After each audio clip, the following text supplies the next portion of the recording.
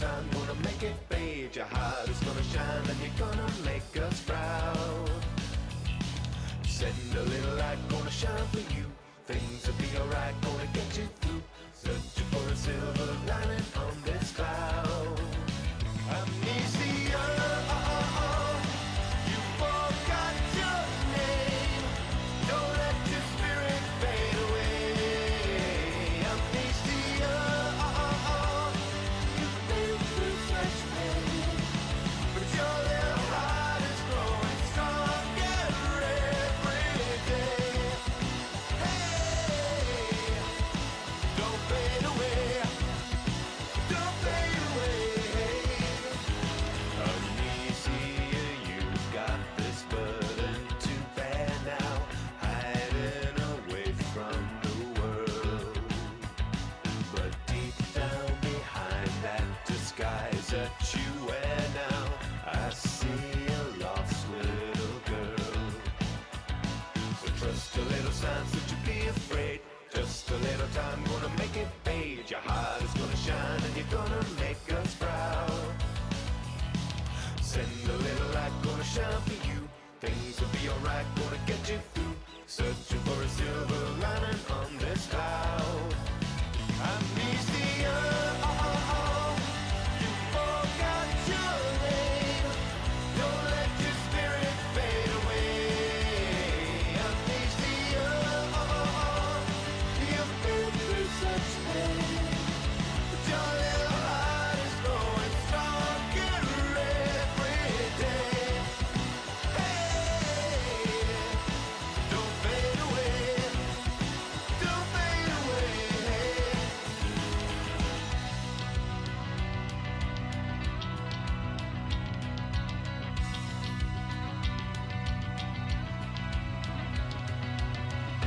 Under your favorite full moon.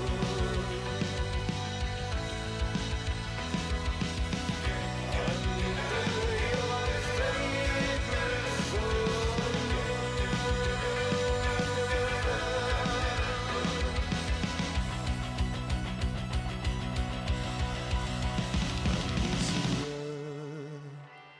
You forgot your name. Don't let your spirit fade away. Amnesia, you've been through such pain, but you're growing stronger every day. Amnesia, you forgot your name. Don't let your spirit fade away.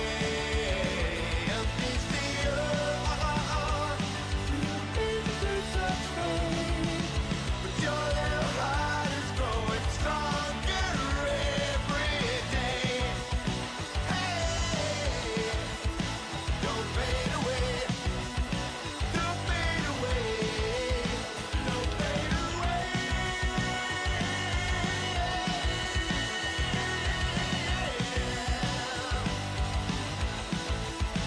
Come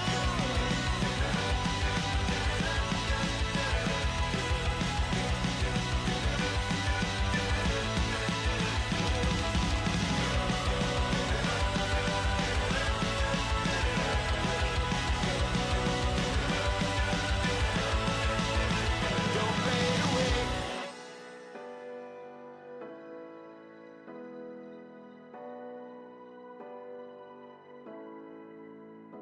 When the world is on your shoulders,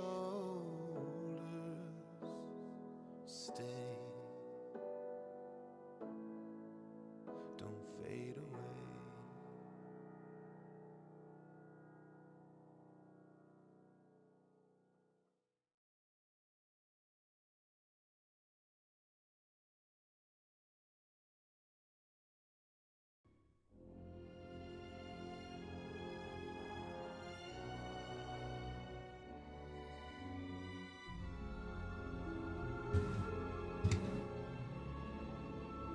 What's up, guys?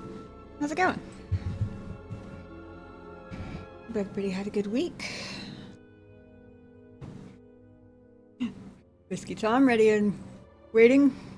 Ready to go as always. I mixed how that was meant to come out, but you get what I mean. It is cold as fuck today. It was like solid t-shirt weather yesterday, and then overnight it dropped like 30 degrees. Legitimately, the high today was like 25 or 30 degrees colder than it was yesterday. It's crazy.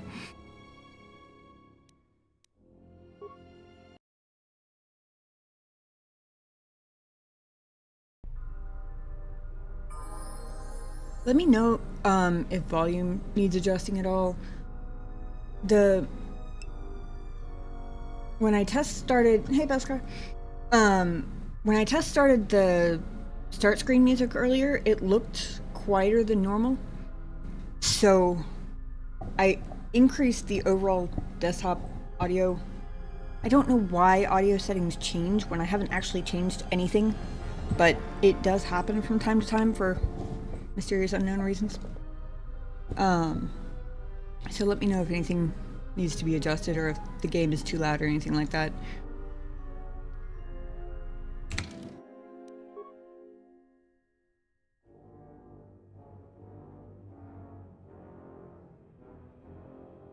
Okay.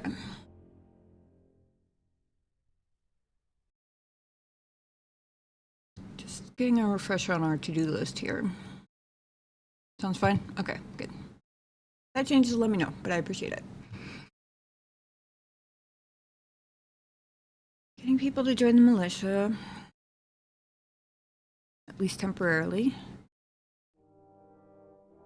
A lot of fixing things. Turrets.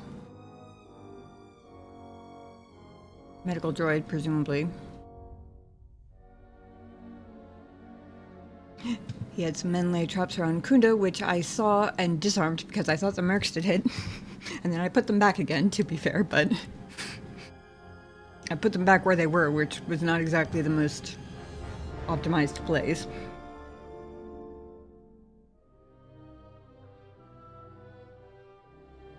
Side security door.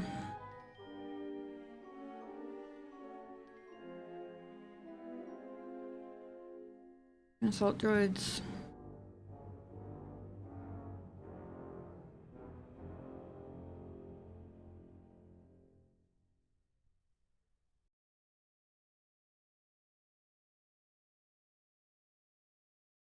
And we have time to do it, presumably. First, though, because we've been told we have time, I've been given basically free reign of the place as far as access goes. There were quite a few doors that I could not get in when I first got here. Of course, I've got to go check all of them now.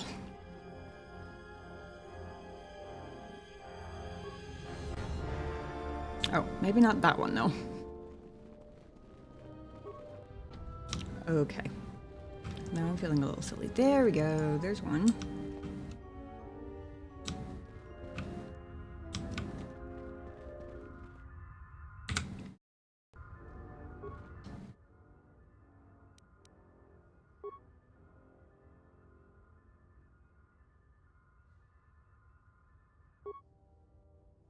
Oh, that's us. Okay. Droid status. Inactive. Okay.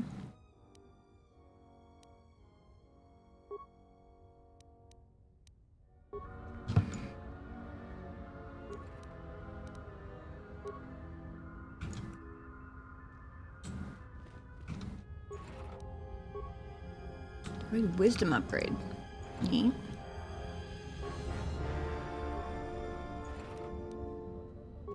Also works.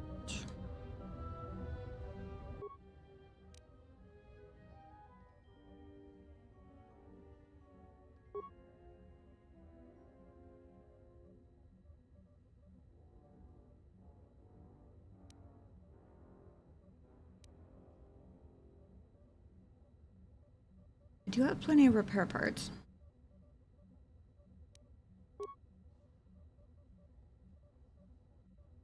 Okay.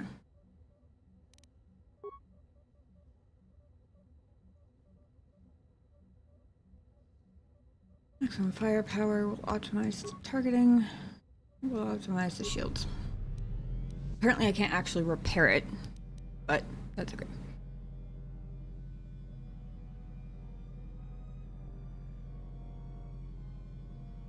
Time and a rhythmic rhyme. Useful if you want a droid to heal your character better. Ah, that makes sense.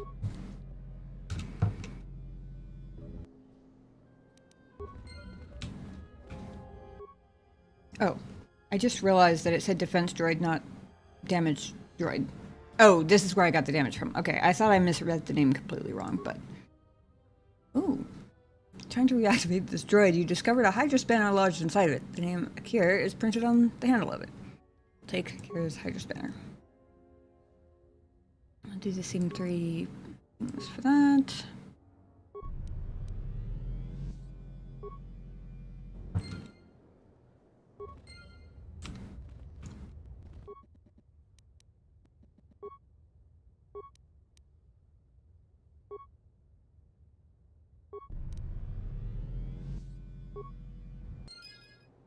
Woohoo!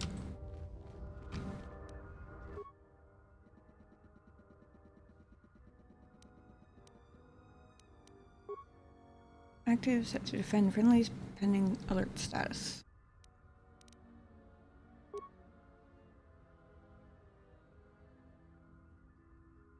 Oh, interesting. I assume this is for if I had taken, what's his name, the mercenary asshole, up on his request to, like, basically help him. Yeah, definitely not doing that.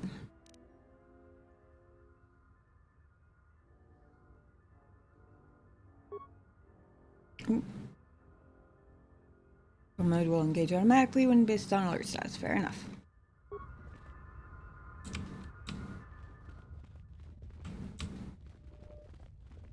See what else we can find in here.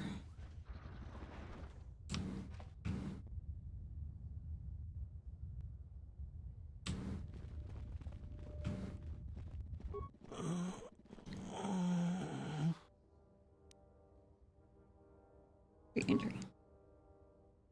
Thanks, stranger. I should be back to duty in no time. Apparently my treat injury was high enough for that, even though I had... Yeah, something like that. Thanks, stranger. I should be back to duty in no time. Apparently their wounds aren't especially complicated. Thanks, stranger. I should be back to duty in no time.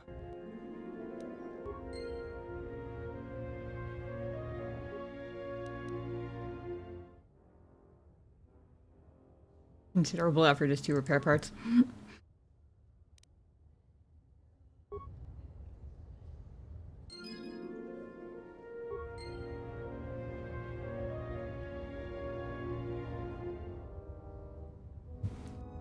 Well, at least now we've got a medical droid on standby, even if I did already heal those guys.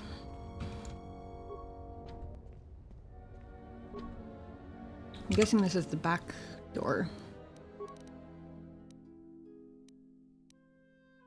Yeah. That one from the other side then.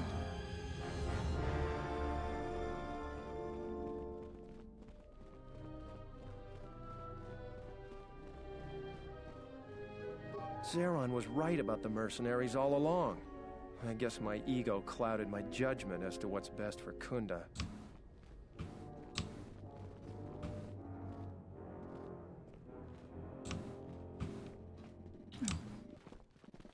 I don't remember having noticed his name before, and for a second I thought it was somebody new I hadn't talked to.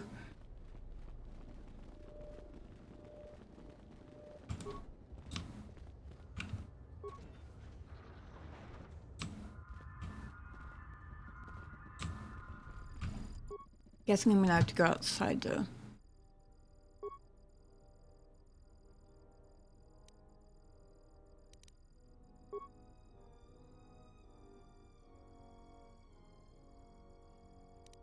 Friendlies and hostiles. Well, we can't have that.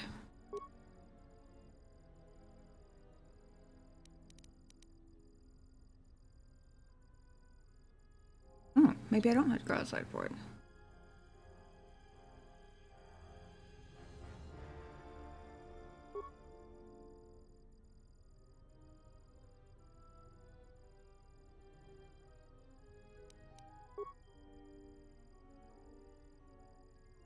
Okay. Just realized I need to check my... I don't remember if I actually decided whether to give up on my keeping an emergency level up or not.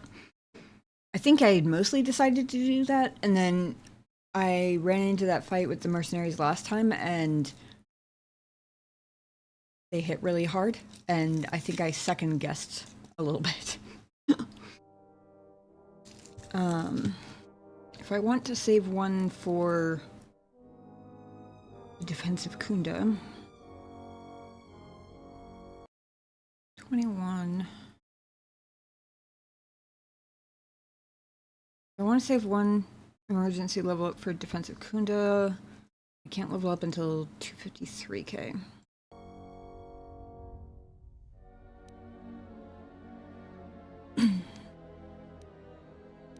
Yeah, they kicked my ass.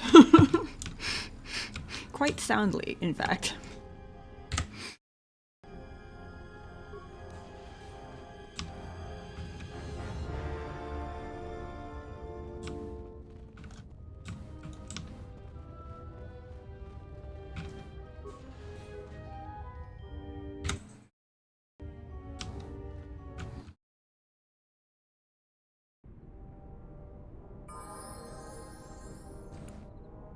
That's where that door comes up.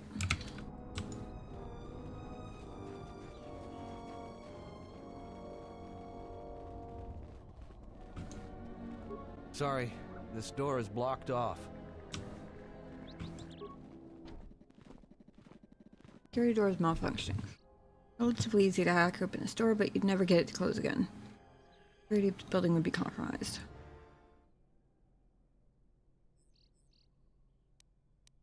Lock it down. The door is now secure. In fact, it is so secure that nobody will get this door open again for anytime soon. Hey, you know what? That's fine. That works for me.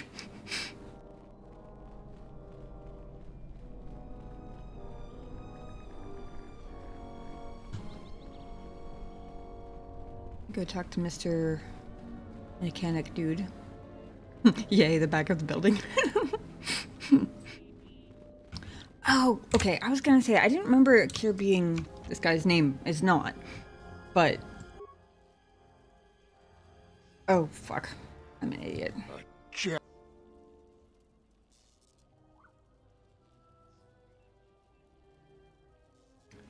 Well, I am supposed to be... I would have rather let the secret go after I told him I fixed all of his trouble spots. Yeah, oops. I kind of forgot. I had it out for the caves because of the Kinrath. Because there was nobody around to care. But I am supposed to be improving, basically running PR for the Jedi, so to speak, while I'm here. I would have rather tried it after he was already really appreciative of me for doing all of his tasks for him, but... Wait, what do you have against Jedi? Ah, leave me be, Jedi.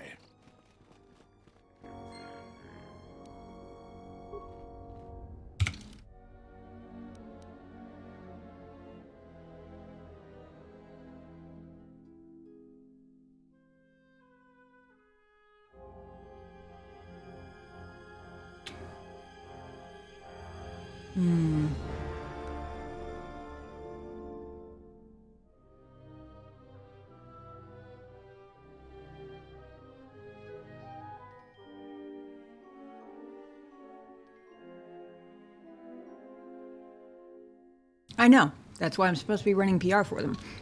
And also why I would have rather had him be really grateful to me before I accidentally revealed. I guess I ought to change fact that I'm running around with my lightsaber in my hand, though, huh?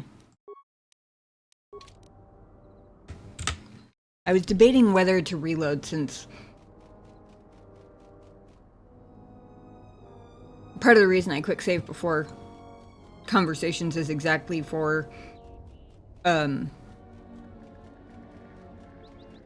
things like me forgetting things because it's been a week since I played the game, that kind of thing. But honestly, sometimes not getting the best outcome is more interesting story-wise. So I think I might just leave it canon. Hi-ya!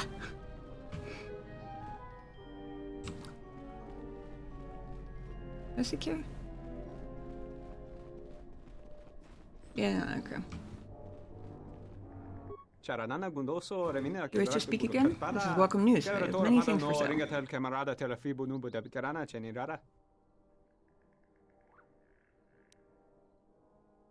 I found this Hydro spanner. Has your name on it. Ah, you found my tools. Yes, I've been looking for that. Where did you find it?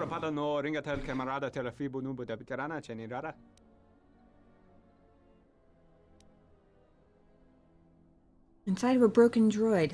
What's your explanation? Ah, I've been caught. Yes, I'm guilty of stripping the droids and selling their parts, but I have good reason.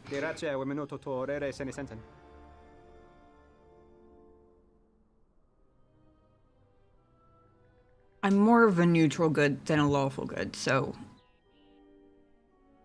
Tell me. Received terrible news. My brother's second wife is with child. He's become ill and requires... Doctors of Telos will not treat her without full payment up front, but my brother doesn't even mind. Where the moon is turned, I must send my brother enough credits to pay the doctors. Believe me, I'm normally a very honest person, but this situation has made me desperate. Please, you believe me, don't you? Said everyone, hoping to convince you to believe them.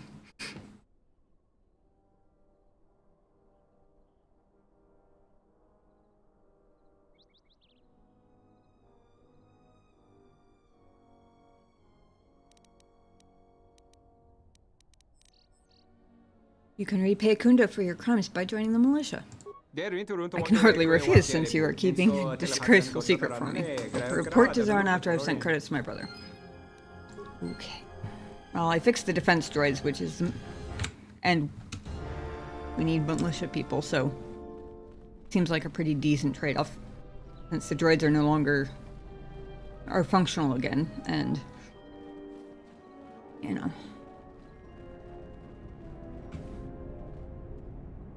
You'll find little welcome here, Jedi. For your own good, I recommend you speak to Administrator Adari, quickly finish your business in Khoonda, and go.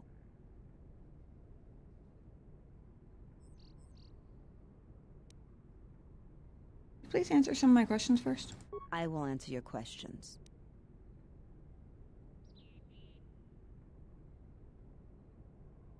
Would you be interested in joining the Khoonda militia? Yeah, I guess so.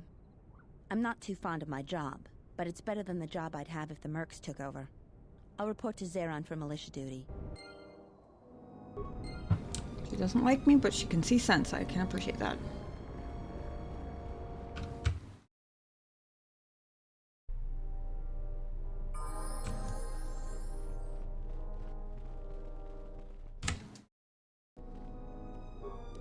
Thanks for the help. I plan on going back to the farm shortly. Be interested in joining the Khoonda militia? Since you're asking me, I suppose I could. I figure I still owe you for helping me with my thief problem. Zaran has asked me several times before to join the militia. So I expect he's going to be very pleased. The Administrator's the only hope we have. Without her, the settlers would just squabble amongst themselves like they used to.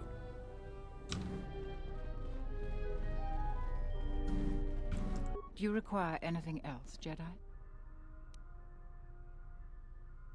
Soon, all the civilians will be evacuated. So if you have any business with them, I suggest you take care of it. Whenever you are ready to finalize the defenses, talk with Zaran.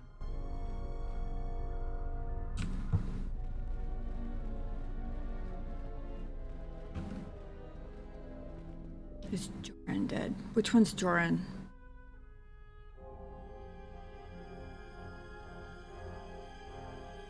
The name sounds vaguely familiar, but I'm not placing it at the moment.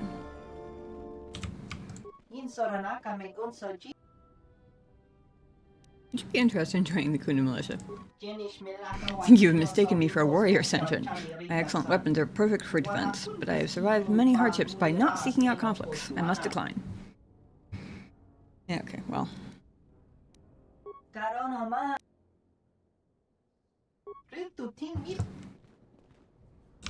Can't get a yes every time.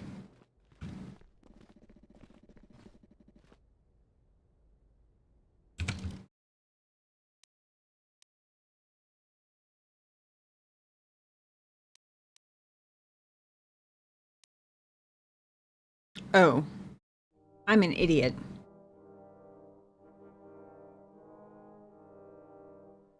I was supposed to go in the storage room first, wasn't I?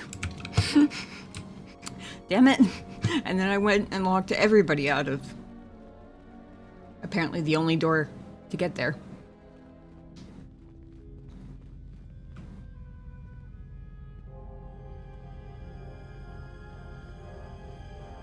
Puffy gray beard and hair near the salvager camp. I don't think so.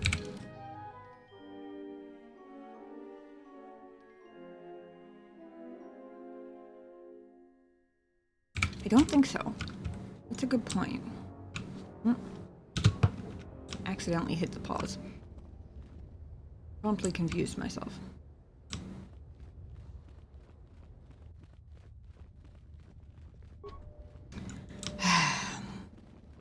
Rip whatever was in that storage room, I guess. Hopefully it wasn't any priceless loot, because that would be unfortunate.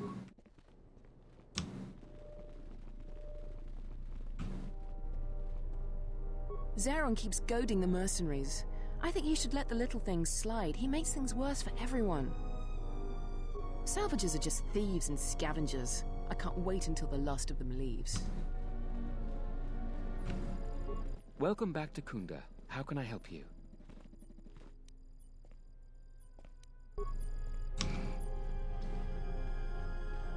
Yeah, I haven't been over there since my first trip to... or since I came back to Dantooine, but...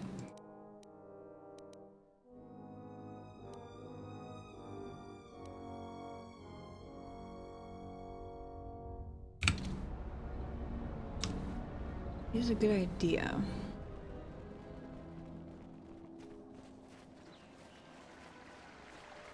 And we should have less problems with Kinrath on the way there.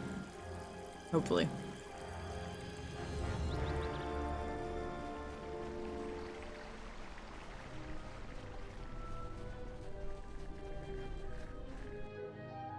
You're not cat hounds, though.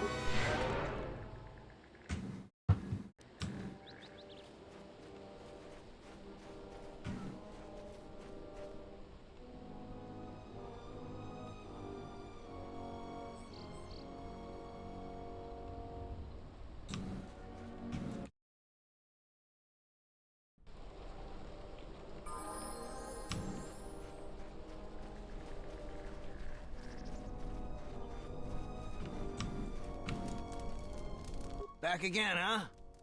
I don't know what more I can say to you, but it's nice to see you again, regardless. Would you be interested in joining the Khoonda militia? I hadn't even thought of that. I know the militia will take just about anyone. I need the credits and would like working with people who'll actually watch your back. Well, I want to think it through, but I think I might just go to Khoonda and sign up. Thanks for the idea. For what seems like a not particularly compelling opening line, I'm getting a lot of yeses. Jaren says you saved him down there. Next time you should ask for a reward. Ah, the traveler has returned. I hope the Dantooine is providing suitable distraction and entertainment for you. So, what should we talk about? Would you be interested in joining the Khoonda militia? I have no real desire to put myself in harm's way for Dantooine. They haven't exactly made the salvagers' stay here pleasant.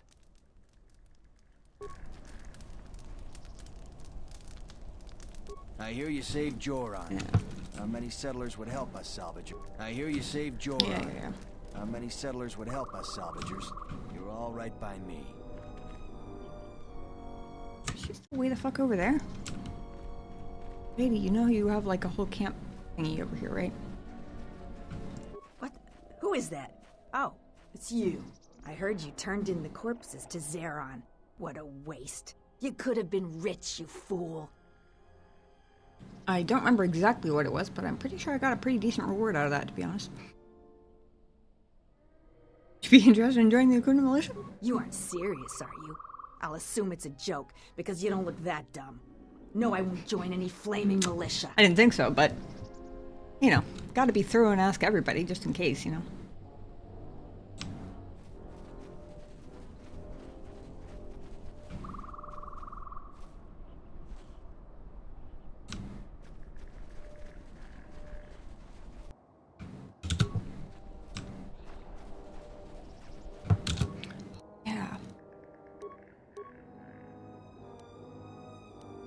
I forgot I had the beast stuff.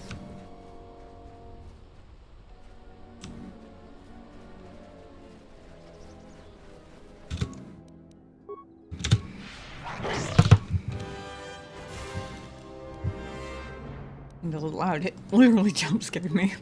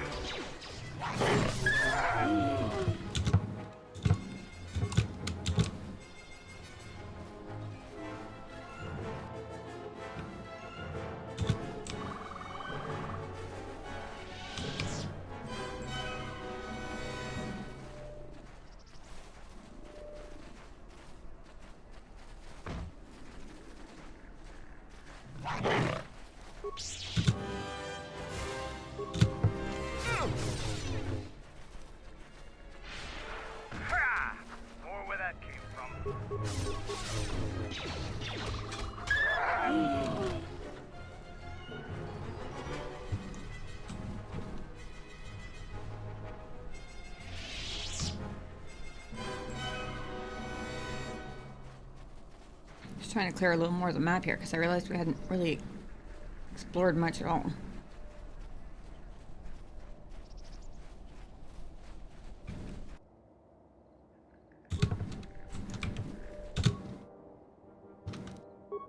Behind you, Mandalore.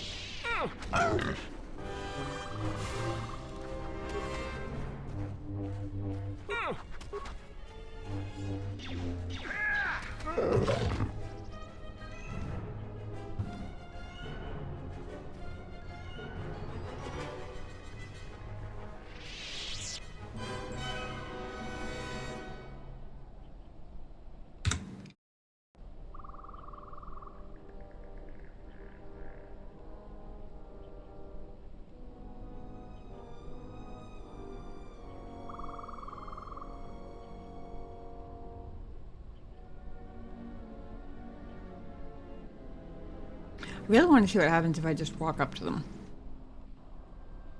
Because part of why I'm quick saving is because I'm not, like, this is a dumb decision. It's mostly a curiosity thing then. Smells like another salvager's come to our camp. Vacate, Mudlicker. Don't make me tell you again. Ease off, Nalick. There's better sport than this one. I don't need help to take out a Mudlicker. Yeah, I'm talking to you. Yeah, I don't know where you're getting all these ads, Beskar, because my channel hasn't even run ads yet, so. I mean, you could try switching to YouTube and watching the YouTube stream. That one shouldn't have any ads at all because I'm not even monetized on YouTube yet. But I don't know where they're coming from because they aren't coming from my Twitch channel. Because it tells me every time ads run on my channel, and they weren't just then, so I don't know what else to tell you. I'm sorry. Mudlicker? Is that even an insult? You want to fight me? You're as dumb as you look. Like your friend said, I'm not a salvager. I'm a warrior like yourself. I have Whiskey Tom. In fact, I've been playing with the same group for a little over 2 years now. We did one long campaign, and then one of the players in the long campaign is now running a Curse of Strahd campaign for the rest of us. So yes, I play D&D every week and love it. Actually, funny thing is, the first tabletop RPG I ever played was a Star Wars based one. I don't remember what it was called. It was a separate system. It wasn't like D&D based system. But it was like, you know, similar, just with, I guess, different stats and like skills and stuff. But it was the first one I ever played, but it was back in like 2014. And I had never played a TTRPG before, and I was so lost. I was so very confused. Because I also didn't have any like video game RPG experience really to like draw like mental analogies to figure stuff out, so I was very much just like plunging in the deep end and trying to figure out what the fuck was going on. It was fun though. I believe I played a Twilight Mechanic.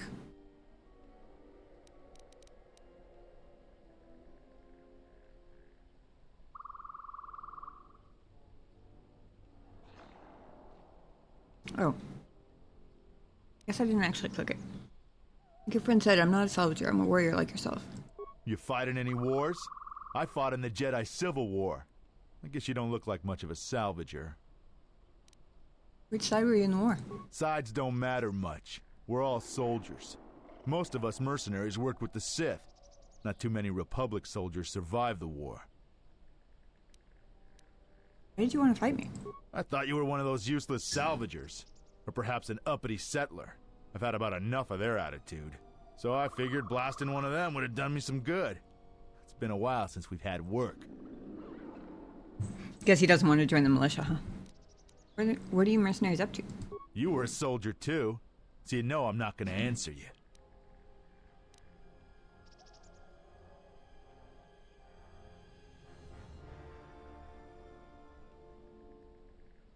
Whiskey Tom says I don't get any ads on YouTube. Yeah, and even without an ad blocker, you shouldn't, because my channel isn't even monetized. So I can't run ads. Like, it's not even a thing that exists. And won't for about another 930 something subscribers, I think. At a bare minimum.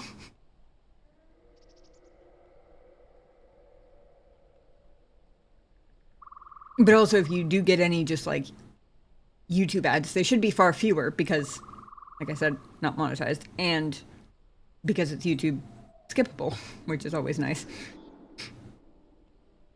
It's sort of funny right now because it's very much trade-offs. Like, on Twitch, you get the channel point redemptions and the like follower emotes, and you know, if you subscribe, then subscriber emotes. YouTube doesn't have any of the customization stuff, but they do have way more tolerable ads. So, you know, sort of like wherever your priorities are.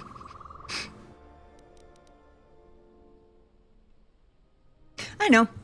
I know it's not my fault because I can look at my thingy and see that it's not my channel doing the ads, but I'm still sorry because ads suck.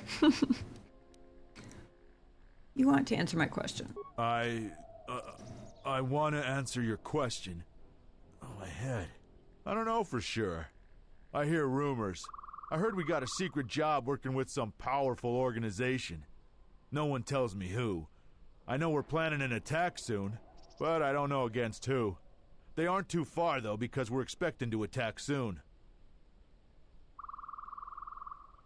Any idea who you're working for? I told you what I know. Someone rich and powerful. We're not gonna have to hit up settlers for food and supplies anymore. I don't feel so well. I feel dizzy. I gotta go now.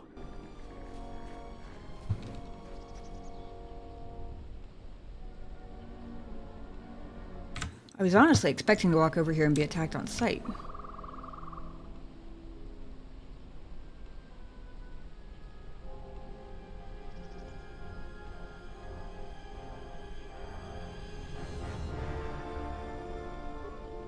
You've wandered into the wrong camp.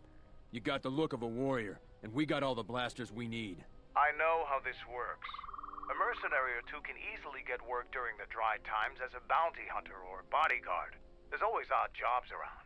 But large mercenary groups have to wait for things to get interesting to make their credits. It can be very lucrative and challenging work if there are battles to be fought. If you're looking for work too, just take a trip spaceward. We don't need any more competition. Got it?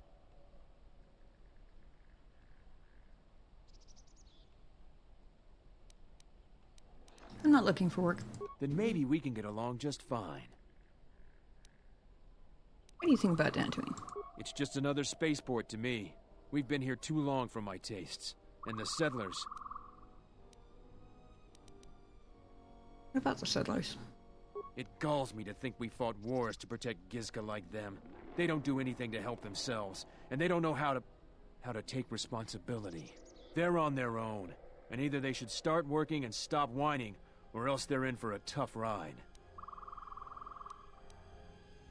Interesting. Not the perspective I would have... I mean...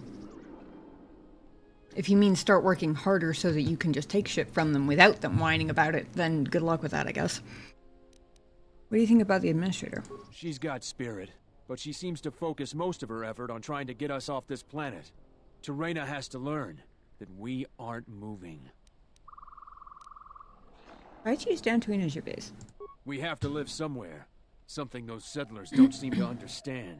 That flaming administrator and her cat hound Zeron can't keep their noses out of our business. There's a natural order to things that they just don't seem to get. They'll learn. What are you planning to do? Just make sure these settlers know their place. The Republic isn't going to send a single trainee to help this planet. Maybe the trainees will send themselves. Not that I'm a trainee, I was a fucking general, but still, you get what I mean.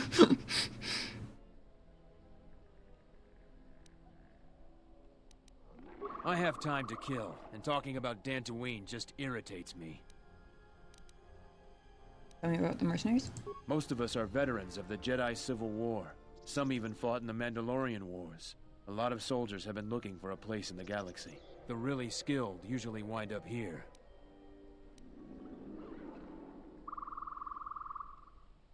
Who's your leader? A Sentiate by the name of Azkul. What's Azkul? He was an elite trooper for Malak during the Jedi Civil War. He knows how to wage war. Why haven't you been able to line up a job? We had a contract with the Republic, doing some work in the Outer Rim. But they scaled back, and we were some of the casualties. Now the Republic isn't hiring anymore. I hear they have no credits. So what do you do when you're between jobs? We find ways to divert ourselves. A lot of us find odd jobs. There are many more mercs around than what you see on Dantooine. We're spread out. Out of the corner of my eye, I just saw the cat jump scare himself on something that wasn't even there. I'm so confused what he's doing right now.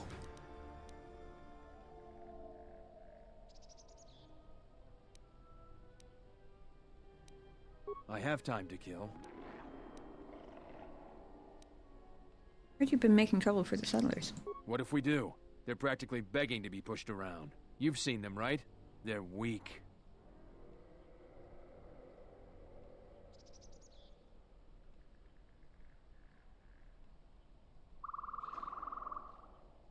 Your skills may not lie solely in warfare. This isn't a failing.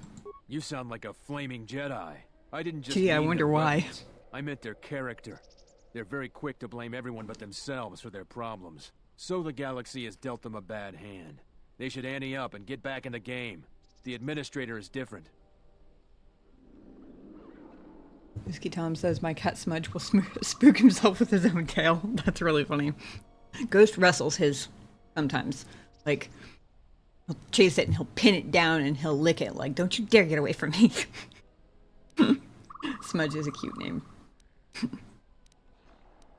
Most of us are veterans. Yeah, I Really? know. I thought there was one other... Oh, it was the can we talk about something else? Never mind.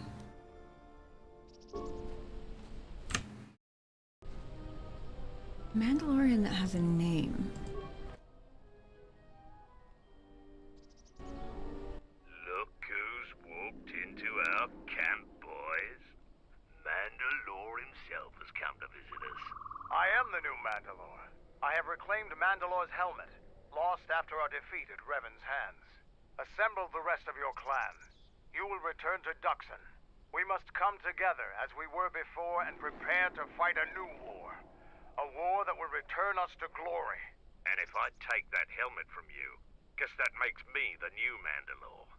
I've always wanted to be called that.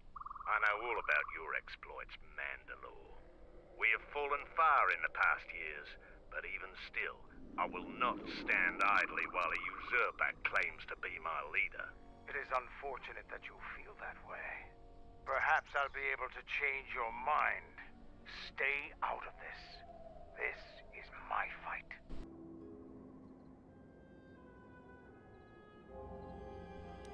Okay.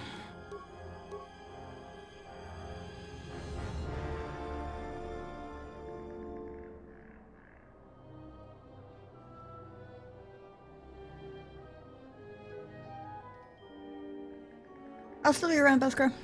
Catch you later.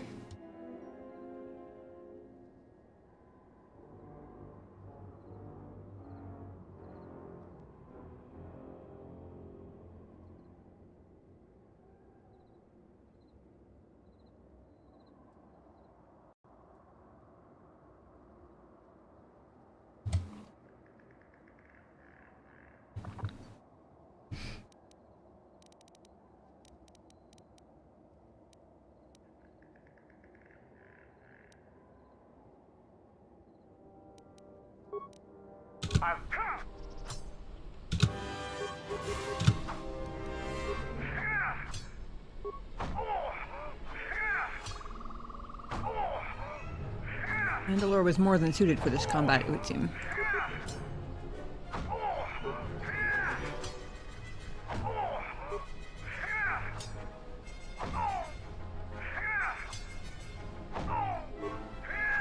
Any other takers? No, Mandalore. We will follow you. Good. I have no desire to spill any more Mandalorian blood today. Gather your clan and return to Duxon. You have seen the last of your mercenary days. Yes, Mandalore.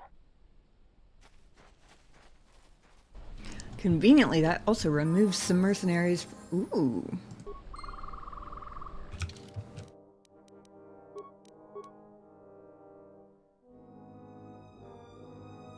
I don't know whether, because I know who Mandalore is, and I knew where his light side, dark side alignment was in the last game.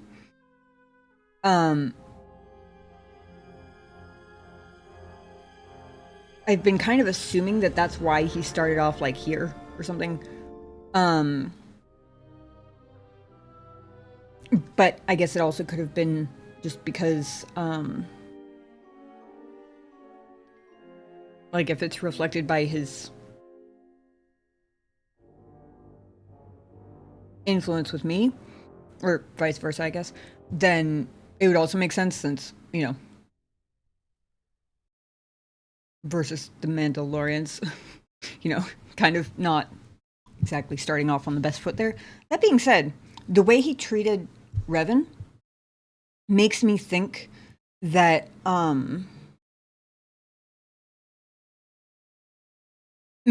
he wouldn't hold it against my exile character either. Like, in terms of starting out with negative influence with him or whatever. Hey, Rething, how's it going? It's a game mechanic that affects companions' alignment. Yeah, I'm also aware that a lot of companions, but not all, you can kind of tell your current influence level with them based on their, like, light side, dark side bar. So I just gained influence with Mandalore, which is why he's in the middle now. I was generally just speculating overall, I guess, as to whether that was because his original alignment was way more on the evil side, or whether it was, like, more personal to my history with the Mandalorians. I'm guessing the former, since he seemed to respect the hell out of Revan for beating the Mandalorians' asses, rather than, like, resenting it. So playing KOTOR 2 as a dark side character is a lot of roleplay value. Yeah, and honestly, there are so many different types of, like, dialogue options and stuff for dark side playthrough that I might have to try it at some point. Eventually. Obviously, I'm going to finish my first playthrough first, but just because it seems really interesting that there are there are different types of dark side you can be. You don't just have to be the murder hobo type, I guess.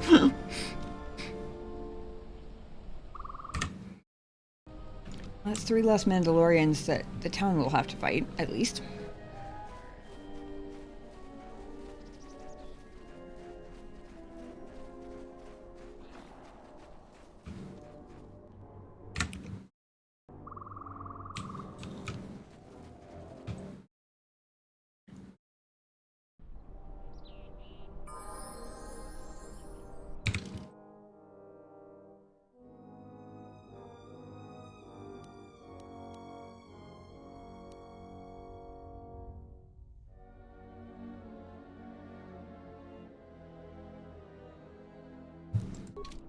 Actually, I'm going to go back this way. Circle back around to that other side. We haven't cleared the full map yet.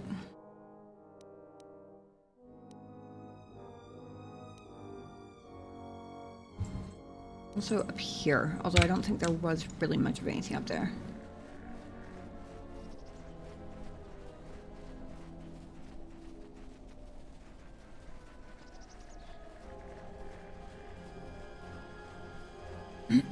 But still, I did an uncharacteristically tiny amount of general exploration and map clearing when we were first here, so gotta make up for that at some point. Make sure I'm not missing anything interesting.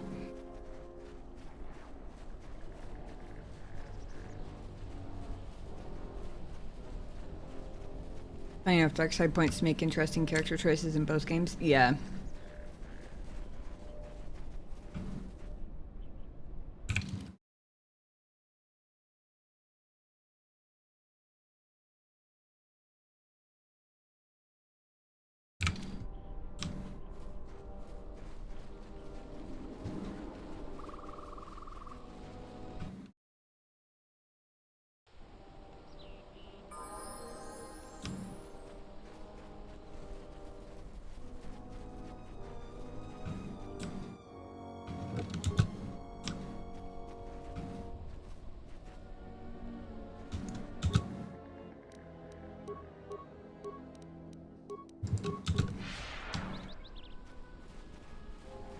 That's right, we're friends, remember? I really just want to make sure I'm not missing anything in the map up here.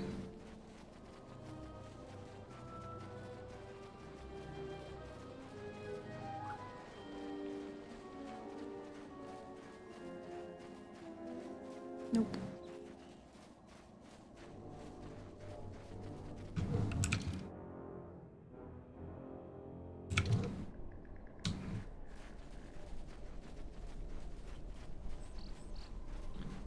Okay.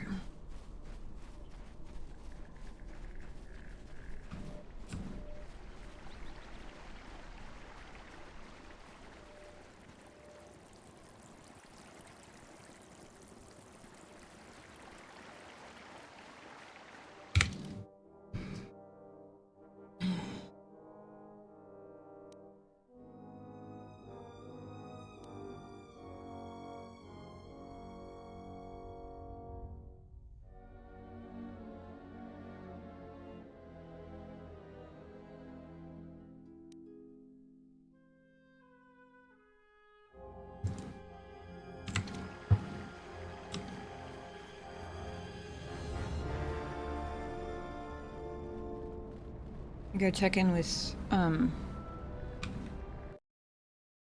Jaren? That's his name, right? Militia boss dude.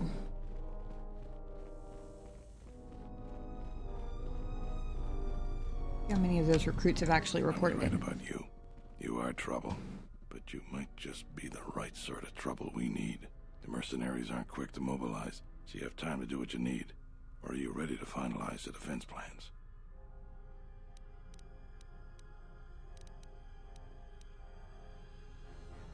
Found some things around Khoonda to help with its defense. That's good to hear. Fill me in on the details when you're ready to finalize our battle plans. We could use people handy with a blast. We also got a lot of things that could use fixing. It isn't glamorous, but that type of work sometimes makes a load of difference. Just look around. Plenty to be done. Off the top of the 3 turrets outside Got Khoonda those. are on the plane. The men who were wounded by the turrets are Got holed up them, in the and the med lab. droid. But I've had some men lay traps around Khoonda, but nobody here really That's specializes what I in still need to do. demolitions. I'm sure there's some gaps that could be filled. The side security door to Khoonda has been malfunctioning as long as I've been here. It may be best to just seal it Did off that lockdown so nobody gets earlier through. than I should have. We got some broken assault droids that have been collecting dust for the last 5 years. If they were working, it would help a lot with interior defense. Did If I that had too. it my way, I'd recruit any citizen of Khoonda that can hold a blaster. But it's hard to convince peaceful farmers to fight. When you're ready, come back and we... There might...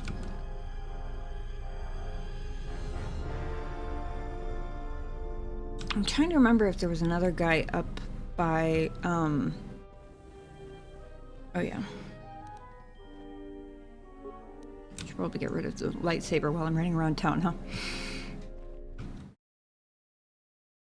Trying to remember if there was another guy up by where the, not mercenary, other M word, mechanic, was. I think I might just be mixing up games or spaceports, possibly both. I don't suppose the protocol droid can fight. Oh, there was. Okay. I did not imagine the Authorians. You're back to talk to me. That's good. Humans are too busy with their troubles to talk to me recently. Would you be interested in joining the Khoonda militia?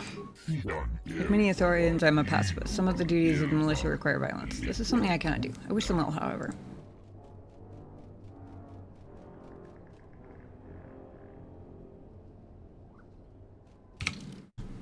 I didn't actually have a quest for his Kazakh games, but I do remember him promising me something cool sounding.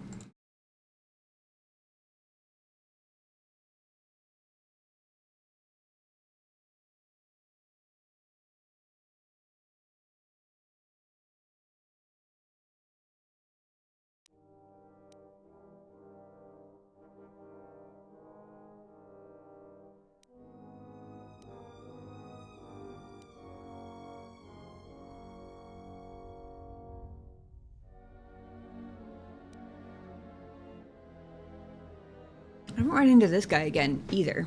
The guy with the... was offering money for the atmospheric sensors. Not that I would necessarily give it back to them, but now I'm just kind of carrying them around, and I don't know why.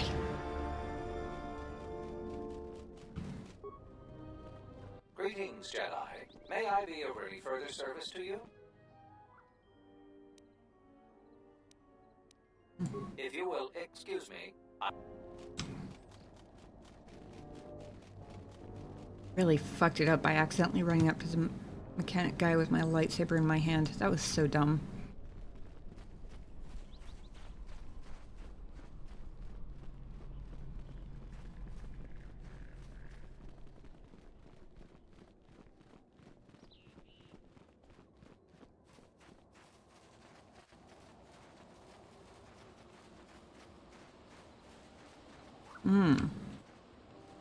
No idea how creative mercenaries are.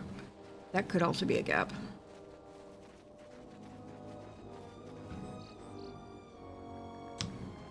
I don't know how many different kinds of mines I have off the top of my head, so start in the middle.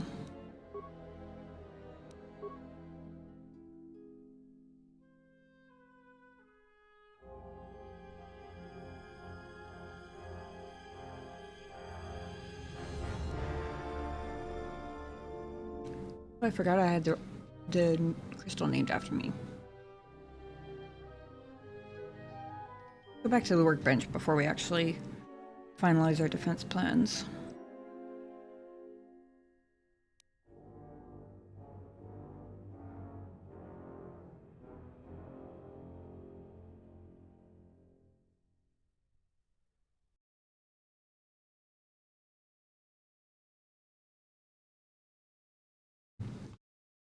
Okay, I have one of a lot of different stuff.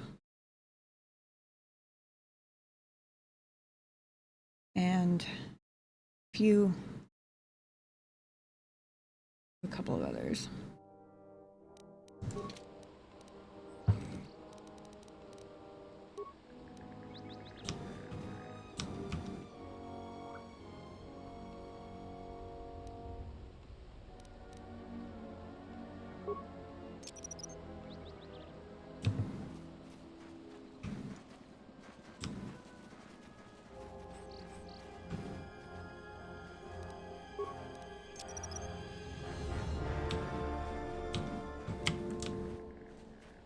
No idea how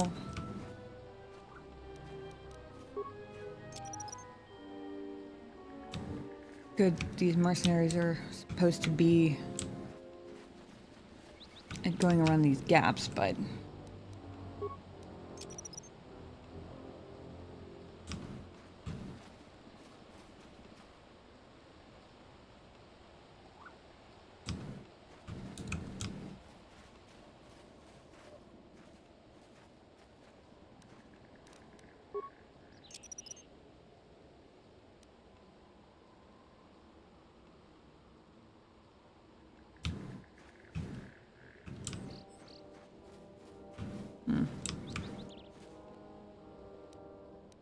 Let's go.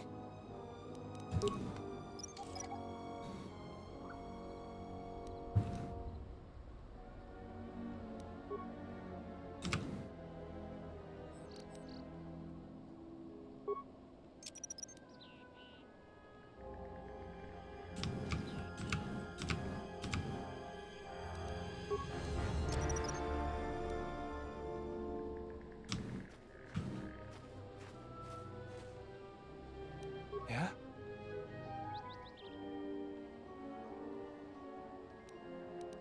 I did that very badly.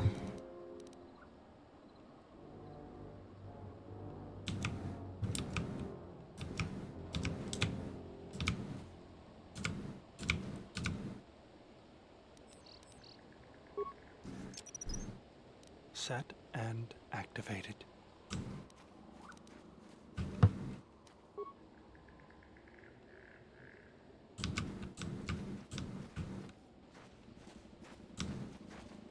Can get through, but it's very tricky. Hopefully that'll be enough for that side. A lot of fragments.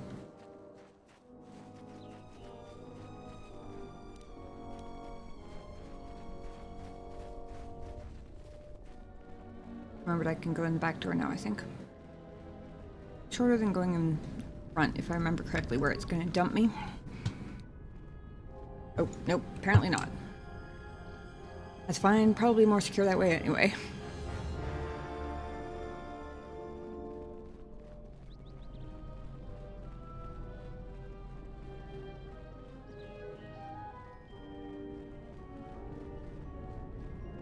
Back to that spot. I'm gonna need some more stuff. I also don't want to forget the lightsaber crystal.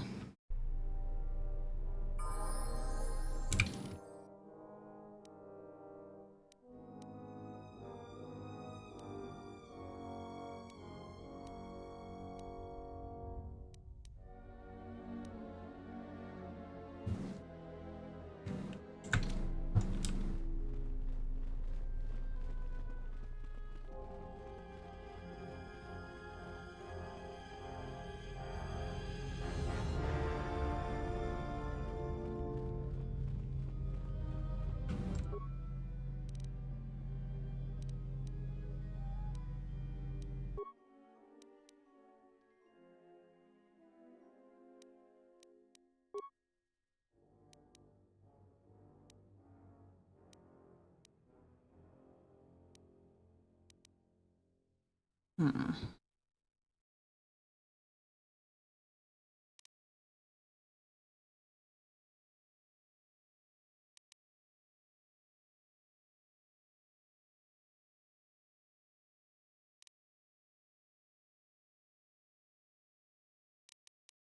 Hang on.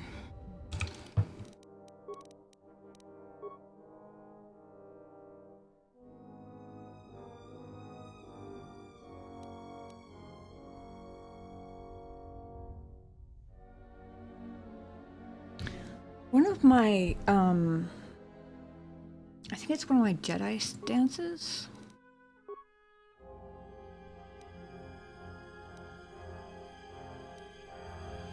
Reduces weapon threat range by 1. I wonder what happens if my weapon threat range is already like the base 20. Does it make it impossible to do a crit?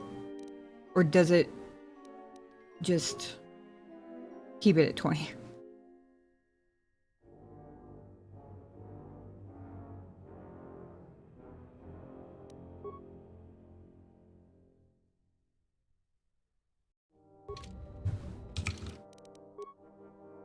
Can lose 1 dex point without losing my modifier though. That's good.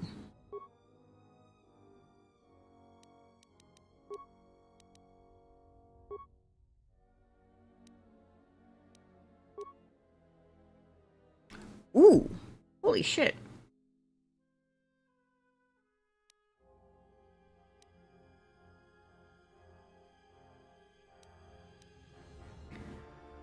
+1 attack, +3 dex, +3 strength, +4 wisdom. Damage +3 light side. Oh, that's cool.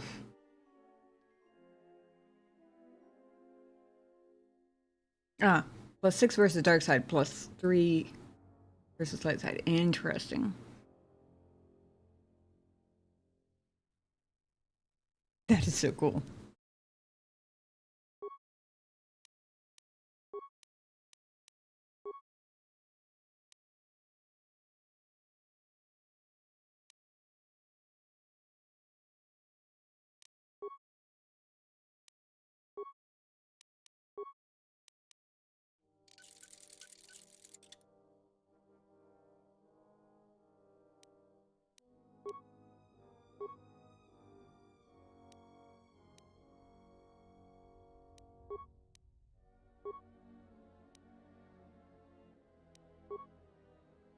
What is Baldur wearing? I think that's what Baldur is. He's remarkably squishy for a guy in medium armor, so I need to give him the things first since my upgrades are limited at the moment.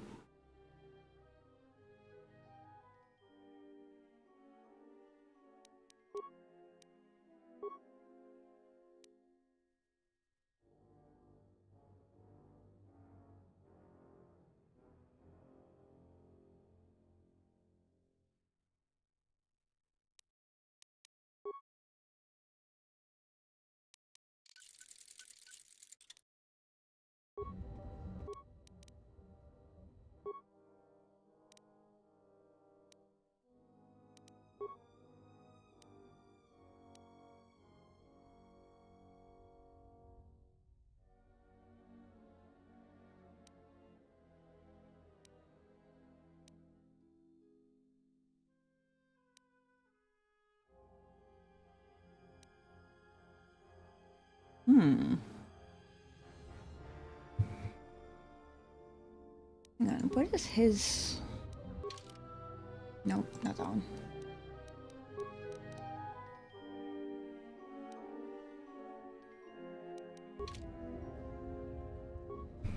You make your own upgrades.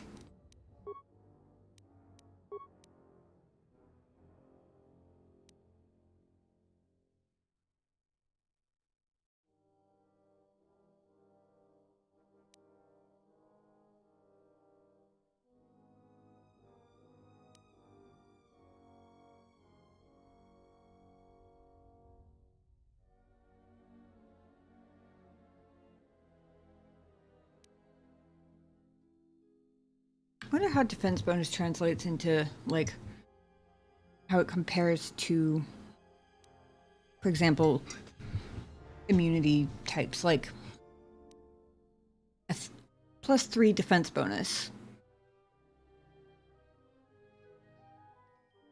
Like, how does that stack up against physical damage specifically compared to, like, having 20% immunity versus all 3 physical types or whatever? Oh, yeah, of course. My D&D brain forgot that this was a D&D related system. That makes sense.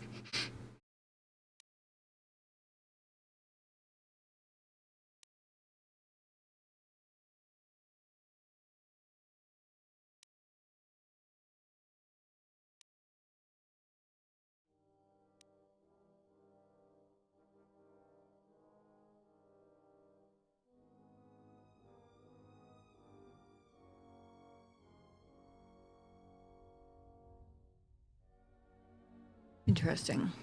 So then does this mean that it applies +4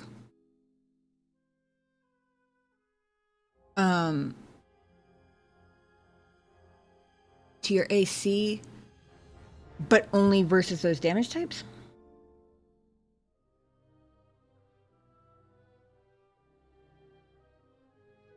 Yeah, the only thing I'm really missing on my lightsaber is a decent emitter. But I end up spending a surprising amount of time keeping Baldor alive. So I figured my next priority would be getting him less squishy. Don't tend to use those for enough.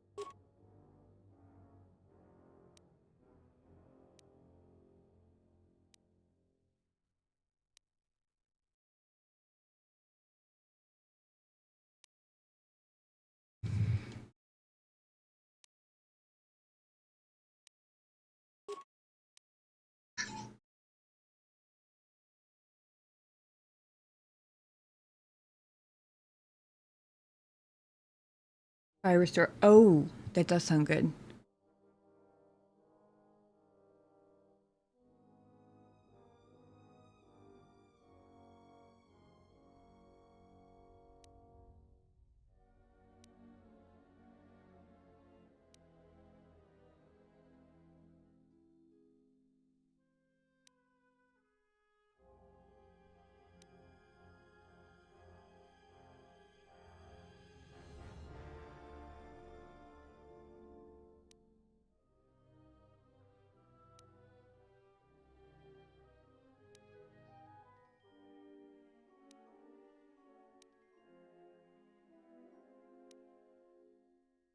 Interesting.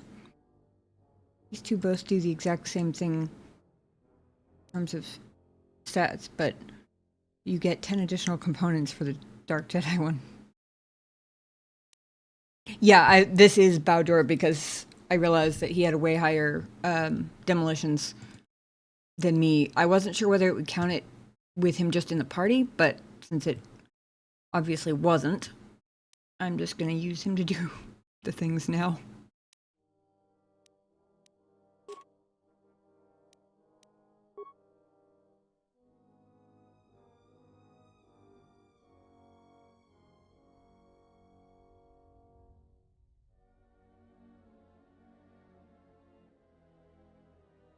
Oh, there it is. I thought they were in alphabetical order. Obviously, that's not the case. Oh, that is good.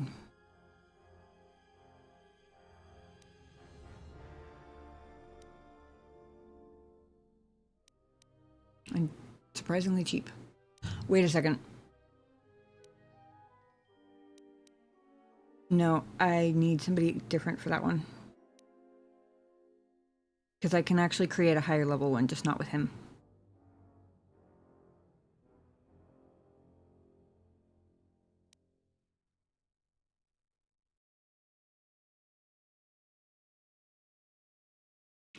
Yeah, it seems to be depending on, like, for armor upgrades, it seems to be dependent on the type of upgrade.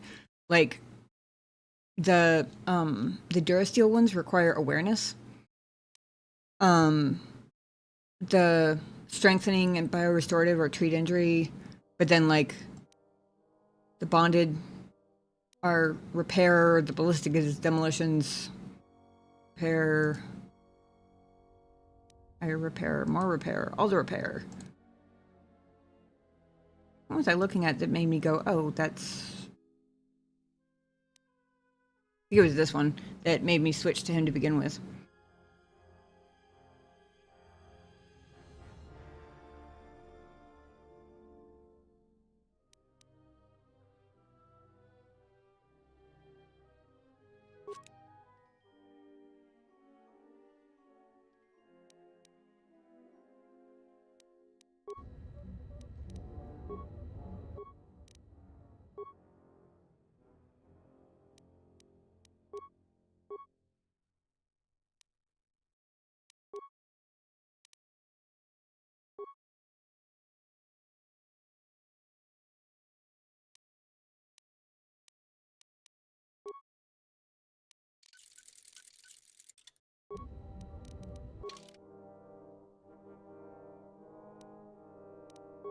One moment, Mandalore. Bring you back in a second. Who do I need? I need visas, I think. My life is yours. Yeah, she's the one with the really high injury.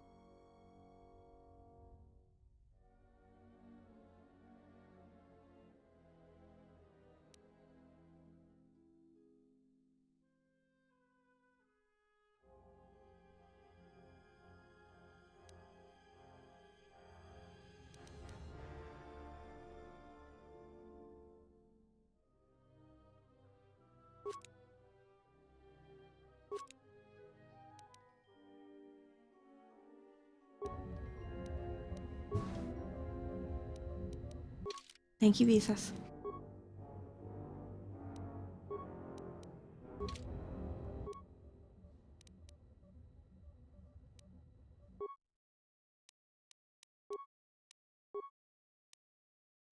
You get one.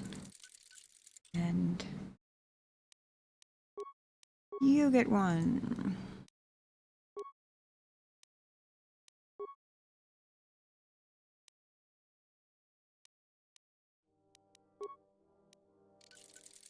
And I get one. Restorative underlays for everybody.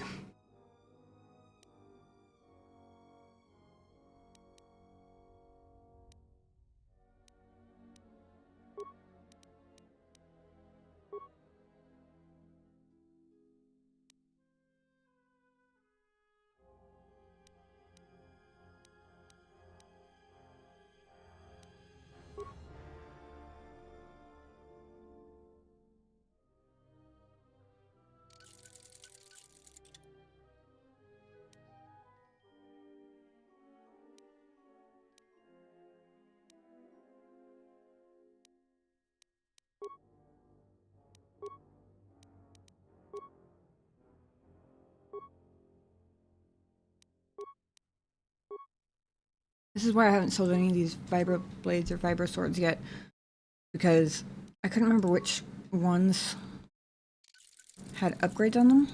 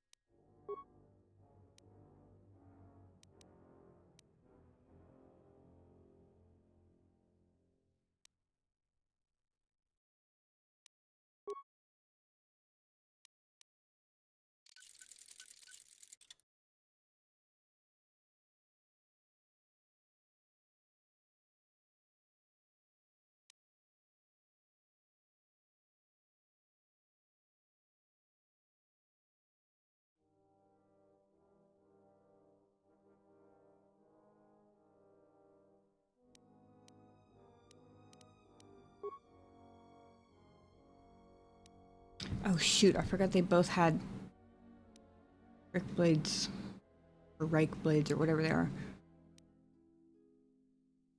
No, I don't know whose is whose.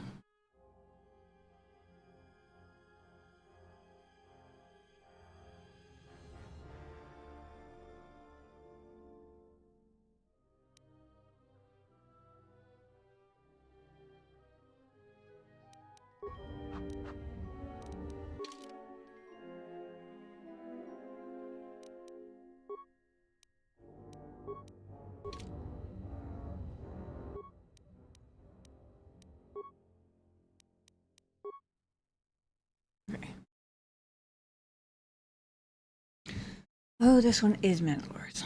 Okay.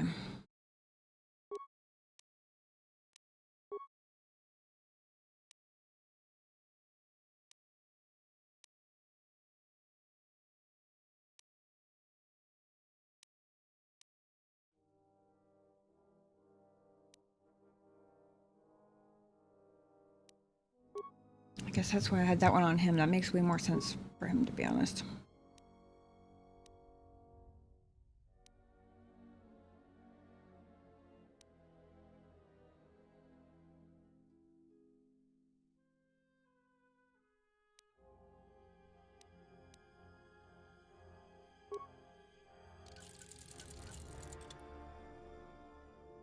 Okay, the one that has the -2 defense is Mandalores.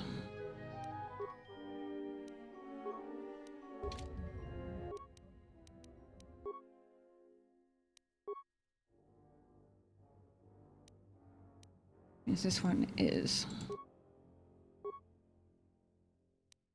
outdoors.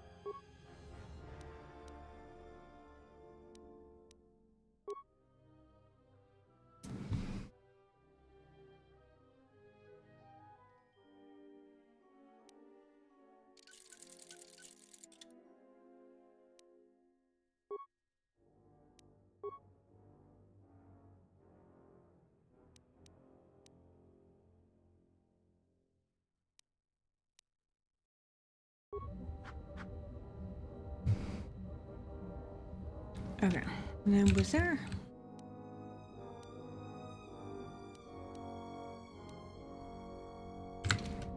Is there a lab station, the medical lab?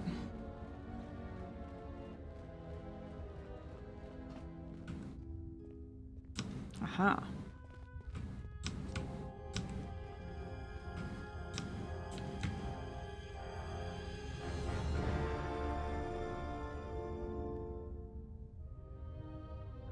Actually, it's going to take a wild guess at creating mines is going to be a demolitions thing, probably.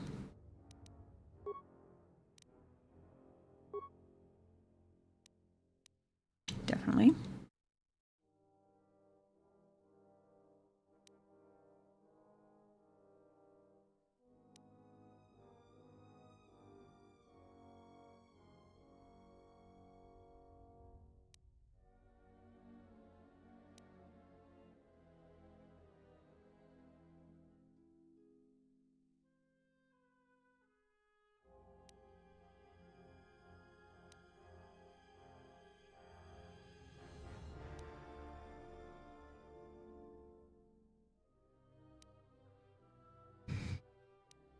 Interesting that average sonic mines are cheaper to make than every other kind average level mine.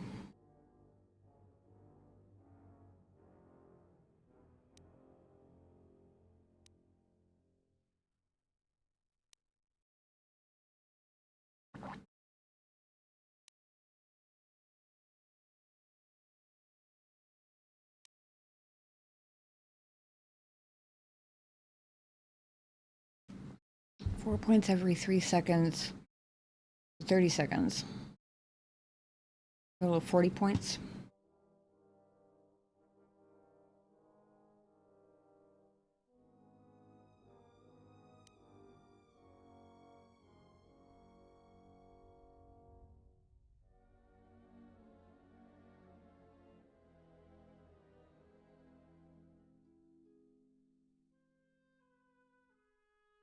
If I'm not mistaken, all 3 turrets are on the side of the building where I haven't placed mines yet, aren't they? If I'm remembering that correctly, then stunning people and slowing them down in that area could be very, very useful. Whereas the back of the building, straight damage is probably going to be more useful if there aren't turrets to pick them off while they're, you know, staggering around, dazed and confused.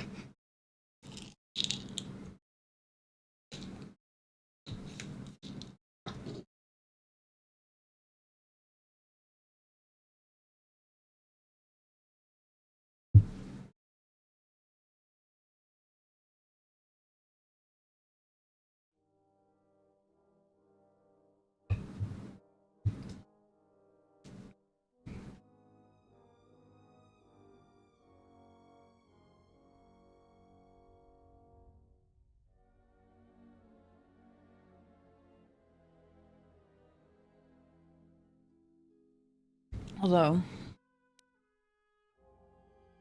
I guess -2 to Dex isn't exactly the same as...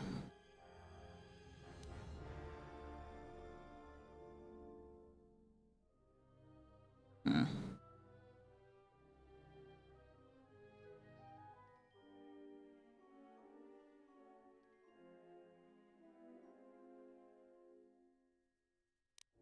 do I have to break down here?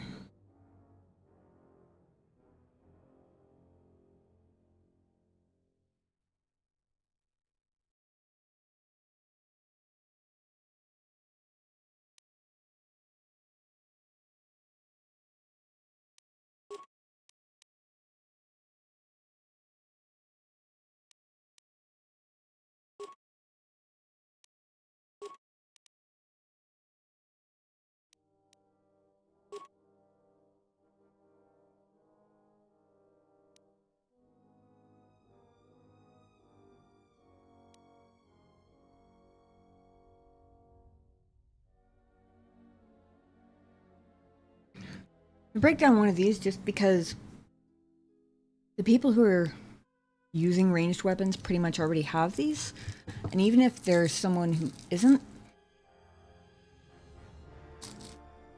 like, I pretty much have people split into strength melee versus dex ranged, with the exception of a couple of people who are dex melee. But basically, if I was building someone's stats out like that,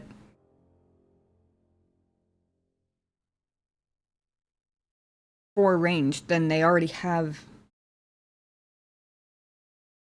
at least the focus ones. And I wouldn't want their feats to be dependent on an implant anyway, so I would still end up leveling them up. I'm going to keep one just in case I come across a point where it comes in handy for whatever reason, but it also gives me a much better stock of stuff to work with, chemicals.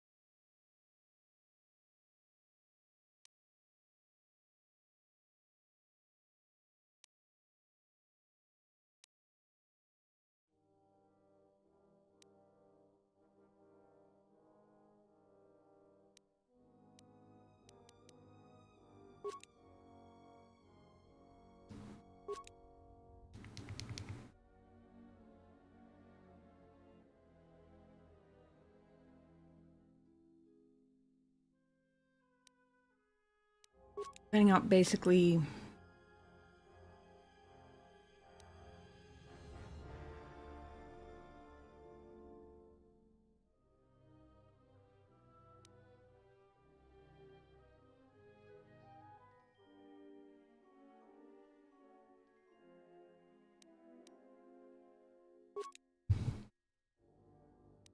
which mines I'm going to put in on which side of Khoonda based on what they do and where the turrets are.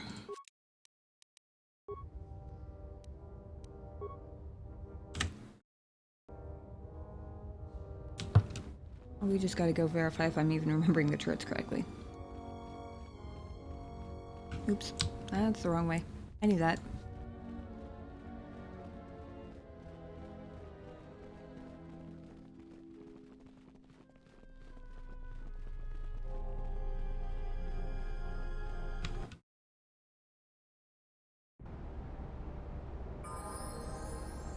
One, two.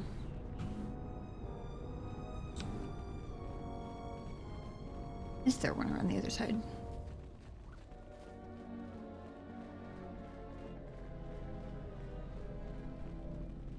Oh, there is. Okay.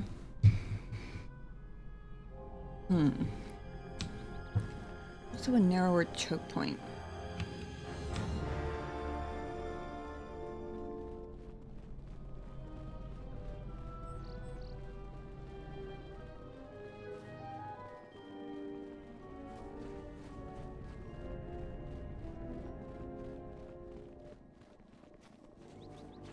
Oh. Now if we count the bridge, though. I wonder what the range on these turrets is. Never mind, this is very much the narrower choke point.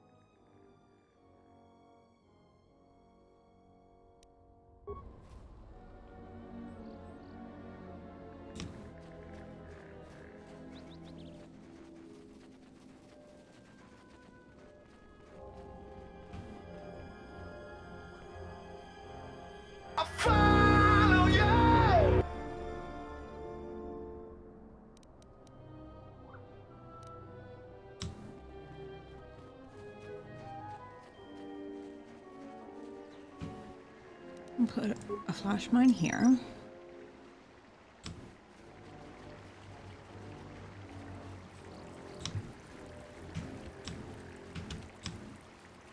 Guy just gets stuck on.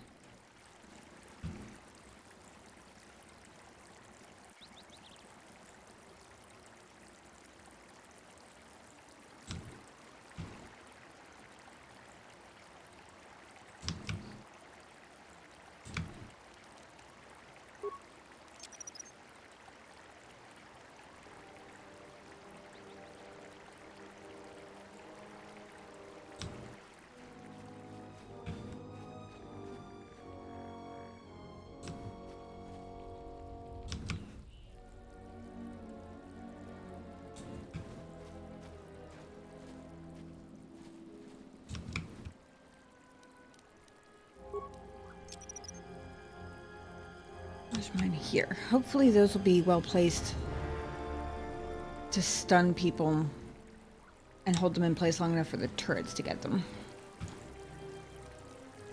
I want to keep the gas mines further back.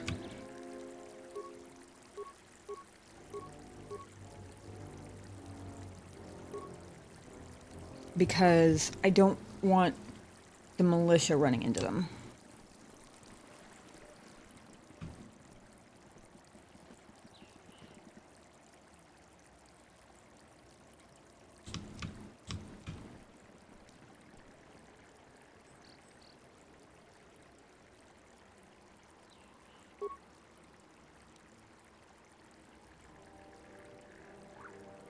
Hey, Ben Moreno, thank you for the YouTube subscription. don't know why I didn't... It might pop up on stream in a second. It is supposed to. I do have it set up. No? Oh, I wonder if I don't have high enough demolition to even set that. I bet he does, though.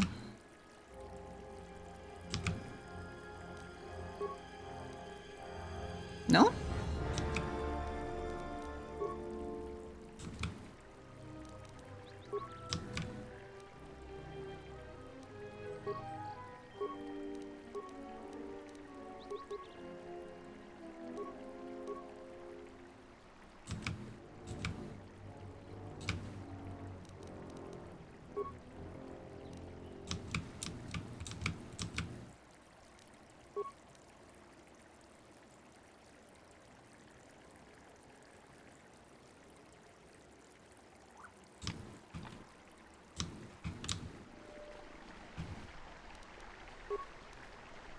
Interesting. Maybe they disabled my ability to set it on this side of the bridge entirely? I am confusion.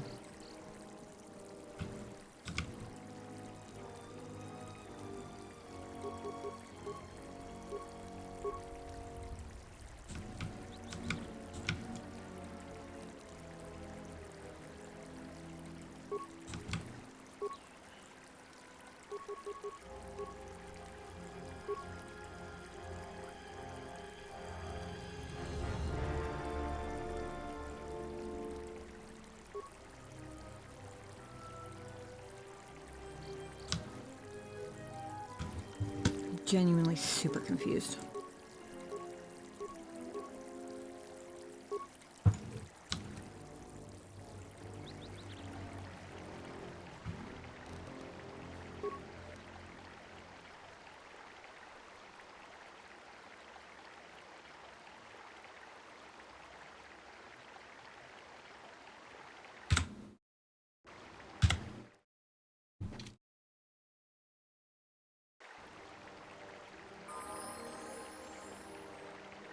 Yeah, I was just wondering about that.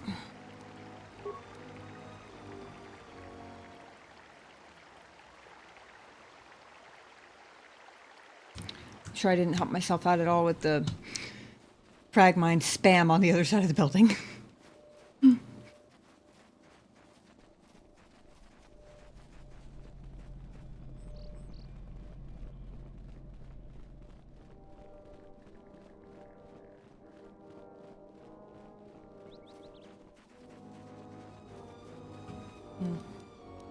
Let's go.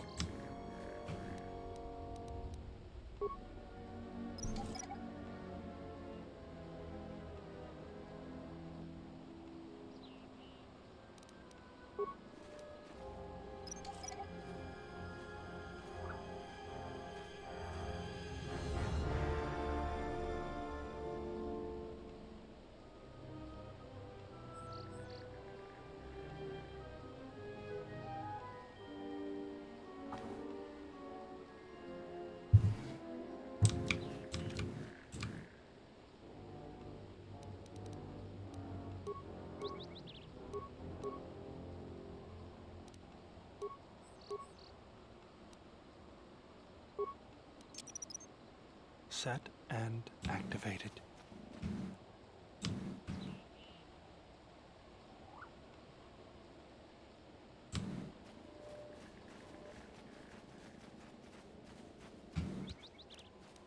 Now that I know that.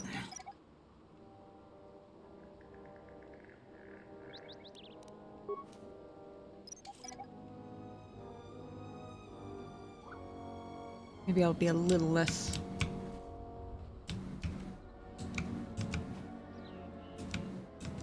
thorough. My Set and activated. placement.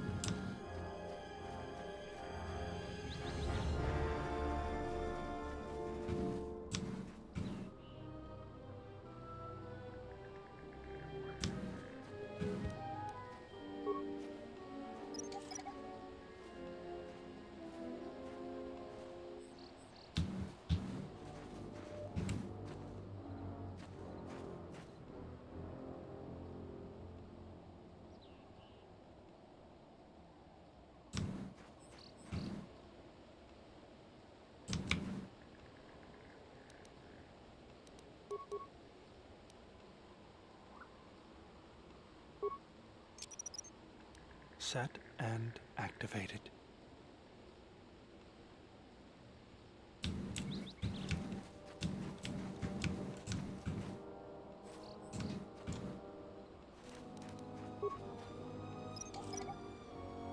I wonder if I shot myself in the foot by accidentally placing these the first time. I wonder if it counted.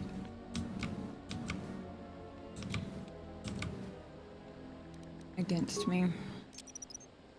Since technically, I set them the second time because I accidentally picked them up.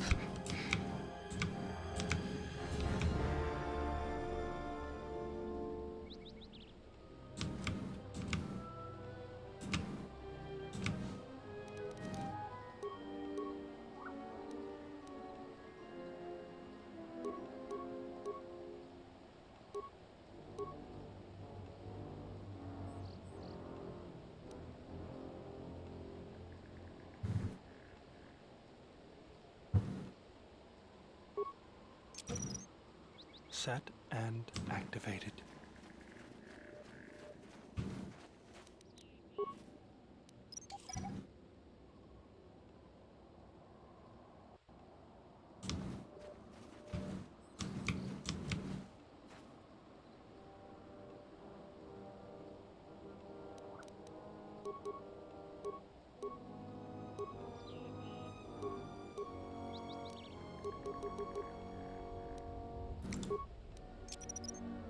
Set and activated.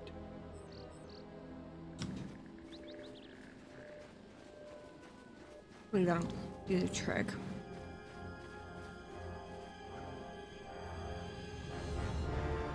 Now let's go see if I can do my bridge trap.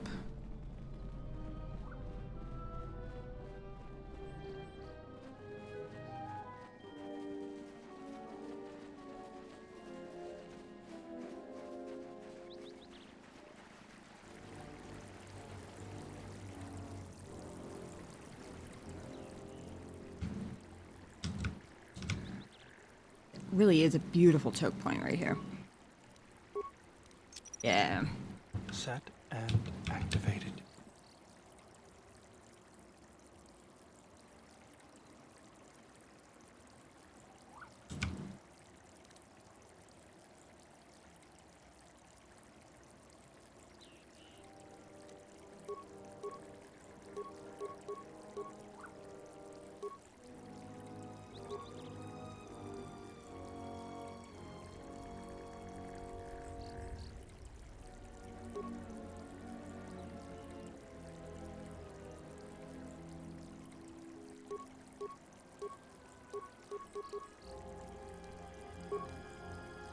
Oh.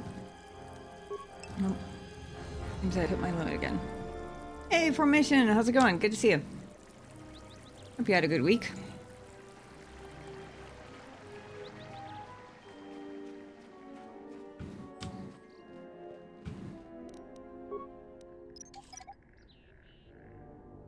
Lots of me opening doors and a couple of fuck-ups. I accidentally ran up to the mechanic with my lightsaber out. Didn't even get a chance to ask him if he wanted to join the militia because he ran off yelling. I'm kind of just cope hoping that by the time he has a chance to tell everybody, oh my god, it's a Jedi, I will have proven myself the hero of the town in fending off the mercenaries. And hopefully that'll be good enough for them. I'm currently resetting their minds because I discovered the hard way that apparently there is, in fact, a limit. Wait. Oh no.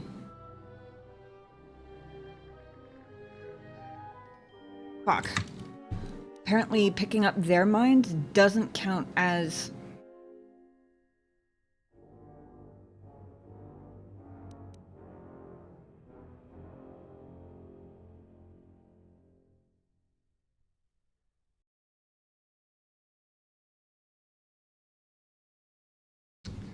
Apparently picking up their mines doesn't count as decreasing the number that are placed, but if I'm at the max, then I can't place theirs back down again. That is annoying.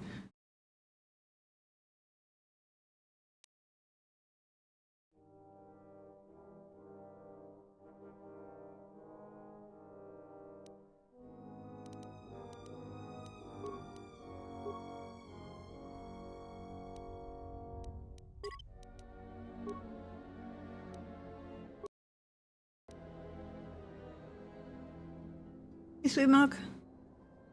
Tom says if you hit a dull spot, I'd love to hear more about your Stride campaign. Sure. I would love to share. It's been quite the adventure. I was doing that so that I could load quick save.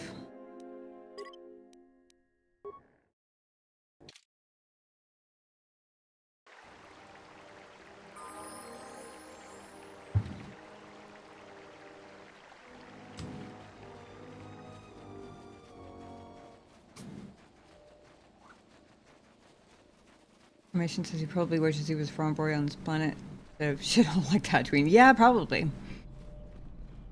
Okay, so it was before we did clean up over here. Because I spammed the shit out of a bunch of average frag mines before I realized that there was a limit. Let's go.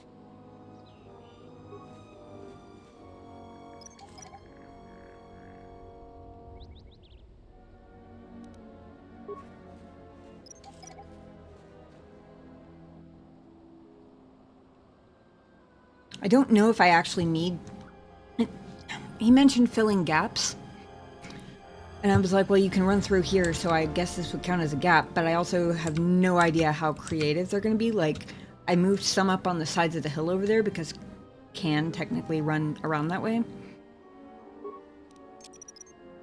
Set and activated. But, like, I don't know if, like, if they come through here, I don't know if they'll get creative enough to go this far up by the rocks.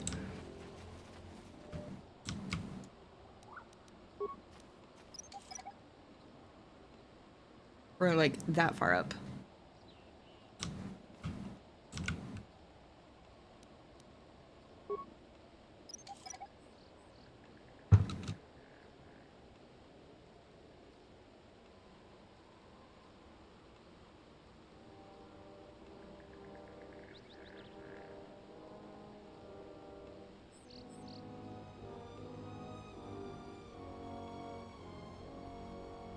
I'm actually debating a flash mine in the middle here. Because given the limit on the number of mines I can place, anybody who gets caught stunned in the middle could potentially still get damaged by their buddies running through the side ones. Maybe.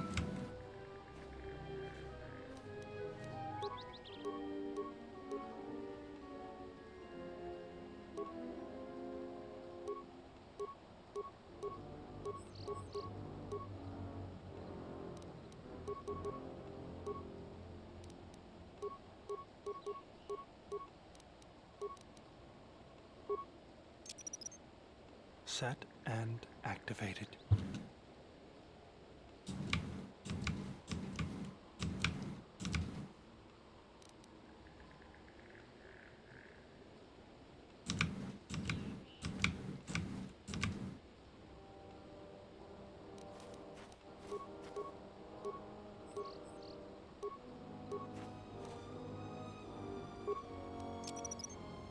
Set and activated.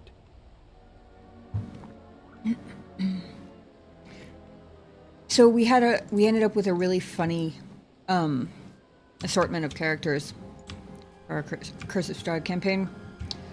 So we've got... My character is probably the least weird out of the bunch in terms of, like, build. I'm playing a paladin. He does have a homebrew subclass, but pretty standard for a paladin, you know, strength, charisma, constitution, roughly in that order. I think strength and charisma are actually the same now, but then the other party members are a gnome druid with a 1-level dip into rogue, who is the only non-charisma member of the entire party. Also, the only, like, I have a +2 in wisdom technically, but the only, like, wisdom strong character, you know? I hope I didn't place too many back there.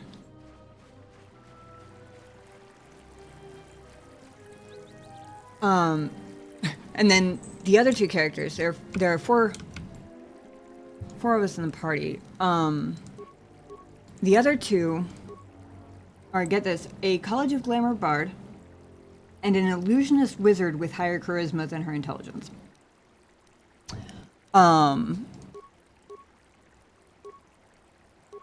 And not only that, but she has the entertainer background. So we basically have two bards for all intents and purposes, except one of them has the wizard spell list. That has already come in hilariously handy a couple of times.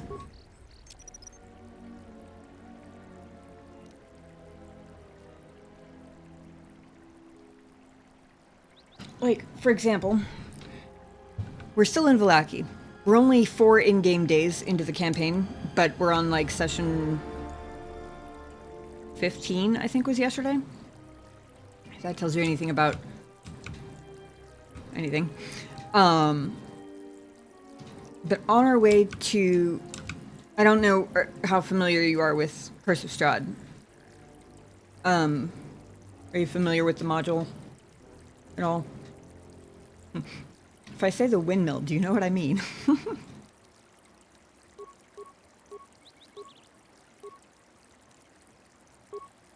Ah, damn.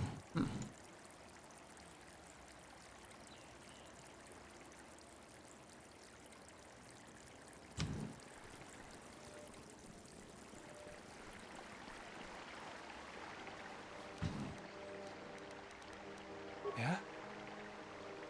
Ah, you read it but not played it. Gotcha.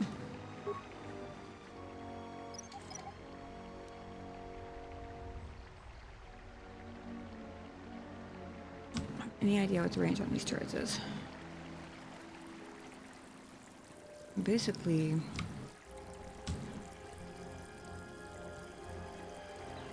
put the ring this way. I want the flash mine here.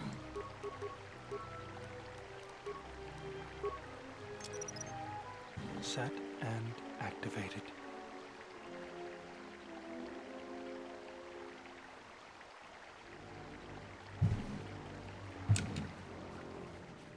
So, spoiler alert. If anyone anticipates playing Curse of Strahd anytime soon, it's fairly early module spoilers, but still, just so you know.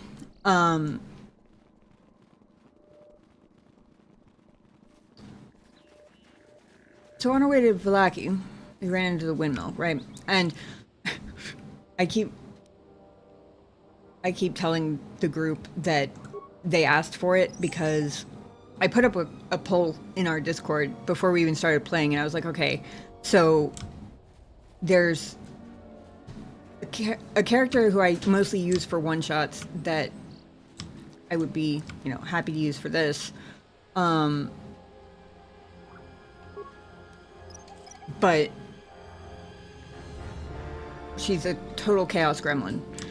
Or the other character idea I have, I could, is a paladin who's basically like the protector dad type. In fact, he's literally a father. And they unanimously voted for Paladin Dad. Because they said that they figured they might need somebody who was a little bit more, a moral compass, I believe was the phrase that was used. So I said, all right, which kind of means I ended up a little bit on the tropey side, but that's okay. Only a little bit. Anyway, so we get to the windmill, and the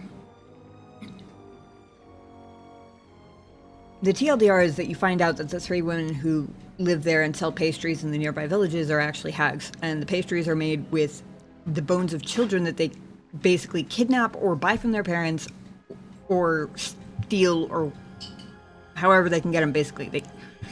Because apparently children's dreams make for wonderful magical pastries, which is horrifying. So we discover this when we get to the windmill. There's some amount of debate on what to do because we're only level 3. And we have a wizard in our party who rolled high enough on her arcana to know that we don't stand a chance in hell, the 4 of us, against 3 hags all at once. But you know what we've got? Oh, and technically there were only 3 players that day because the gnomes player had something else to do that day. So it was 3 players, 4 characters.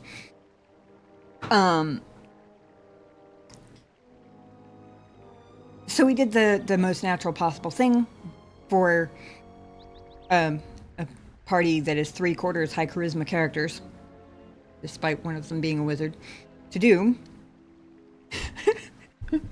We literally put on a magic-enhanced theater show and talked the hags into just giving us the children. And it worked. It was fucking insane. So basically, the bard came up with this idea, which was perfect.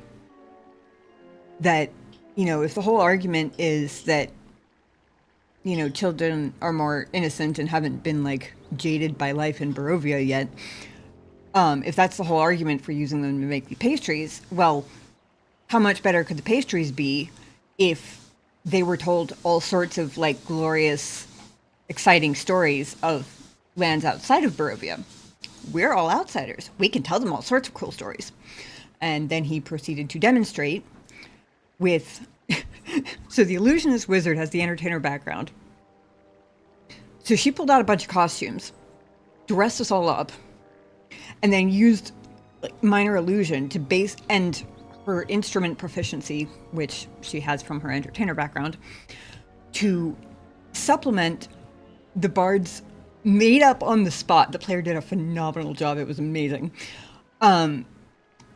Demonstration story of the kind of, like, glorious, exciting tale of lands outside of Barovia that we could tell these children. All the while, the illusionist wizard is using minor illusion and her own instrument proficiency to supplement with music and visuals and all sorts of stuff. We get through the whole story. And the DM goes, okay. They're willing to, like, give us the children for a few days. Basically, it was a postponement tactic, right? We knew that they weren't going to let us keep the kids. So the whole argument was to get them to let us take the kids for a few days. And we figure out what to do later, but in the meantime, we have the kids at least. So they say that they need at least one of the children back in 3 days. And I think it was the wizard who was like, absolutely. And the DM goes, roll a deception check. I don't remember whether she had advantage or if she just rolled that well. I mean, she did just roll that well. She rolled a 26. And the hags rolled a 25 on their insight to detect the lie. And we walked away with the 2 children in hand.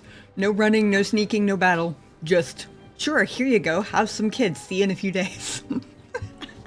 So now, of course, we've got the Pied Piper con on a group of fairy tale hags. Yeah, basically.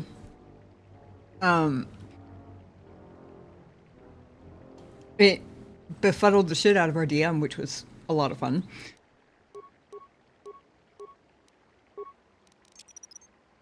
Set and activated. I wonder if I can set one more.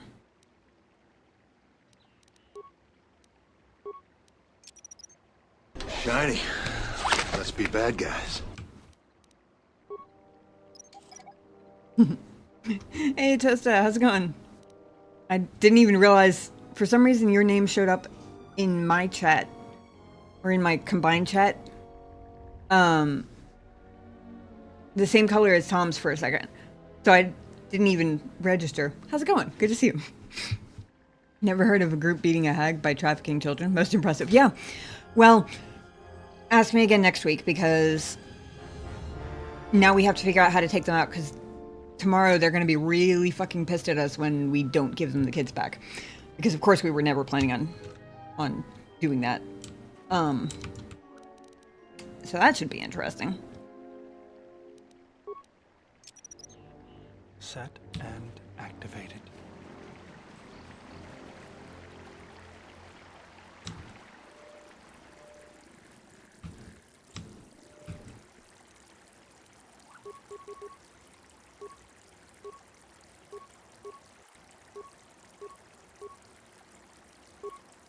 Nope.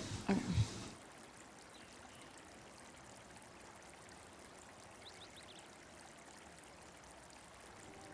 Hopefully they don't have very high awareness.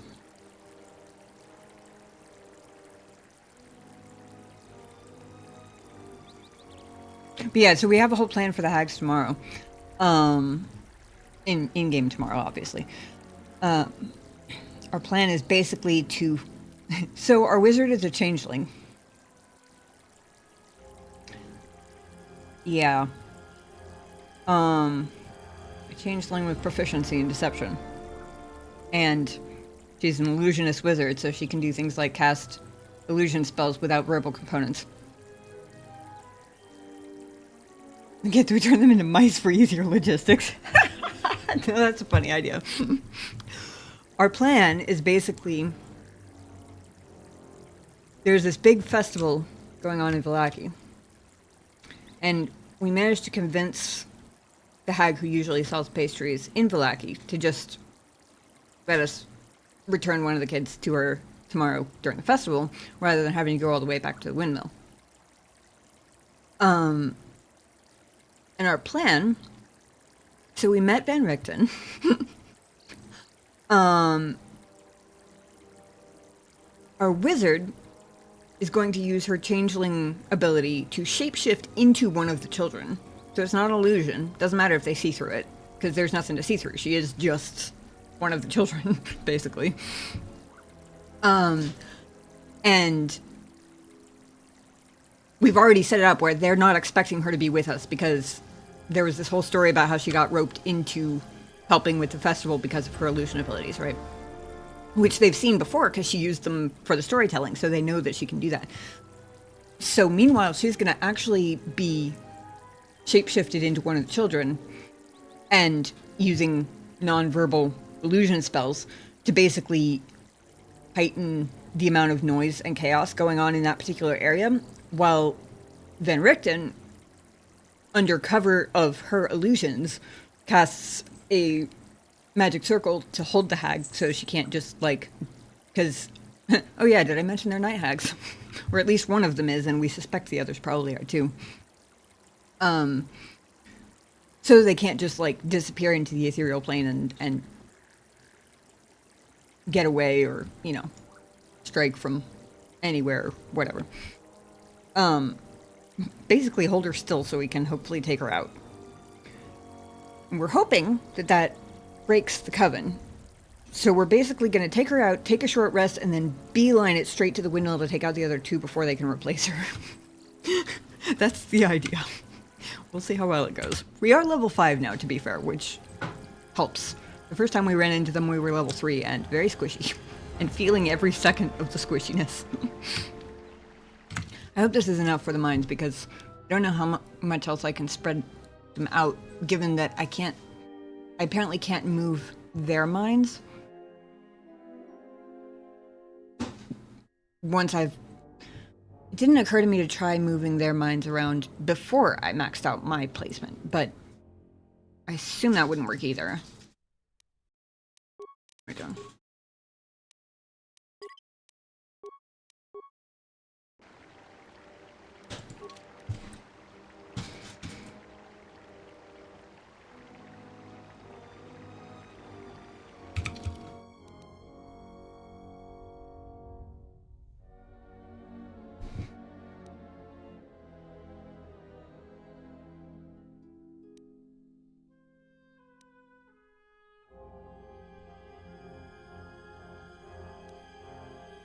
I accidentally locked myself out of the storage room because I quote-unquote fixed that broken side door by jamming it before I went in the storage room, and I forgot it was locked from the other side.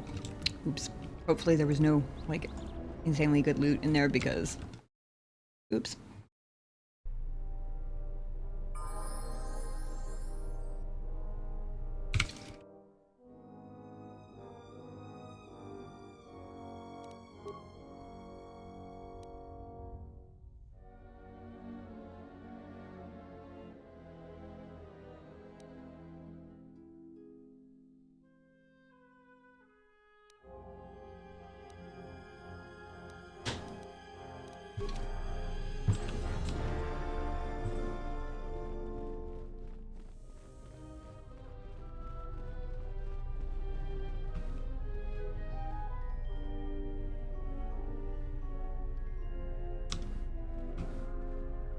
You heard what the administrator said. Each of us has to do what they can to aid in the defense of Khoonda. See where you can lend a hand. We'll have time to talk more when this is all over. Yeah, as I'm sure you can imagine, there were many hilarious gifs dropped in the Discord chat describing what is now apparently a traveling musical band. As in musical theater. Musical theater troupe, I believe was the term that was used. And how our musical theater troupe may or may not approach Ravenloft. Actually, I want to see if I can...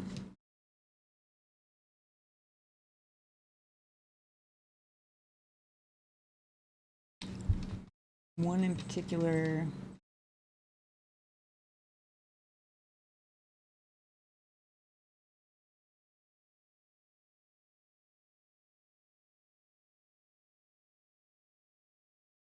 There's one really funny meme. Ah.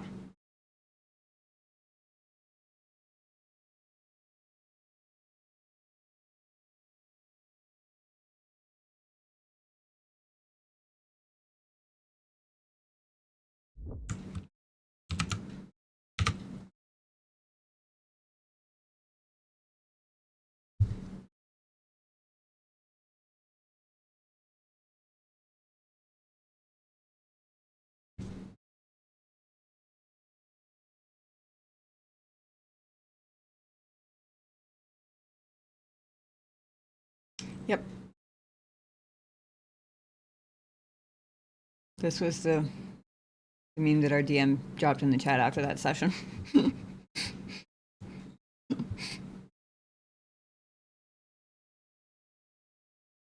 The selling your soul to save the children was because that was kind of what the bard was trying first, until everyone else was like, oh, fuck no, you're not.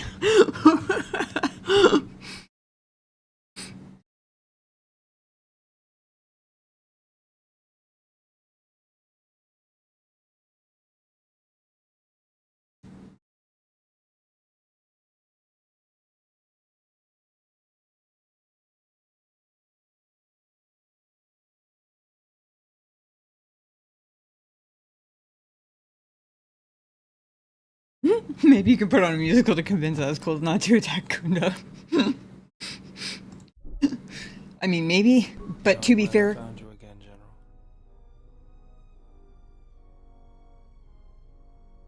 Did he start this or did I accidentally click on him? I'm not even sure.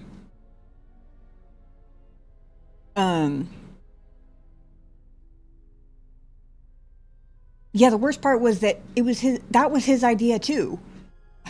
He went from like worst possible idea to cleverest idea any of us hadn't thought of, actually. What are you talking about? We were together at Malachor. I don't know if anyone else could understand. So, why are you here? Getting philosophical on me? I'm here because you found me on Telos and I decided to come along for the ride. Not that I had much choice after we got going.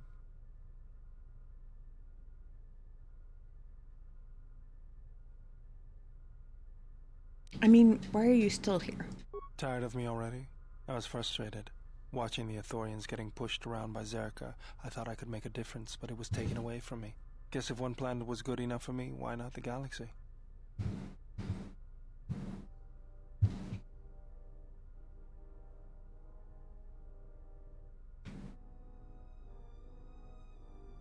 Even if you knew what was wrong with it, how would you know where to start?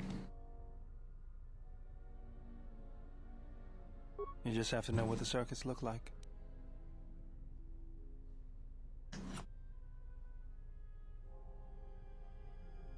If you see them, let me know. I'll be sure to do that, General. Was there something you wanted me for?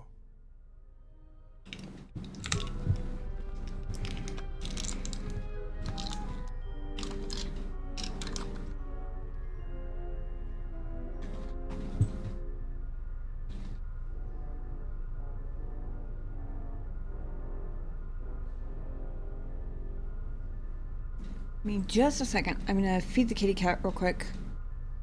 And then you'll see what Zeron thinks of my defensive fortifications and preparations and such. About a hard jump scare. I'm glad he's finally talking to me, to be honest. He kind of seemed like, well, a little stagnant there for a little while, but now that I know why, rather nice. Anyway, I'm gonna grab the kitty cat some dinner and then we'll see what Zeron thinks. Give me just a couple minutes, I'll be right back.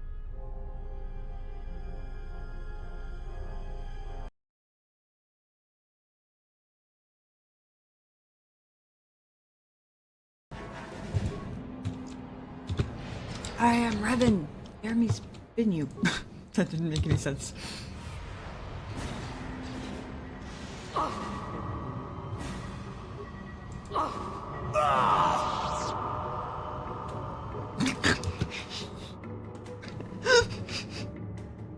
That flop, though.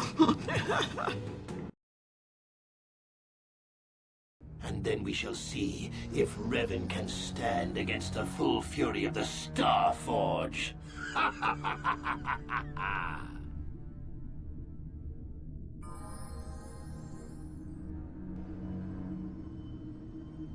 Oh my god, a door closed behind me. What a relief. Can I just like chill here and breathe for half a second? Sure, everybody's topped up. Alright, we're good.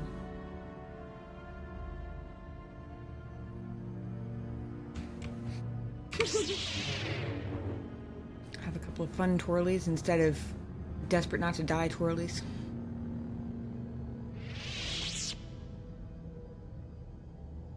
Okay.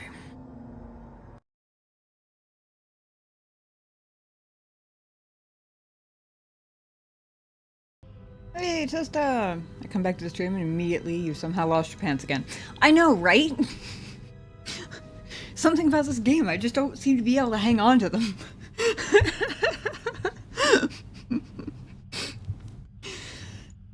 Apparently it's an Ikani fighting tradition. And they didn't, I guess, feel like the courtesy of giving me clothing was necessary. It looks like my shoes look like Converse, so it looks like I'm wearing a one-piece swimsuit and Converse.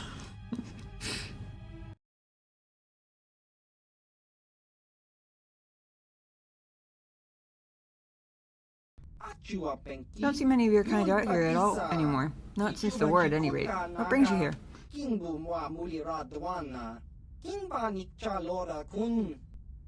Well, you see,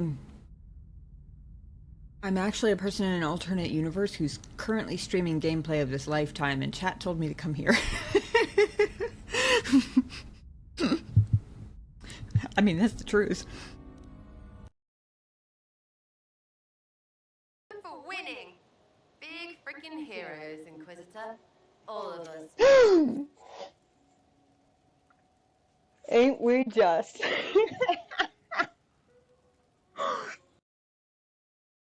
Within the hour. Once we're down, we should finally be able to breathe easy. There's no way anyone's gonna find us Why here. would you say that? You idiot, don't you know that that's the best way to guarantee someone finds us immediately? Come on.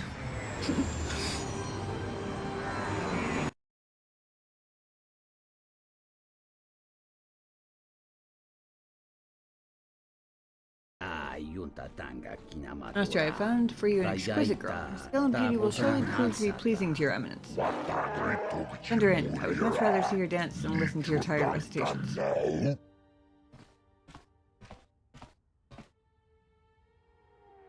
Somebody pickpocket the Juma juice? You guys got that?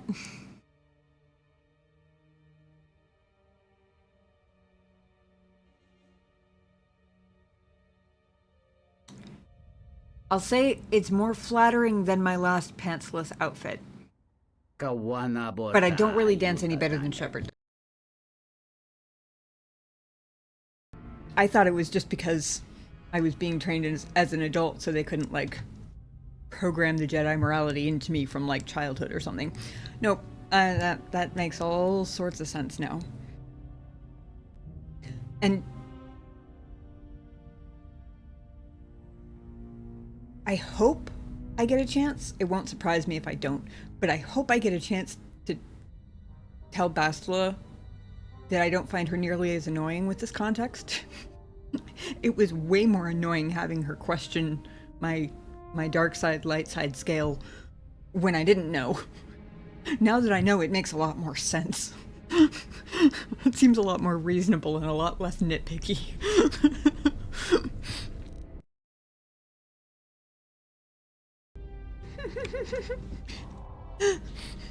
I'm sorry, the spacesuit runs faster than the other.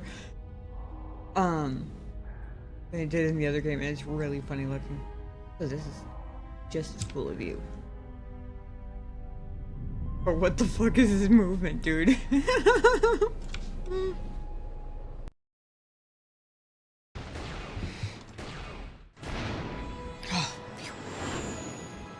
Got him. That time too, my finger was starting to hurt.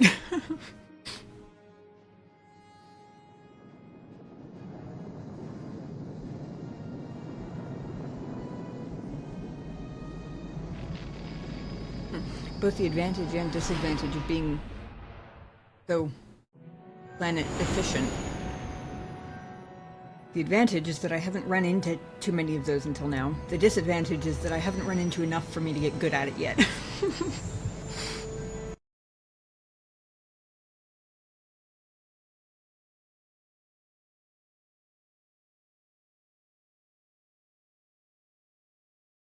That was not the most pleasant landing I've endured. Next time we should perhaps seek out a more reputable pilot. You're welcome, Kreia. You know, if I weren't such a crack pilot, we could have hit the shield wall or one of those rock faces. I didn't actually mean to. Usually I time it. I'm coming in the middle of a clip, but my bad. Thank you guys for your patience. Toaster remembered there was a quote bot, which is honestly more than I remember most days. I keep forgetting it's there. I think Toaster actually has a quote in there, possibly.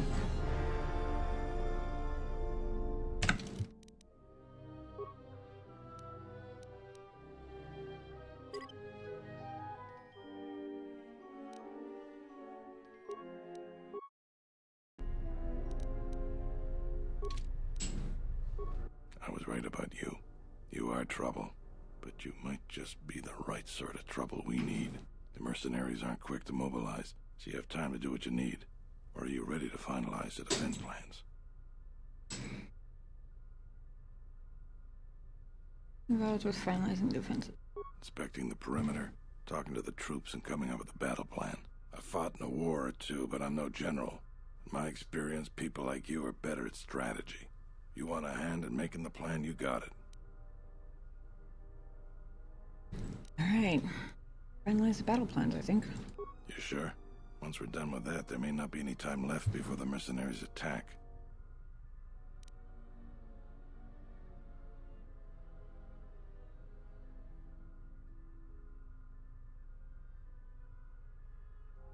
I don't think I forgot anything, did I?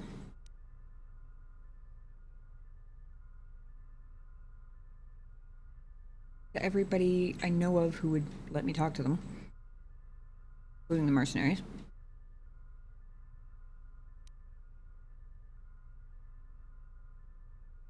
Certain I've done all I can. All right, then we got a lot to do.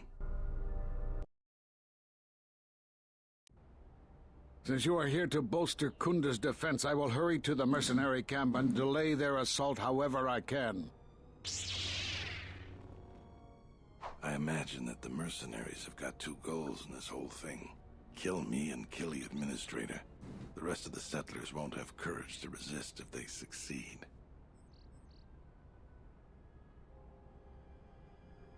Go on. The administrator's locked up in her office tight, which means that the mercs have to go through us and Khoonda's defenses. It isn't gonna be easy. I suspect we're gonna have to fight on the inside. They've got 3 entrances they're gonna try and break in. Here's the front door, the security door on the side, and the garage door in back. We got 3 squads of militia. We can assign people to the front, back, or inside. Backside has to guard 2 entrances. The front will have to fight more people, and the inside will have to deal with any that break through. So, where do you think the first squad should be deployed? I really wish I could scroll back in conversations, especially since the cat started loudly interrupting me halfway through a sentence. Technically, back door, I mean, technically has 2 entrances, but one of them is jammed so tight that apparently nobody's getting in anytime soon, so I would say maybe 1.5. Tell me about the squads. First squad is most experienced. The only squad that could go blaster to blaster against the mercs. Second squad has a lot of passion, but no experience. Third squad is new and not trained too well, and they may break in combat. They need a good leader to make them effective. So, where do you think the first squad should be deployed?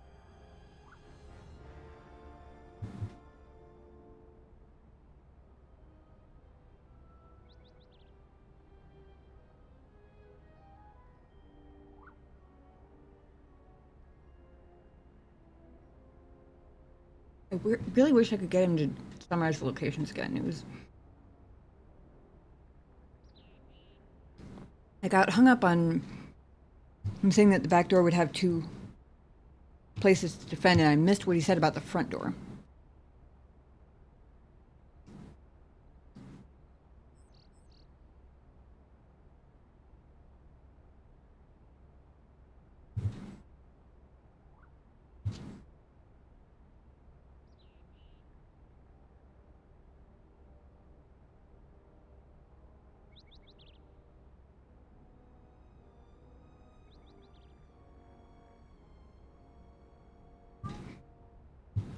He said we're probably going to have to fight inside, but he didn't really say much about why he assumed that, especially given that we haven't signed the squad's locations yet. Like, we put the first squad, the most experienced one, the front door, main entrance. And the second squad in the back, or vice versa. That leaves the newbies in the inside, but it also gives the best chance that we have of the mercs not even making it inside.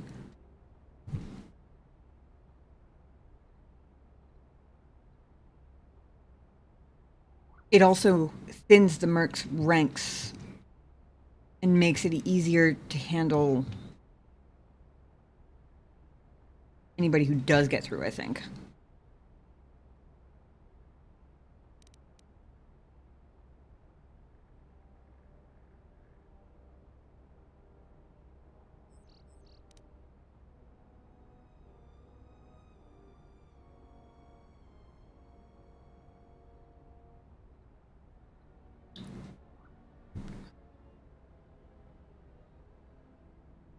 Why do you have an entire squad?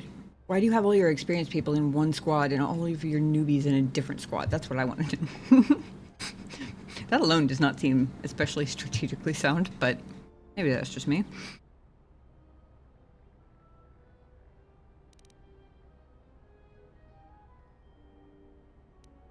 The description of First squad is most experienced. The only squad that could go blaster to blaster against the mercs. Second squad has a lot of passion, but no experience. Third squad is new and not trained too well, and they may break in combat. They need a good leader to make them effective. So, where do you think the first squad should be deployed? I really need him to repeat is the part about the locations. Like, did he say that one? Did he say the main entrance was likely to get hit heavier, but the back would have 2 doors to guard? I don't remember what he said about the main entrance at all.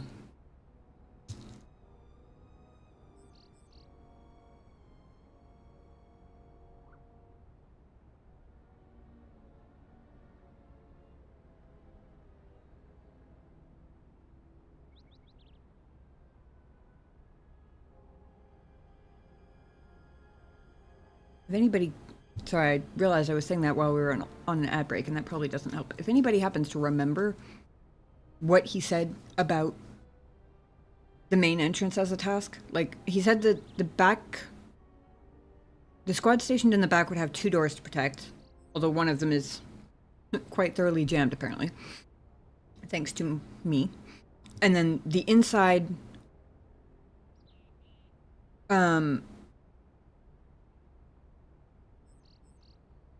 would have to be able to take care of whoever, like, made it through, basically.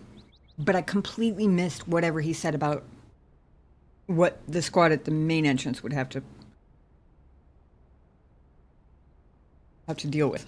And that's kind of a big question mark, because it could be it could easily make the difference between putting the most experienced squad in the front versus in the back.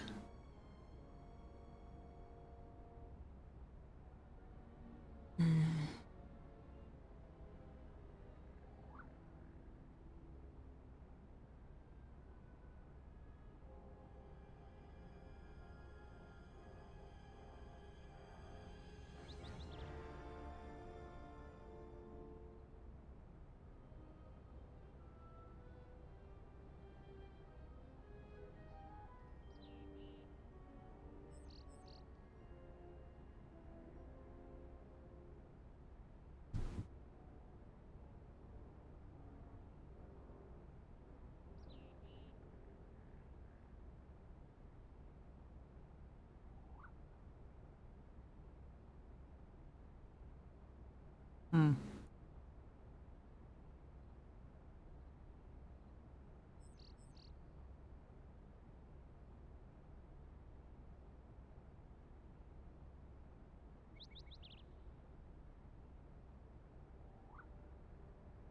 trying to think of my own defenses and the layout.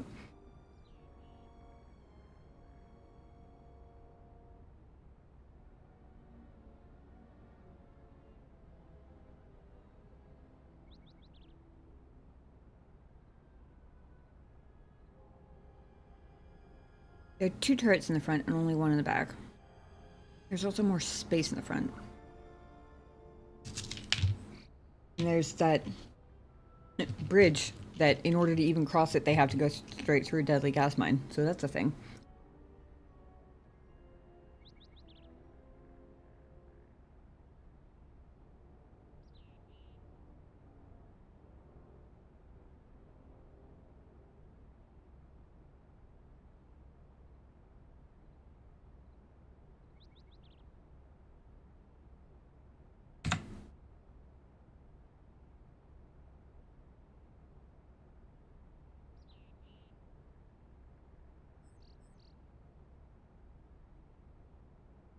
I'm honestly considering cheat reloading, because I did save right before this conversation. Kind of does make a big difference. Hold on.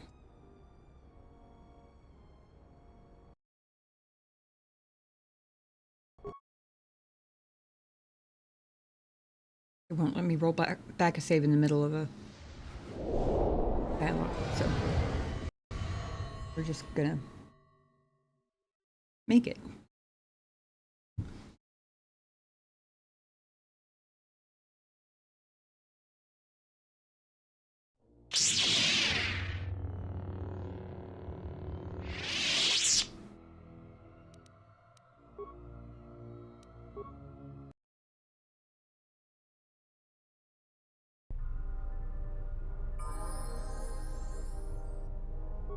I was right about you. The mercenary. Inspecting the... I fought in a war. You sure? Alright. Then we got a lot to do. Okay. Pay more attention this time, Tam. Since you are here to bolster Khoonda's defense, I will hurry to the mercenary camp and delay their assault however I can. I imagine that the mercenaries have got two goals in this whole thing. Kill me and kill the administrator. The rest of the settlers won't have courage to resist if they succeed. The administrator's locked up in her office tight, which means that the mercs have to go through us and Khoonda's defenses. It isn't gonna be easy. I suspect we're gonna have to fight on the inside. They've got 3 entrances they're gonna try and break in. Here's the front door, the security door on the side, and the garage door and back. We got 3 squads of militia. We can assign people to the front, back, or inside. Backside has to guard 2 entrances. The front will have to fight more people, and the inside will have to deal with any that break through. So, where do you think the first squad should be deployed? Front will have to fight more people. That's the part that I needed. First squad is most experienced. The only squad that could go blaster to blaster against the mercs. Second squad has a lot of passion, but no experience. Third squad is new and not trained too well, and they may break in combat. They need a good leader to make them effective. So, where do you think the first squad should be deployed?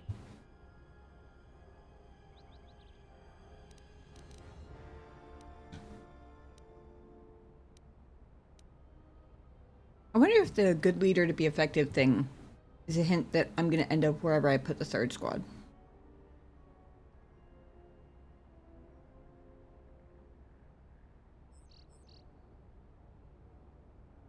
Surely not, because I feel like it's the most logical choice is to put the third squad on the inside.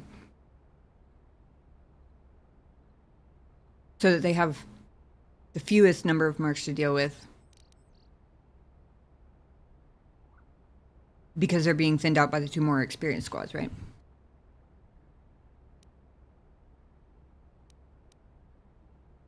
Main entrance is going to have more people to fight. We should put the people who can go blaster to blaster with them there. The second squad at the back door will at least have the fact that one of them is jammed shut to help them out a little bit. The battles that had the least dying were always led by Jedi. I'm gonna go with what you think. Hmm. Where do you want the second squad? Spoiler alert. The person making the actual decisions is neither a Jedi nor an army general with strategy experience. Just overthinking and a modicum of logic skill, I guess.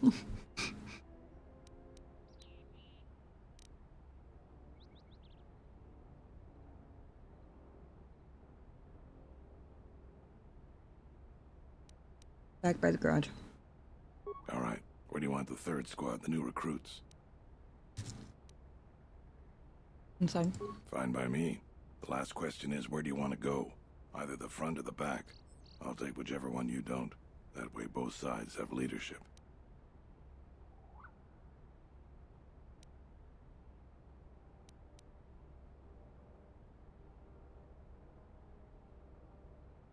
Did I take the inside? Once either one of us clears the area of mercs, we'll both be heading inside to guard the administrator.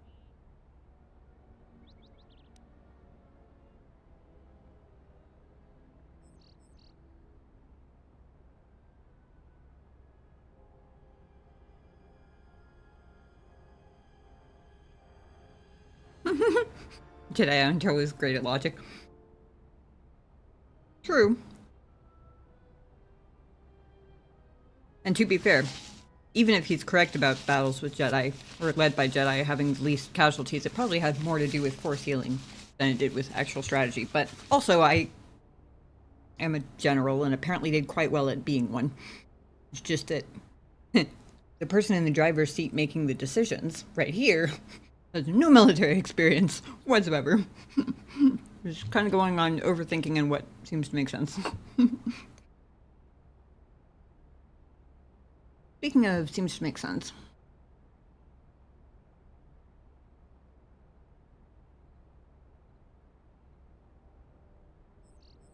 I'm guessing when he says leadership, what he means is pulling their weight in damage dealing. Hence the new ones needing strong leadership. I'm not gonna lie, part of me wants to take the front just because I want to see my bridge trap in action. It's not even as much of a bridge trap as I wanted it to be. I was gonna line the entire bridge with like plasma mines and stun mines.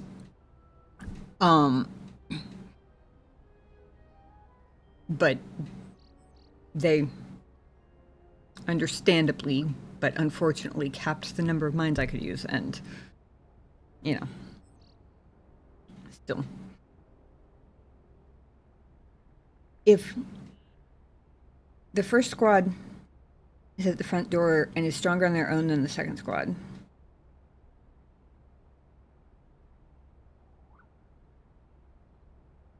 kind of feel like I should,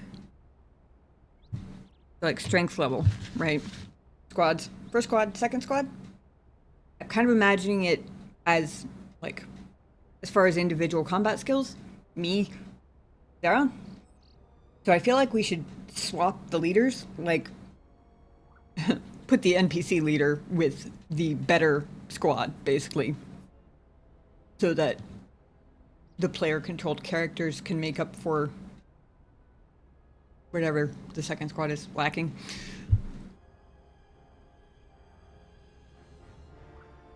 And even out. Make it so we don't have any significantly weaker points, if that makes sense.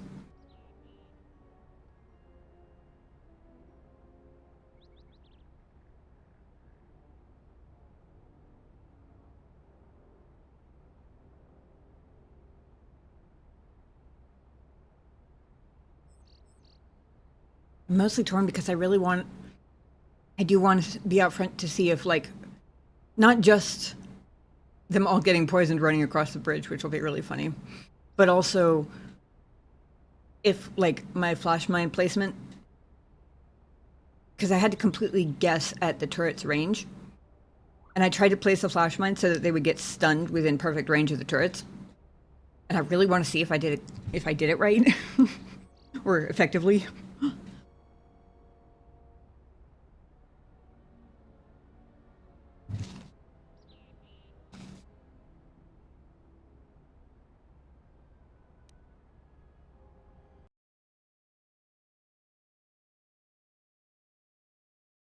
But I'm also a little afraid to put what is presumably going to be the strongest of the leaders also with the strongest team.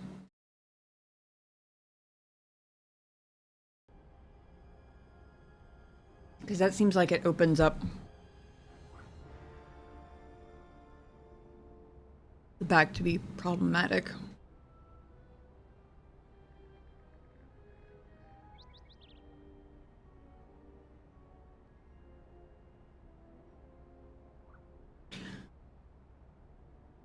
Though, yeah, and the backside honestly is more melee-friendly distances, I think. At least between the mines and the door. The doors themselves. There's a big-ass, like, field out in front of the main entrance that's gonna be better for blasters than melee, and my entire current party is all melee people, so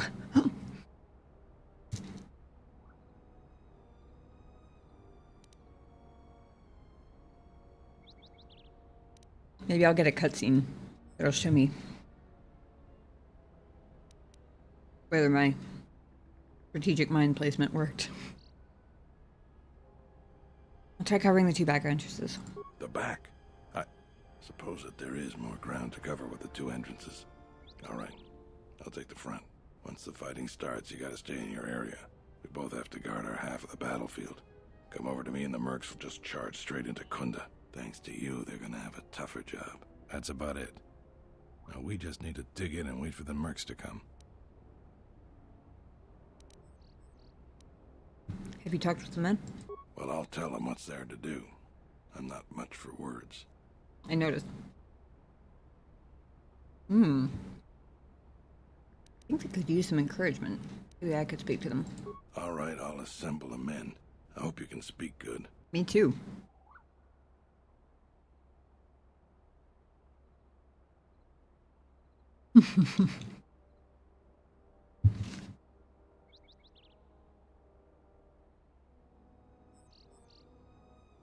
Interesting.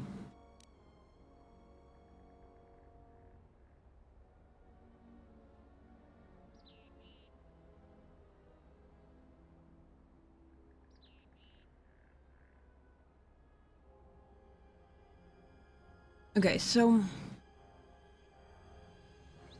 the militia aren't really proper soldiers, which means they're probably less concerned with glory than they are terrified at the moment. Especially the new recruits.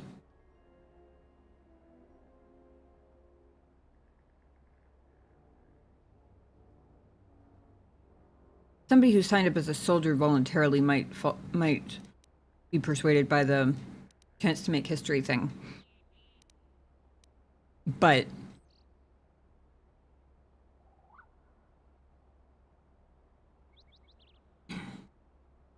these guys are probably terrified.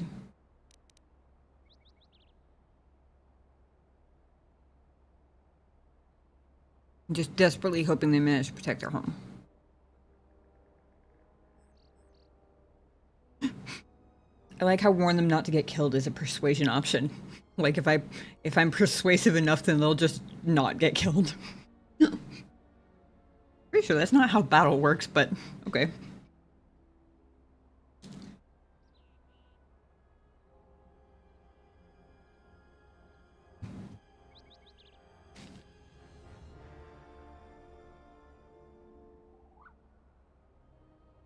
Also, telling them they're doomed. Tell them they're doomed.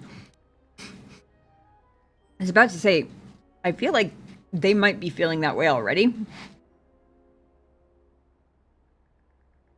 Also, is it just me, or has that ever actually motivated someone? Like, being told that your efforts are going to be pointless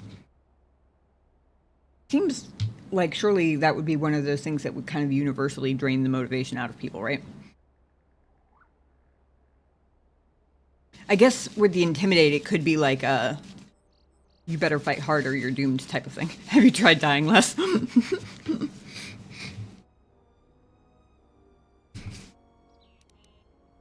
Well, remind them that their friends and family are counting on them. Ooh, I get to see what I'm saying. That's cool. Give them a Call of Duty 3 speech. 2 rules. Rule 1, you're no good at being dead. Rule 2, what difference does it make? You'll probably all end up dead anyway. Wow. What an inspiring and uplifting speech. What we're about to do is dangerous, but important. Important for friends and family. Enemies want to take everything worth taking from you, and we have to give it our all to stop them. So look around you. That's what we're fighting for. Each one of us has to back the other up. We can win this if we work as a team. She's a way better speaker than I am. Got a few of them. You're much better with words than me. I think it'll really help. Let's get ready for the mercenaries. If we fall here, all of Dantooine falls with us. The idea... Tell me what you see, soldier. They're mobilizing the militia. Looks like a lot of activity down there. They've been warned. It won't be of any use. The plan doesn't change. Captains, prepare your men. Their leader, Administrator Tarina must not survive the battle. Everything else is secondary to that objective.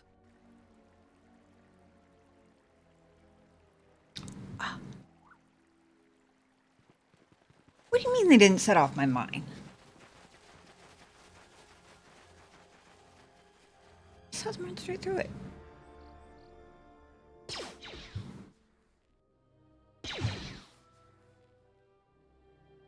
You're not going to show me if I place my flash mines well, are you?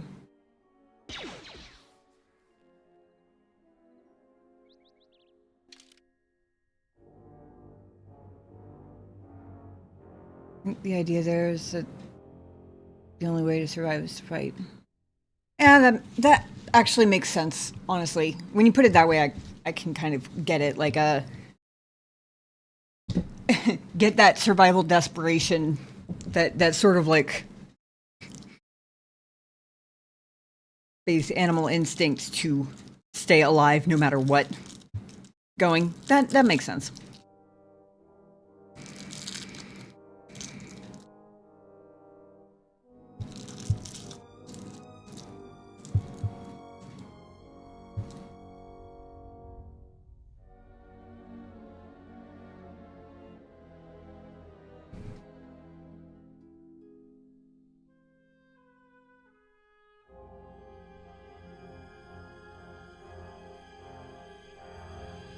Okay, I'm gonna ask for a sneak peek, not quite, spoiler from chat here. Yeah, it does fit within being an intimidate check. Will I lose out on any influence by not, if I replace either Baldur or Mandalore?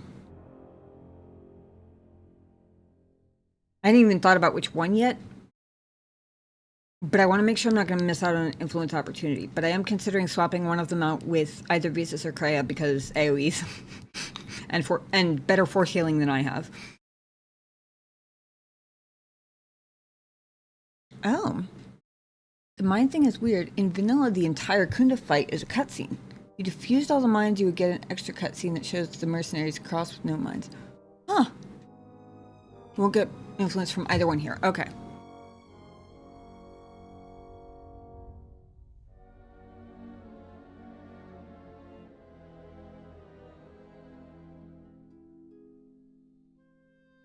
I wish that Mandalore had told the mercenary Mandalorians to back us up instead of just going straight back to Dexon. That would have been useful. But, oh well. He's the Mando boss, I guess. Hey, welcome back, Buskar. I love Khoonda's lame as fuck and vanilla.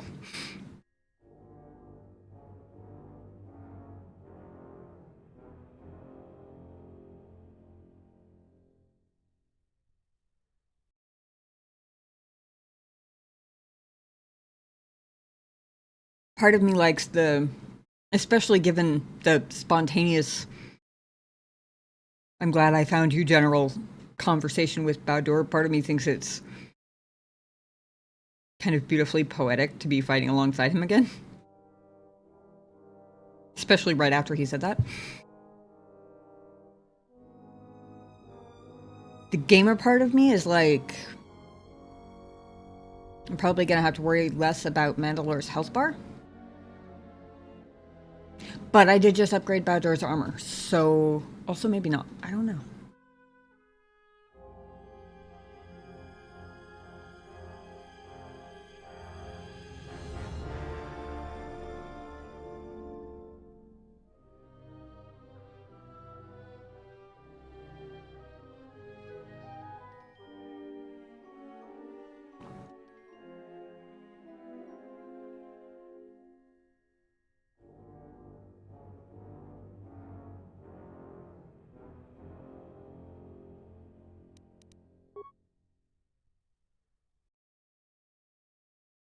Honestly, every time I overthink a battle like this, it ends up not being one of the really hard battles.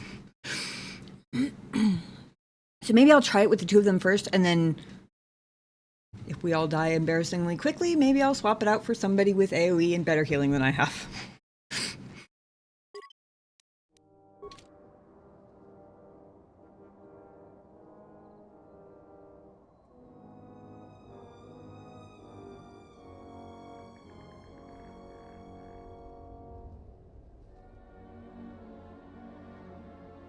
He might. We also all have biorestorative underlays on our armor now. All three of us.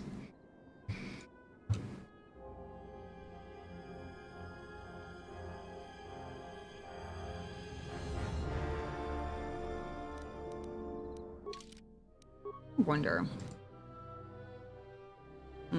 Party members, not allies. That's unfortunate. Makes sense, but it's unfortunate.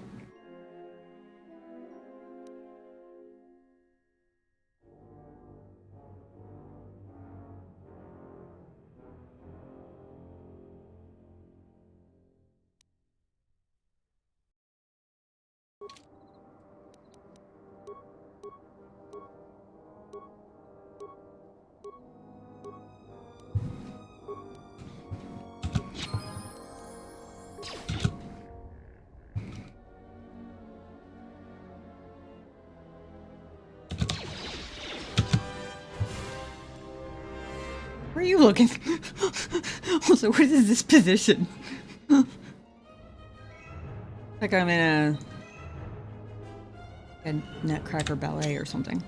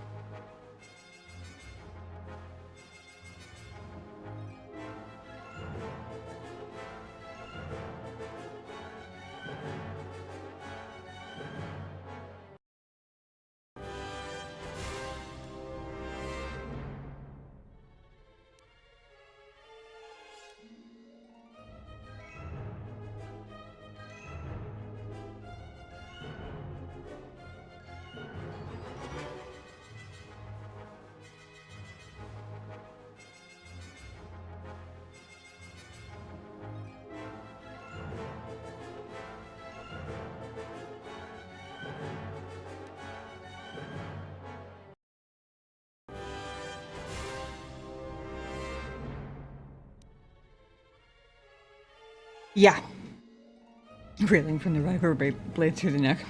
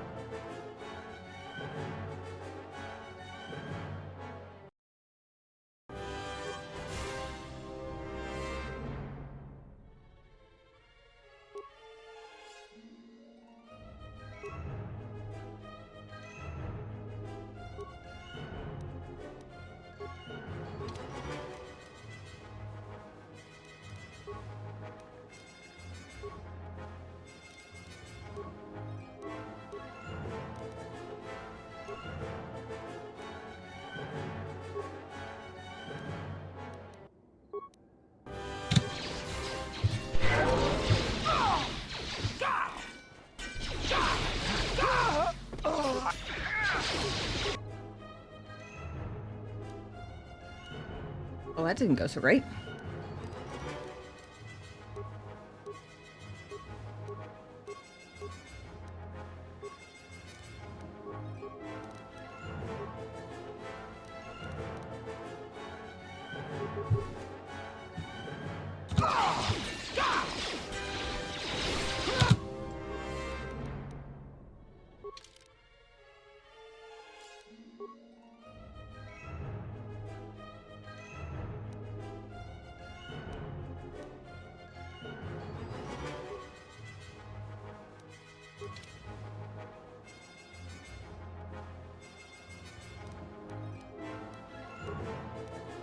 Oh, good. He still has a Mandalorian power shield.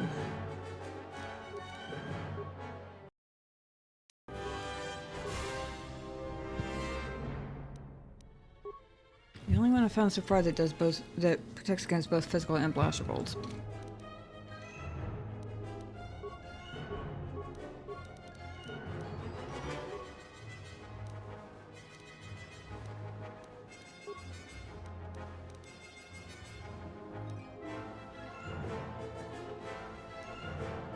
Wow. Quite the action shot for Mandalore there.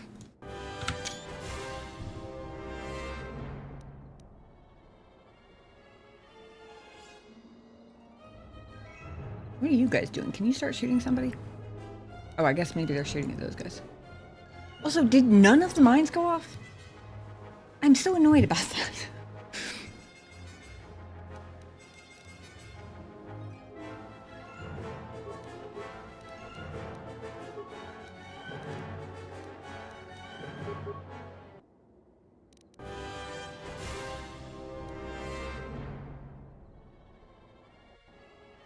Oh.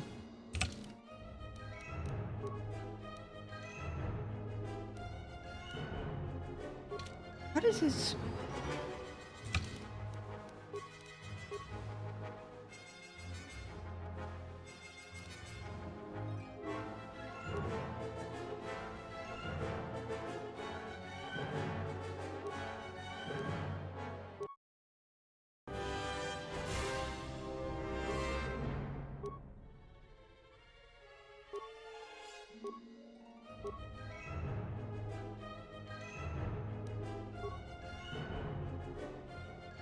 Holy shit. I had a plus 35 attack modifier. Fucking insane.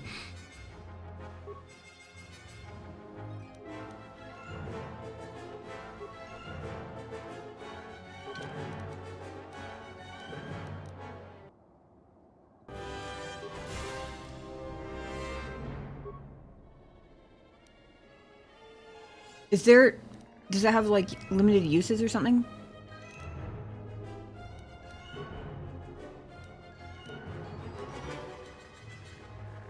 Oh, does it replace the other one he's got? Is that what it is? So I can only have one active at a time?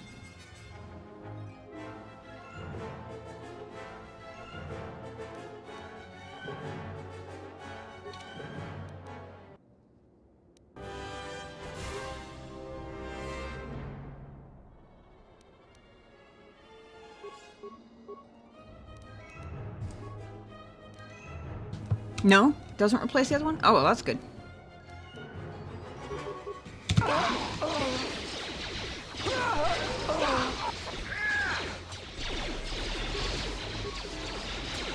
Oh, pfft.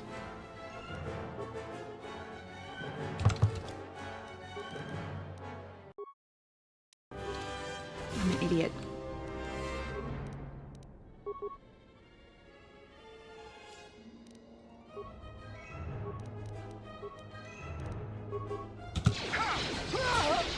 That's better.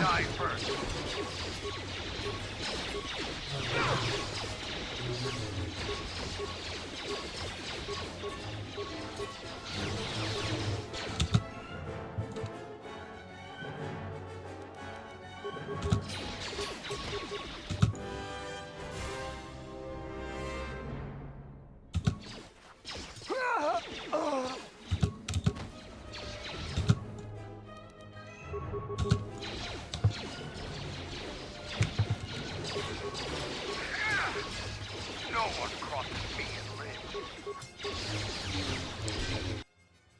Yeah.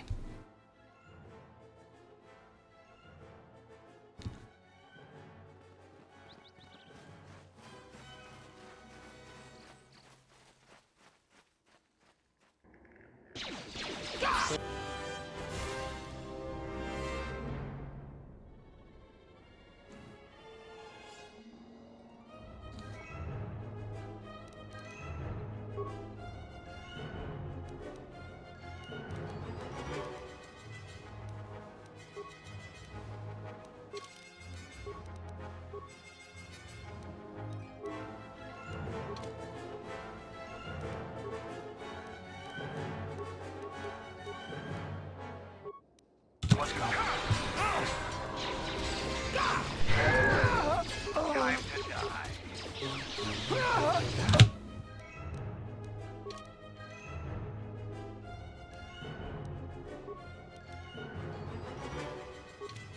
Who wants to die first? Yeah.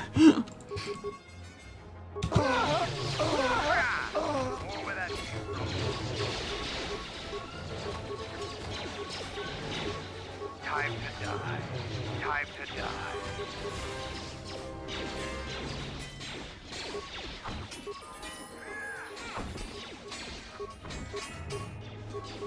Let the lady with the lightsaber through, guys. We've lost too many soldiers. Fall back inside.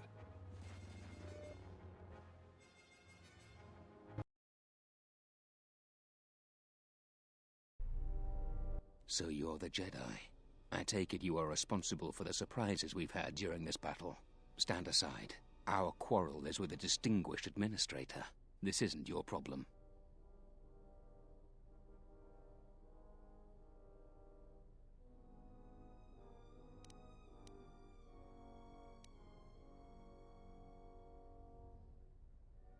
Dead silent.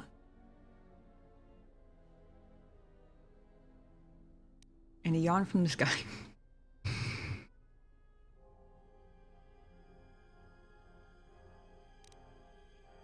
I want to ask if... I want to see if what he says if I ask why he wants her dead. But I don't want to lose the chance to force persuade him.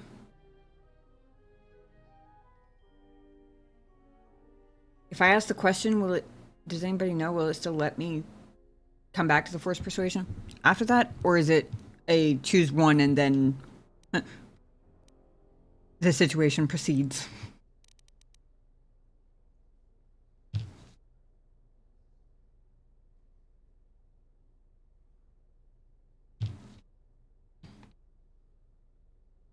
Also, thank you, formation. That always happens. I assume you mean the we've lost too many people and fall back part. I am glad to know that. It should let me back. Okay. Why do you want her dead? She's inconvenient and doesn't know the chain of command. She will pay for that.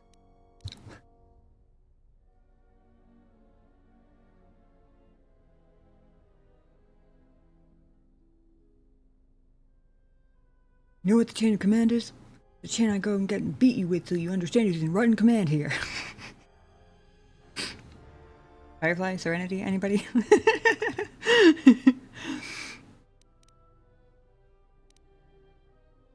You don't want to fight. Throw down your weapons. Is that supposed to Yeah, convince me, Jedi? I didn't think it would. I was trained by the Sith. My unit killed many Jedi. I'll give you one last chance. Leave the administrator to her fate. I didn't really think it would work, but it didn't give me a regular persuade option, so I had to try, right?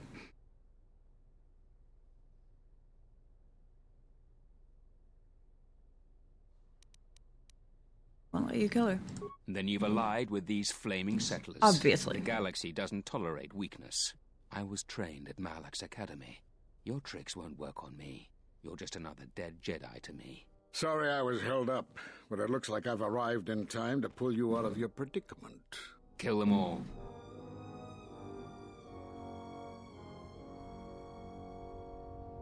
Hey, Onion, how's it going? Good to see you. And yes, you were just in time.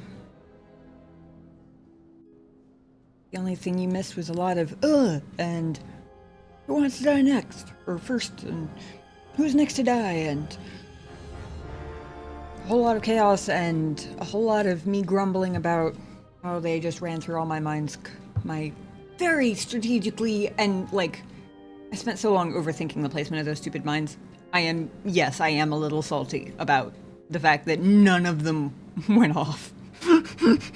Just a little bit salty. Flamingo settlers. Shut up, Rook. Alright. Ooh. Leveling up first, for sure. Maybe I should be saving their level ups too, but...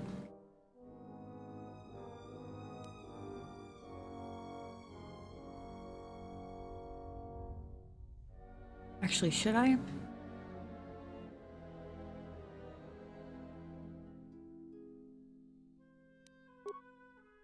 I can level up. And still have a level up left over. That's cool.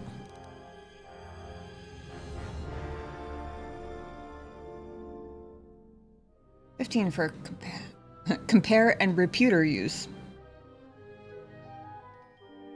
Clearly my tongue is on point today.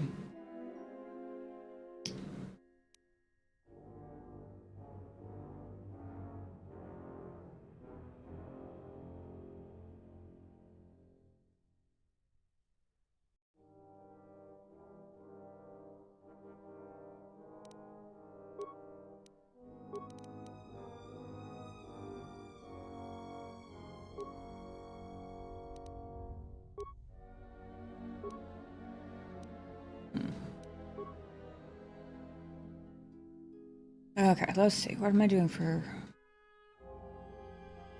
this level?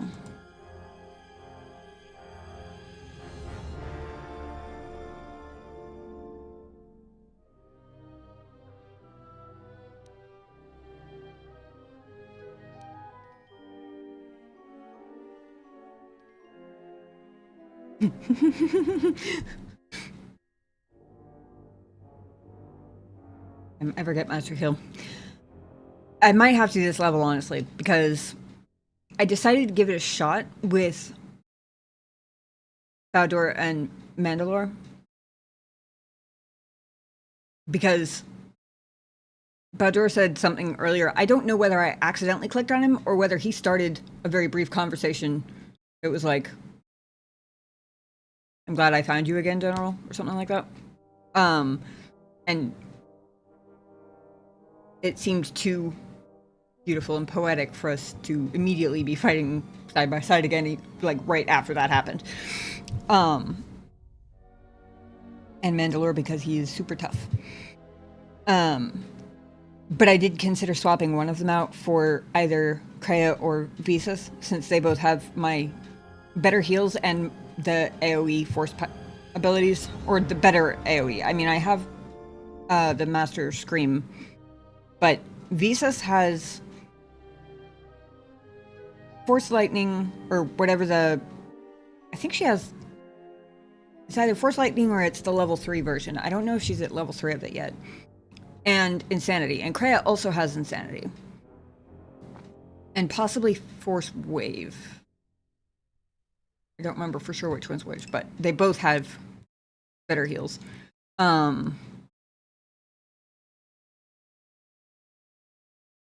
Yeah. No, I know what you mean, but I'm explaining because I feel like it, and also because it kind of helps me think through stuff to talk through it out loud. Plus, you guys are along for the ride with me, even if I'm the only one who hasn't played the game before. You know, playing thought process. That's kind of what a stream is. Otherwise, it would just be straight gameplay. It would, I don't know. I feel like it's more interesting. You get to hear the overthinking with it. At least I hope it is. Because otherwise, why the fuck are you people still here? Because I do it all the time. Always use Kreia as a buff monkey. Yeah, she basically is in mine too. She's a combo AoE and buff. Basically. Bold of you to assume we can't read your thoughts. You have a point there.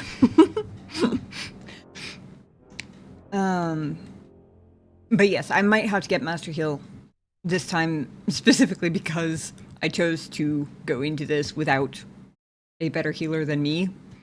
And I almost immediately had to use Revitalize, which I'm really glad I took now.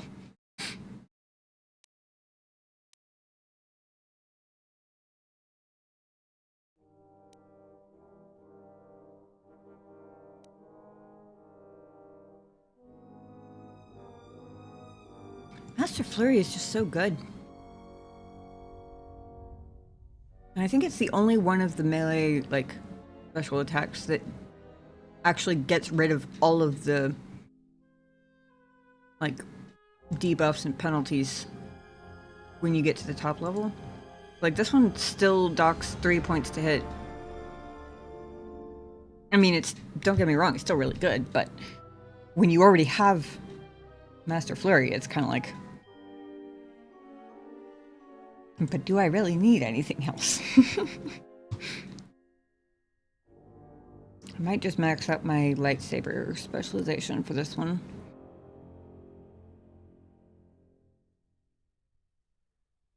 Tough battle without the Jedi AoE.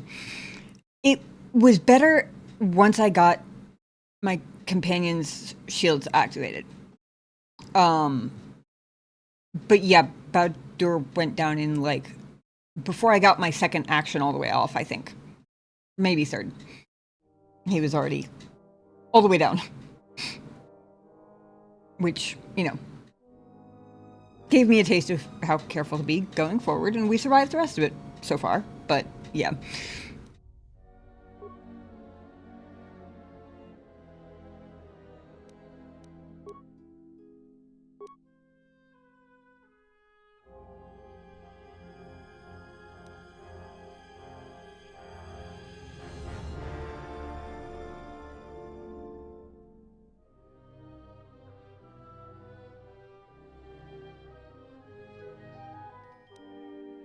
Yeah, we're adding improved heal.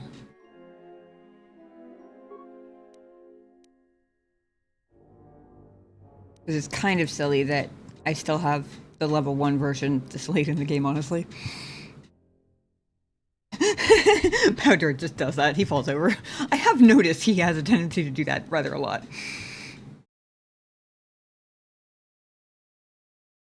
First kill is insane.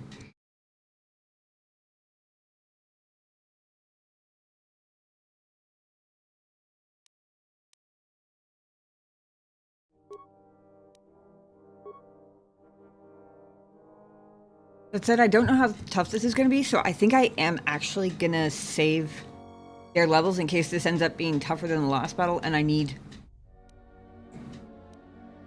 Because I have Master Heal, and I have a couple of life... Oh, I have better off on life support than I thought I was, but still. Being able to get them back up to full once each could be very useful.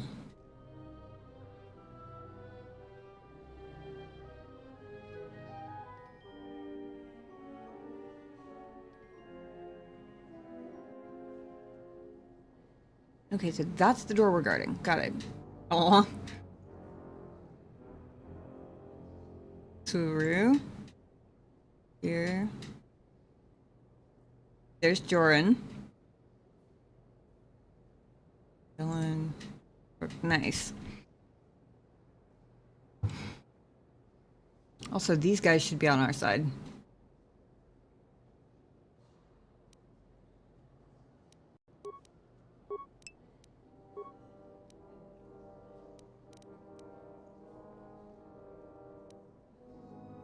He's good. He came by earlier when I got him some dinner, and I haven't seen him since. I think he was in the other room playing with Shinobi.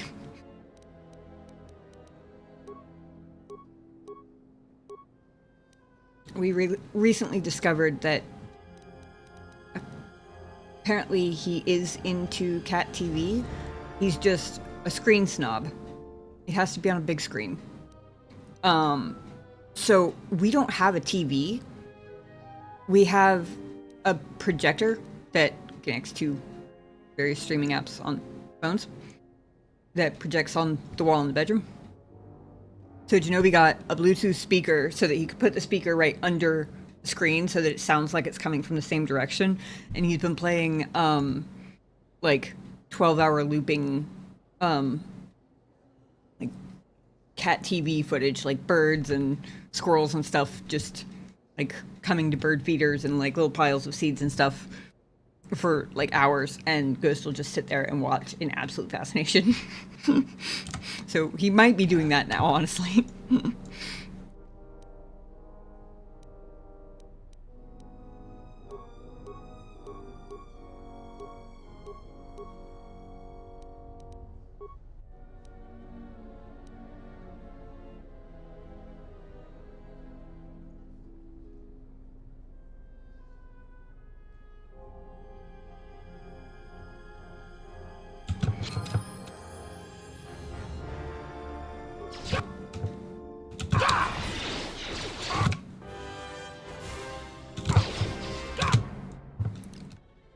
close to everybody, and then we do battle meditation, because I'm finally...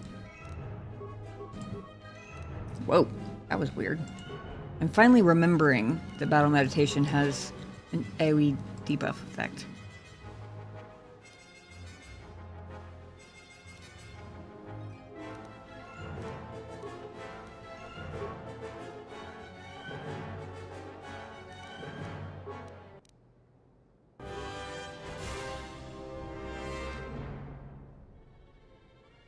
Actually, these guys are all wearing shields? Wielding melee weapons. I don't know how I got wearing shields out of that sentence, but okay.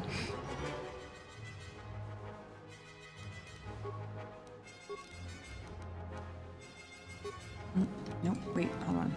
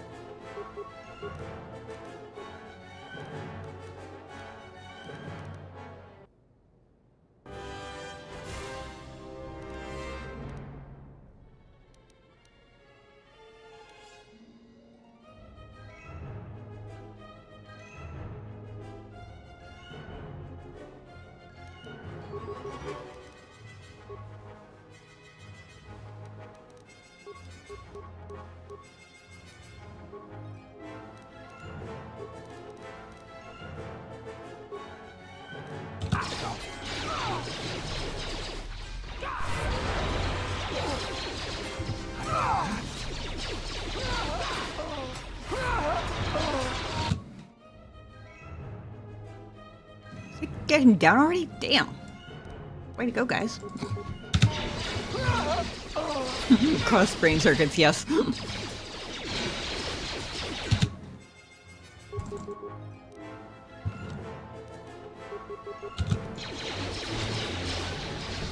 was easier than last one. Thank you so much for your aid. You can be sure that Dantooine will not forget how the Jedi protected us from this threat.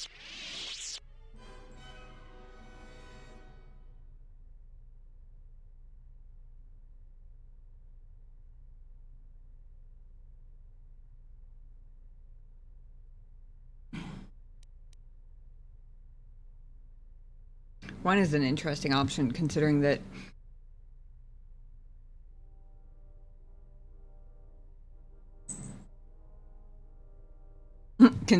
one of my missions was to, like, improve people's perspective of the Jedi. Like, I feel like that's the option that's like, if you want to just completely forget about that part, go for it. Or, you know, maybe I'm overthinking it. I do tend to do that, as I'm sure you are all well aware. Thank you.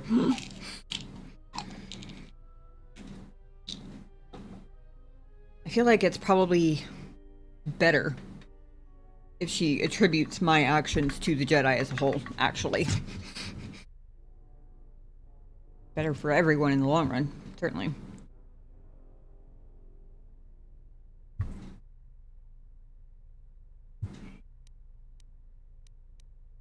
Besides, it's all well and good to build up my own reputation as, like, a good guy hero type or whatever, but also I can only be in one place at a time. So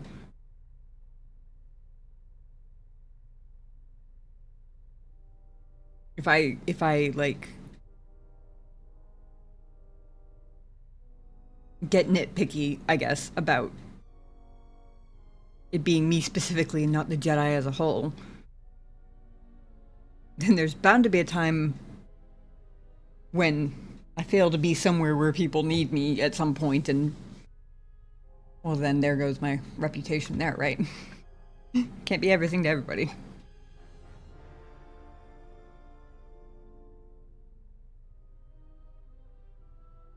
Besides, the more places They're looking out unless I clone myself. Ah, that's a good point. This is Star Wars.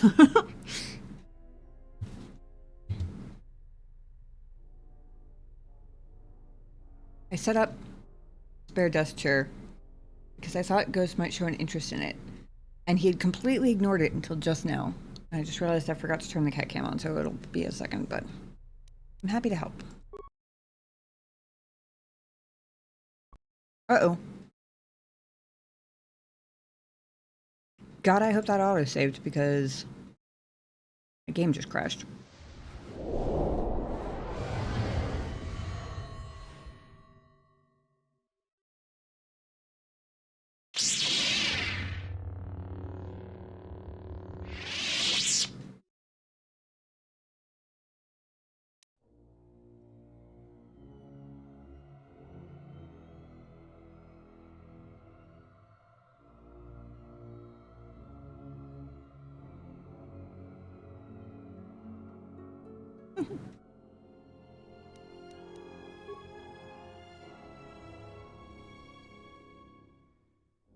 Of course it didn't.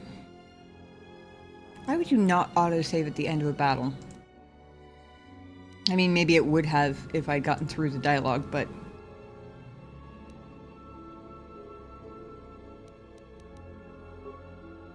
I didn't even remember quick saving, but quick save is kind of a reflex for me, so...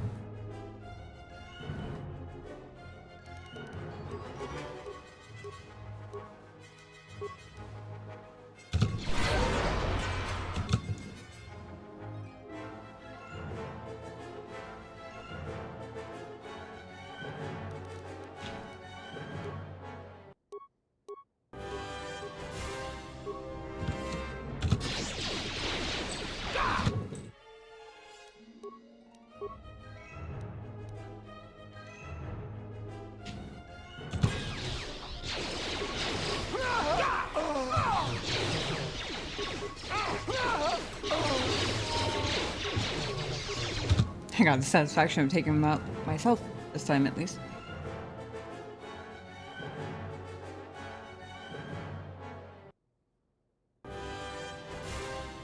Hey, you, how's it going? Good to see ya.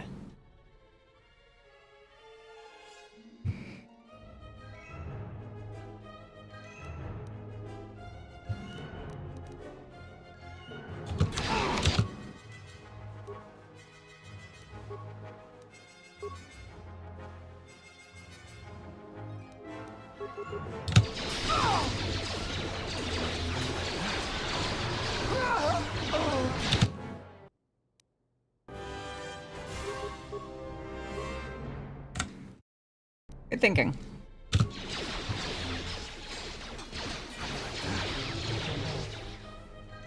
Thank you so much for your aid. You can be sure that Dantooine will not forget how the Jedi protected us from this threat. You said sometimes I would help one side and betray them just to kill more NPCs. Happy to help. We are a humble community, and this conflict has greatly diminished our resources. I hope this reward will be sufficient.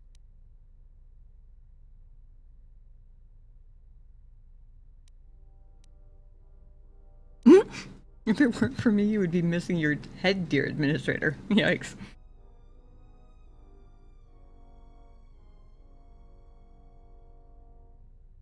Keep the money and use it to build a statue of me in honor of my heroism.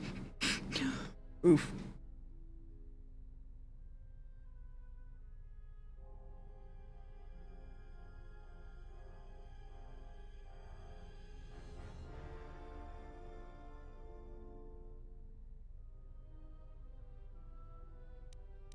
Please keep the credits and use them to help rebuild Khoonda. Mostly because I keep not spending my credits anyway. I'm humbled by your generosity. I will Also, put this to good use. they hate Jedi. The Now, more if you'll good. excuse me, I have much work to do. Dantooine will be slow to rebuild, but I am confident now that we will one day achieve prosperity.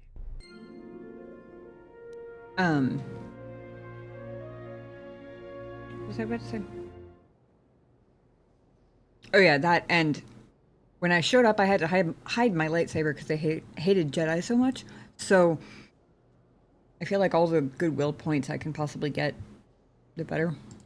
Khoonda is safe in no small part due to you. I feel certain that the Administrator wouldn't have made it without your assistance. I may have misjudged you. In any case, I am free to talk about whatever you wish. Correct me if I'm wrong, but that's practically an apology coming from Rook, is it not?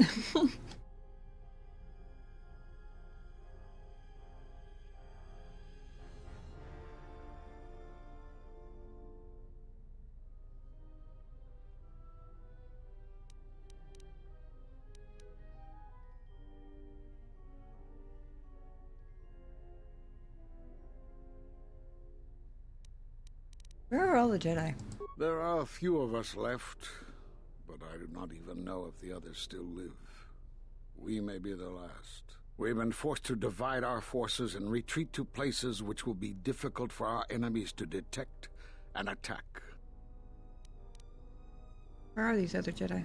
We have chosen to hide our presences from each other, so that the discovery of one will not endanger the others.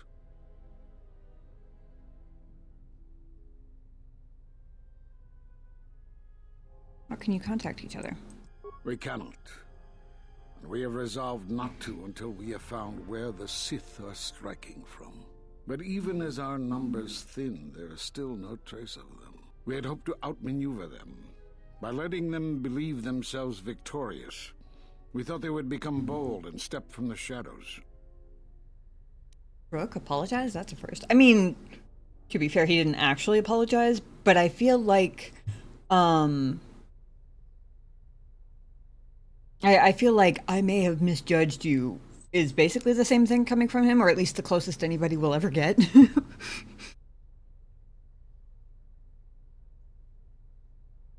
And what then? Then, all of us who remained vowed to meet here on Dantooine. From here, we can plan a course of action and carry the battle to them. But so far, they remain in hiding, and Jedi continue to vanish and die. I've already met with Zez Kyle on Nar Shaddaa. Nar Shaddaa? Why would he go there?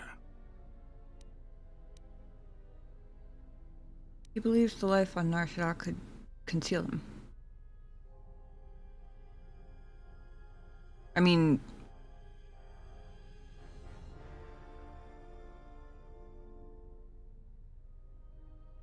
that is what he told me. I was trying to remember if he also told me the second, but it doesn't really matter. It is good that you bring word of him, but you must not speak of it to others. It will only put him and any other Jedi who remain in danger. Must be a way to assemble all the Jedi. We cannot. And we have resolved, but even as our numbers thin, there is still no trace of them. It's the exact same answer as when I asked how they contact each other. That's not helpful. You have more questions for me? This game makes me hate Jedi. What happened to the Jedi? We are at war, but it is unlike any war we have fought before. We have yet to even meet our attackers in battle. Somehow our enemy is targeting us through the Force, striking, then retreating to the shadows. The gathering of any Jedi seems to attract them like a beacon. So it was necessary to divide our forces and conceal ourselves for a time until we could learn more of this threat.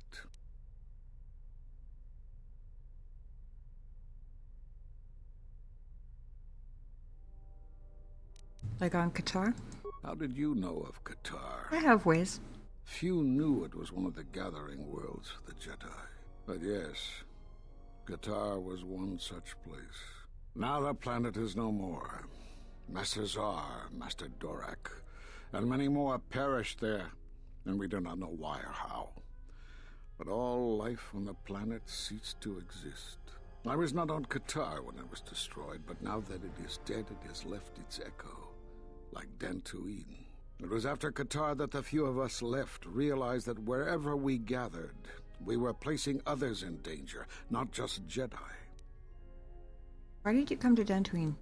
Great tragedies Old battlegrounds. Places of suffering, all leave wounds on the galaxy and in the Force. In such places the deaths of so many echo. So much so that it is difficult to center oneself. By coming here, those echoes serve to mask my presence, allowing me to investigate the ruins and try to find some clues as to who our attackers are. Kind of makes me wonder if there's a Jedi hiding on Malachor, because that sounds like exactly the sort of place. I have ways. Yep, basically. I mean, I do. Not all life was destroyed. There was one left. She happens to be my friend now.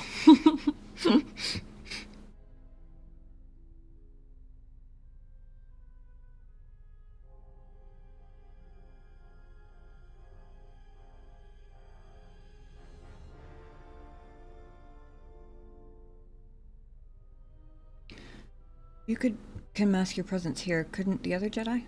The Miraluka world of KOTOR taught us a terrible lesson. Many Jedi gathered there in an attempt to use the Force to find the location of the enemy. Now the planet is no more. Master Zar. I was not on KOTOR. It was after KOTOR. Oops. Shit. I suppose there is something I should show you. It will keep you alive long I didn't mean to enough exit out of the conversation. Now watch and learn. This form is a Taru. Because it is such an aggressive fighting style, you should only use it against single opponents. And don't try using this form amidst heavy fire. Nothing is more embarrassing for a Jedi than to be cut down by a stray blaster shot.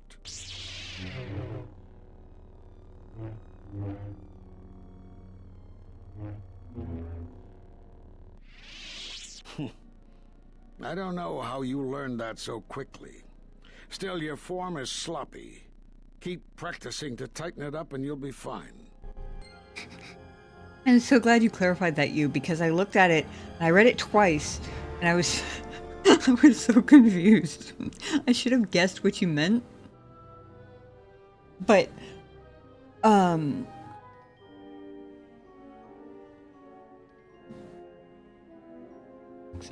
also went away. But I was like, first off, how do you know what my car is? Second off, it's not really that nice. Third off, I'm not that young. And no, I haven't owned a car since I was a baby. What are you talking about? Since he was about 3 months old, yes. He wandered into... I was working at a CVS drugstore at the time.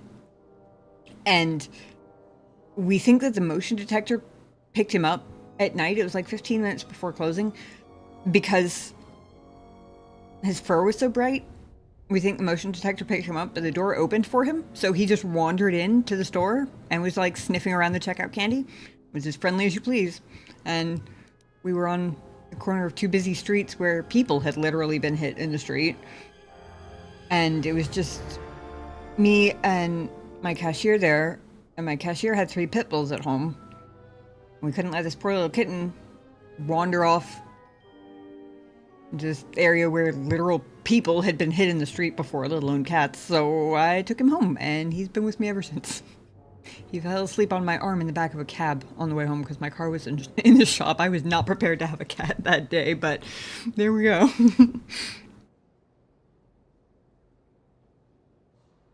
Defender servant, depending on your light or dark side. God damn it. I don't suppose he went back in here, did he? Nope. Okay.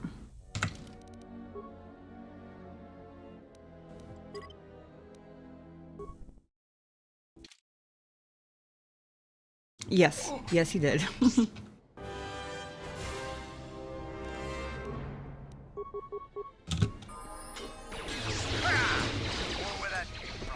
Thank you so much. We are now if you... Khoonda, in any... There, we have We cannot. But we had hoped. Then, but so far there. Nash. It is good. We cannot. But we had hoped. You have more. We're at war. Some the gap. How did you? Yeah. Now the I was not. It was after. Great and such by. The mirror. Now I was not. It was after. You have more. There we go. We were not in hiding, despite what you believe. This threat is striking through the Force. There's a reason that we cannot detect it. It is somehow masking its presence from us. How is that possible? I do not know. There are techniques in the Force that hide one's presence and thoughts from other Force users. But I do not believe that such techniques alone would be capable of hiding the enemies we face. It does not seem possible. Jedi sanctuaries, places of learning, conclaves, many of them secret, have been attacked. That requires that our enemy knew of our whereabouts, or had access to records and holocrons from the Enclave here on Dantooine. Holocrons? There was much Jedi teaching buried here before the planet was attacked. In the hands of our enemies, such knowledge could be used to track and kill Jedi, find other enclaves, gathering places. And so much has been plundered from here that now many secrets of the Jedi have been spread throughout the galaxy. So I did what I could, attempting to let myself be captured. I hoped that it would lead me to the Sith and the stolen artifacts. You find any presence of the Sith on Dantooine? The Sith attacked this place once, and only they would seek the death of the Jedi with such obsession, and be able to be as successful as they have. But the destruction of Dantooine, it is difficult to sense the presence of any Force users here. If any Sith are here, I cannot detect them. That's not the only reason you came to Dantooine. Yes, perhaps I wish to see this place one more time. It has changed much, as I knew it had, but I had to see it for myself. You have more questions for me? I need to know why you cast me out of the Order. Because you defied the Council and followed Revan to war. And from that war came another. Do you know how many worlds were destroyed in those wars? Dantooine, Telos, Sirocco? Do you see now why we counseled caution instead of action? You are the only one to come back and face judgment. But that was because you had lost your connection to the Force. Another casualty of war.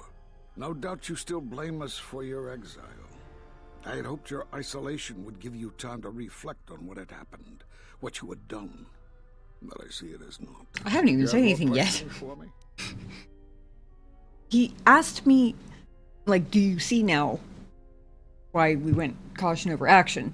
But I didn't even get a chance to reply. So how could he possibly see that it hasn't? What? It doesn't make sense.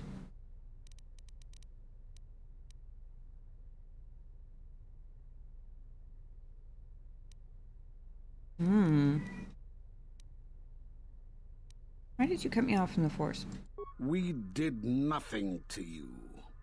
Accuse us if you will, but it will not change the truth. Cutting one off from the Force.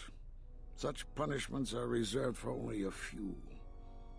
Although it was within our power, we did not inflict such a loss upon you. Your loss was a casualty of war, no more. Something about the way he said no more. I don't believe him, but okay. Then what happened to me? Perhaps that is a question you should ask yourself. It is not something I could help you with, even if I wanted to. I've reestablished my connection to the Force. Perhaps it is Dantooine, but I do not feel such from you. You'd be the nothing first. but what I felt in the Council Judgment Chamber on Coruscant so long ago.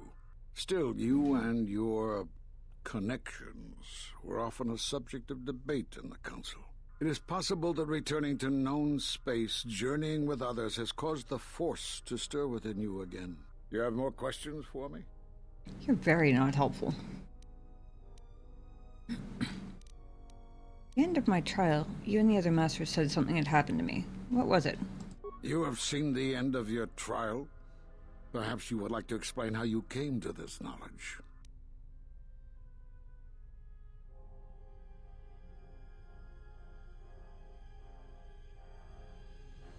He certainly has arrogance in spades, that's for damn sure. And stubbornness. And grumpiness. I heard it in a hollow transcription of my trial. That was intended only for the Jedi Council. What Jedi Council? If what remains of the Council chooses to tell you, then I will abide by their decision and its consequences. I don't think he's going to be persuaded. He doesn't seem like the persuadable type, but I have to try. Don't you think I have a right to know? There is little I can tell you. Master Kavar felt something had happened to you in the war, but all he had was suspicions, not truths. And Kavar was too close to you in any event. He, too, felt the call of war and took to battle more than a Jedi should. His speculations would not help you now, but enough of this. It is knowledge for the Council alone until they choose to reveal it. You have more questions for me? Do you know anything of force bonds? How to end them? Force bonds? Yes. It is the bond that grows between master and student. Are you saying you have bonded with another? Yes, and the connection is lethal. Such bonds normally grant strength to both, but not to such a degree. Are you certain? Perhaps it is merely what you believe. Still, your ability to form such connections, to influence others, was always a subject of discussion, even when you were a student here. Perhaps it is a punishment of a sort. But a bond that ties two lives together, such bonds do not seem natural to me. And with your loss of connection to the Force, it seems such a connection would be impossible. I've reestablished my connection to the Force. Perhaps it is Dantooine. Still, you and your connections. It is possible that returning... You have more questions? Yeah, you said all that already. The Sith have revealed themselves. Have they? I've seen no evidence of them upon Dantooine. Only murderers and raiders. I didn't say Dantooine, did I? They exist. They've already attacked me. Why would they attack you? You are no Jedi. You cannot feel the Force.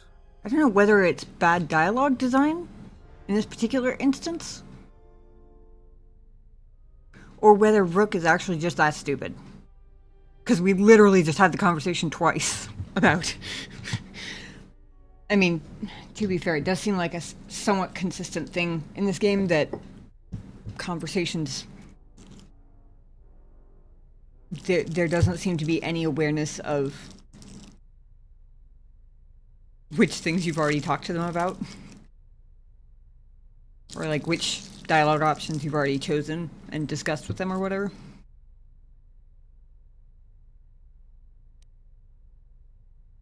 I already know what this option is going to do because I've been through it 3 or 4 times.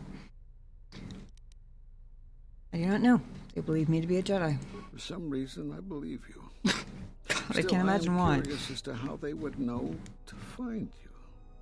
Your trial was not public knowledge. Regardless, these Sith have struck, and you survived. This is more knowledge than I had before.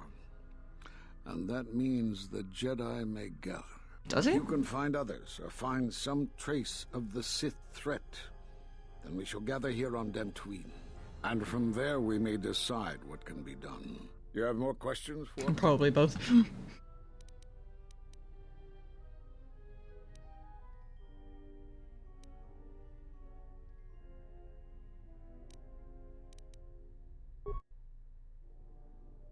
I suppose there is something I should show you. Now watch and learn. This form is a Taru. And don't try using this form amidst heavy fire. Nothing is more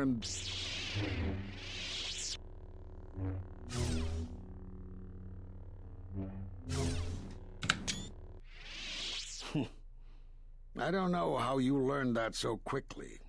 Still, your form is sloppy. Keep practicing to tighten it up and you'll be fine. He just refuses to be pleased by anything, doesn't he? He just can't believe anybody can do anything right.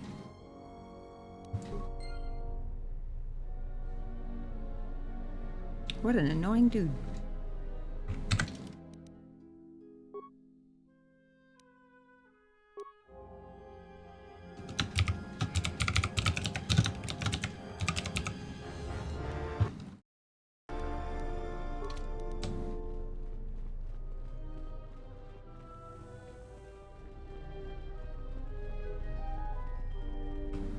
You are always welcome here, Jedi.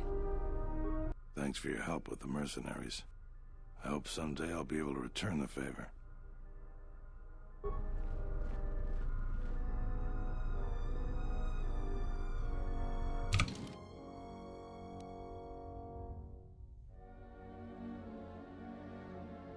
Go back to Gita and tell her this.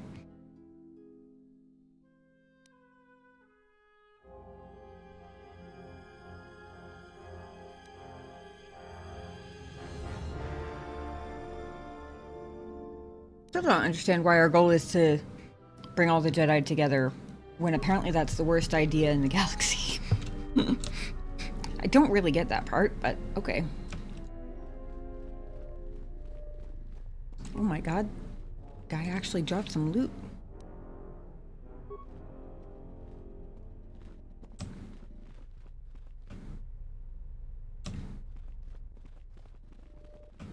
Zeron was right about the mercenaries all along.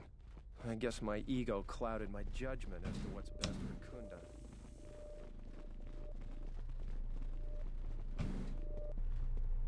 I'll be glad to return to my farm and retire my blaster for good now. They say the Jedi saved us from the mercenaries. I guess we should stop blaming them for the troubles on Dantooine.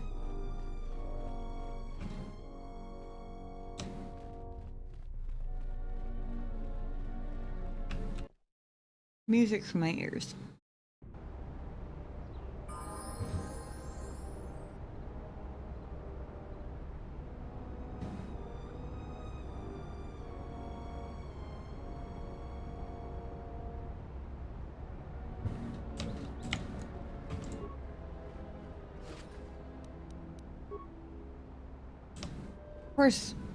Of course.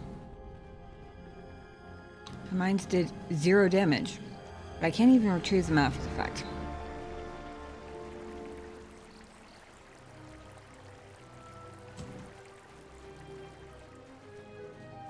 Is there anything to find if I go back to the mercenary camp now?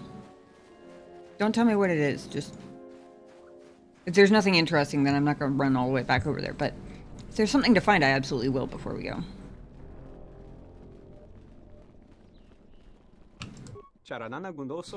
Ah, it's the war hero. Me and my goods, my prices will be low as always, especially for you.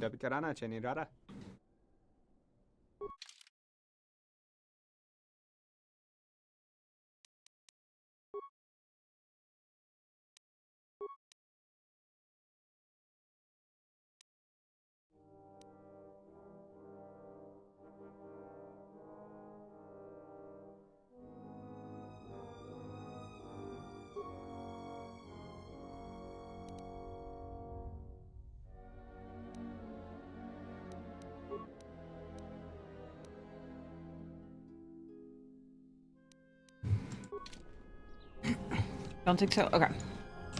Thank you.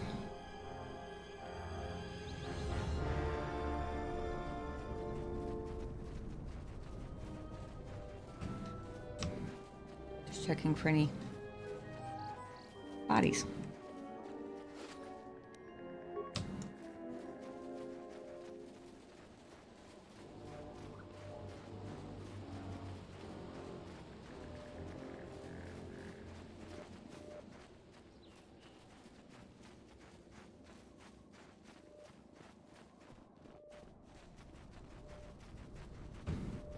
Oh, hey, it's that guy.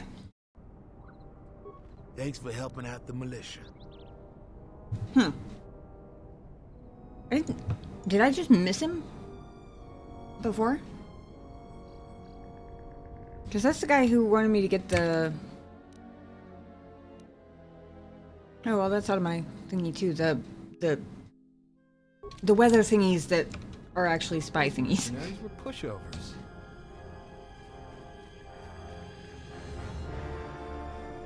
But I didn't see him before the battle.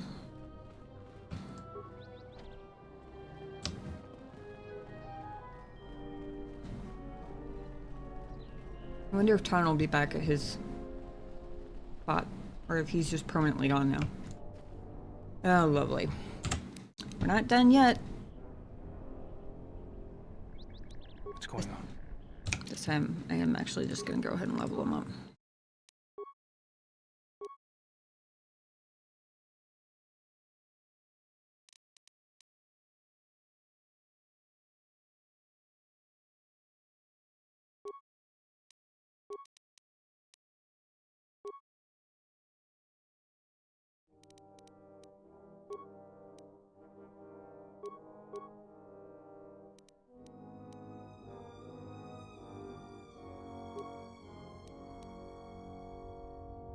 Yeah, the weather sensors.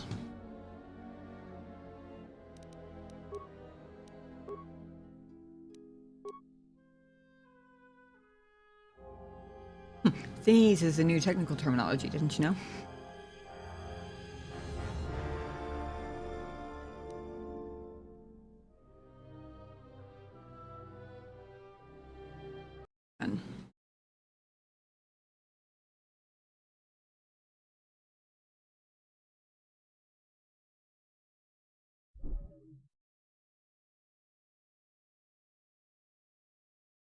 I was just checking, double checking that Mandalore was not one of the ones who could prestige. I was pretty sure he wasn't, but...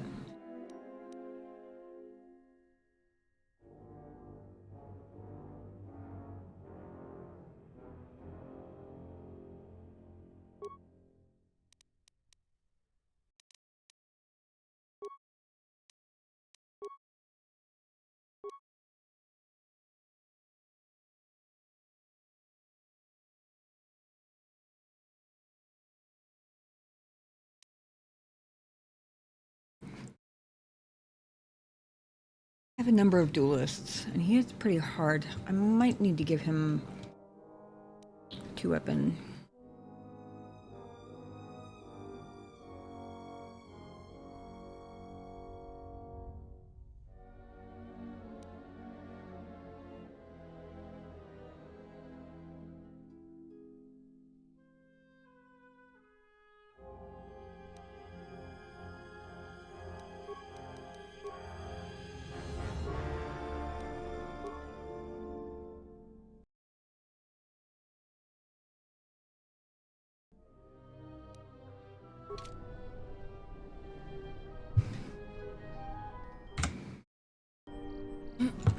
Alright, here we go again. Unnecessary observation. Targets acquired. Annoying recitation. Let us proceed to facilitate communications. Recitation. And bring about the termination of hostilities.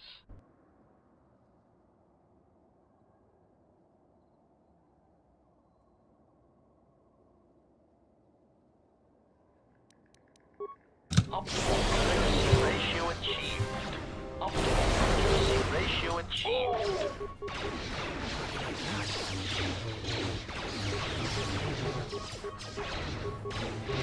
Systems failing, master. Systems failing, master. Systems failing, master.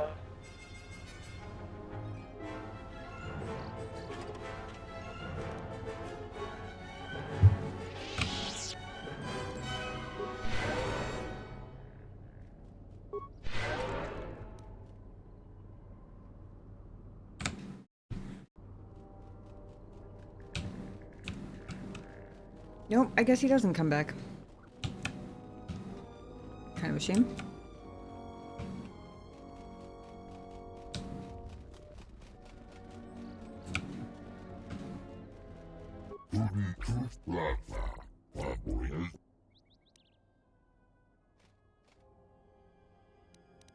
I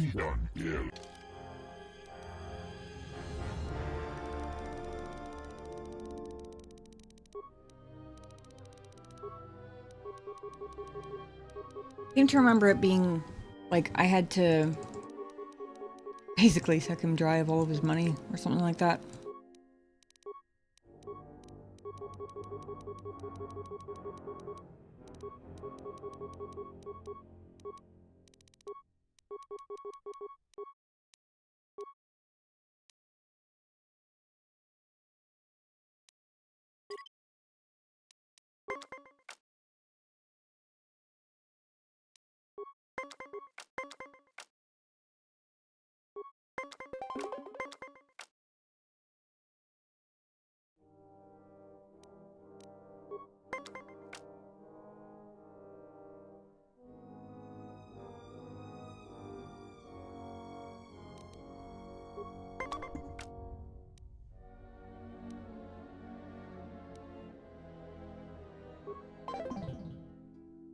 I could have tied, but it would have been a tie, not a win, which is what, and I didn't want to use one of my cards just to tie.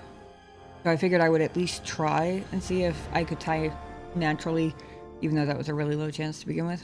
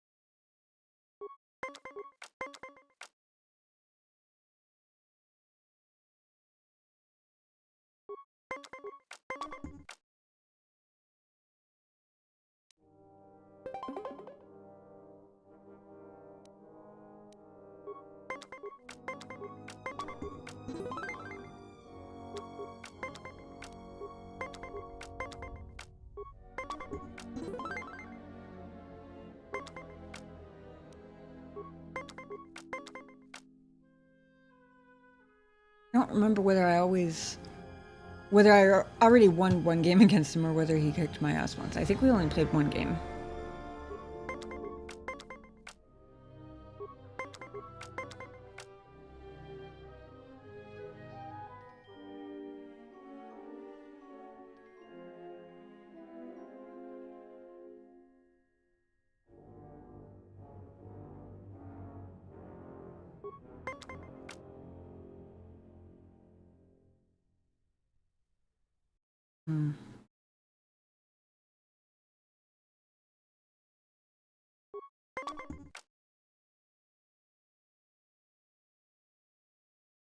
If I use -6, we'll tie. 2 and 4, 1 makes them negative, right? Which is actually going to decrease it more.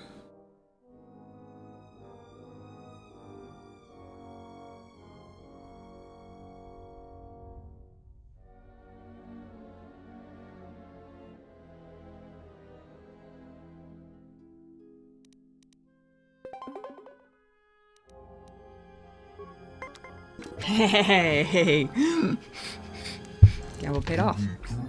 That was a good game. And fortune was with you. I'm eager for another game. If you desire, we can change the stakes. Betting is not very interesting to me. I merely like sharing a good game with someone. I'd like to change the stakes. 3 weeks of playing Pizaka. Fill myself with more credits than I need. You play for many credits or for none at all? You play for your special armor components. I would only wager those if I had nothing else to bet. Yeah.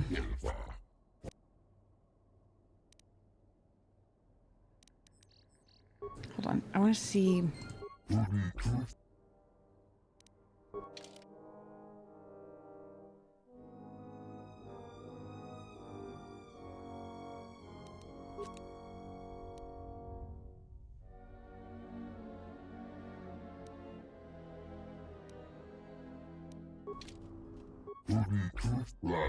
You don't usually talk to the Azoran either.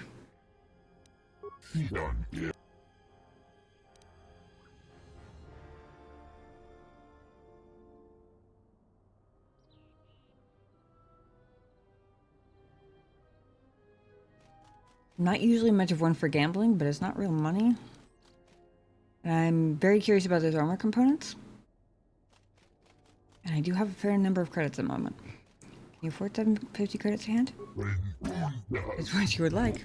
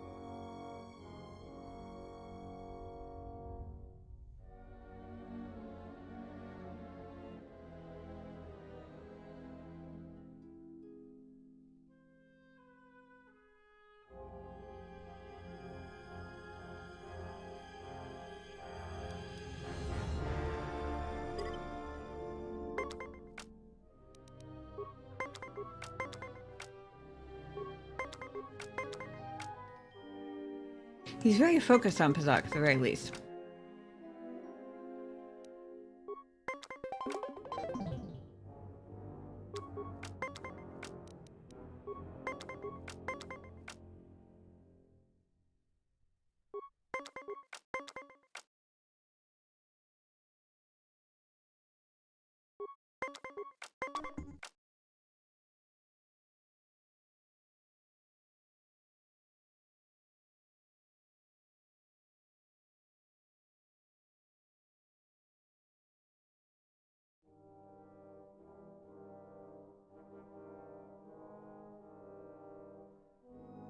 Is it worth it to spend a card brush a tie?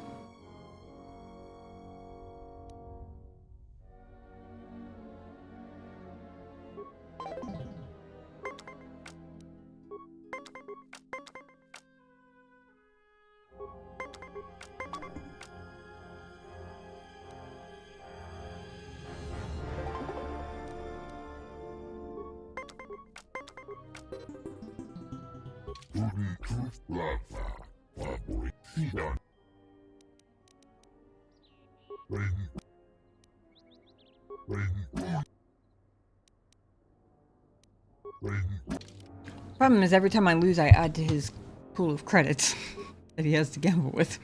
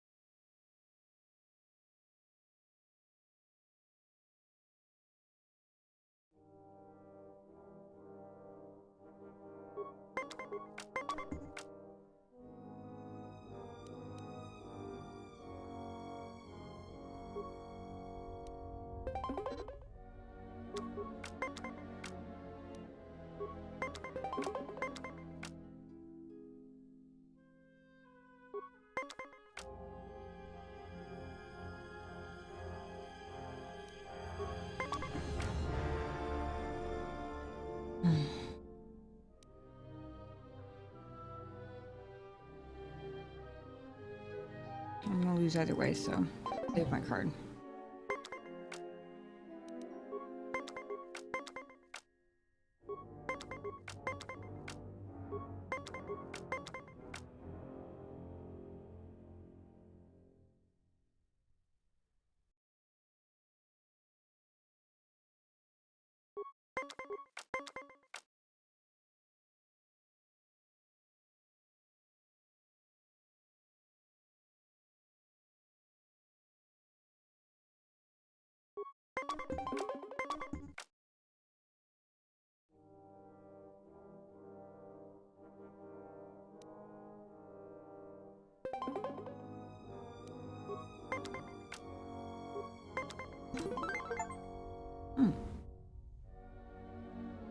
Did I? Oh, I didn't even know about the filled board thing. Neat. I could. That feels like cheating.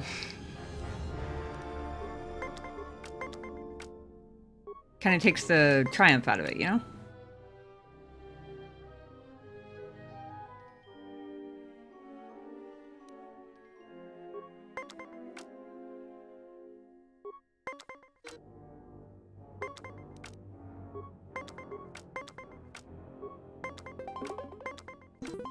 Hey.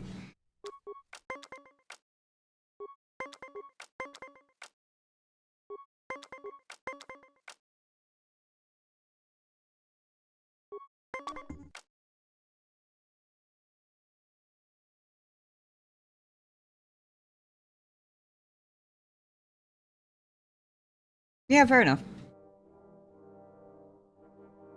I'm in it for the experience, not for the outcome, I guess. That's for combat, not gambling. Right. Combat and misclicks on dialogue options.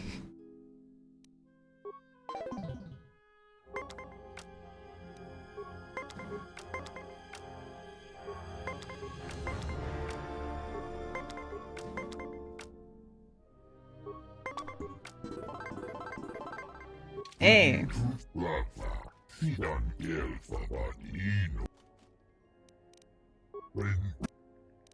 gonna ask him every time.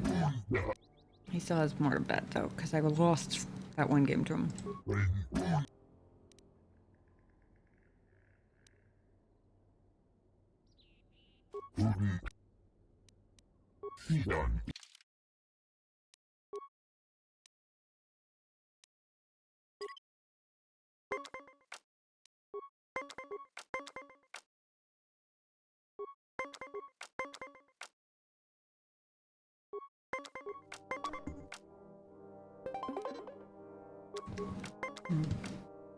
Wonder if I should have spent that card.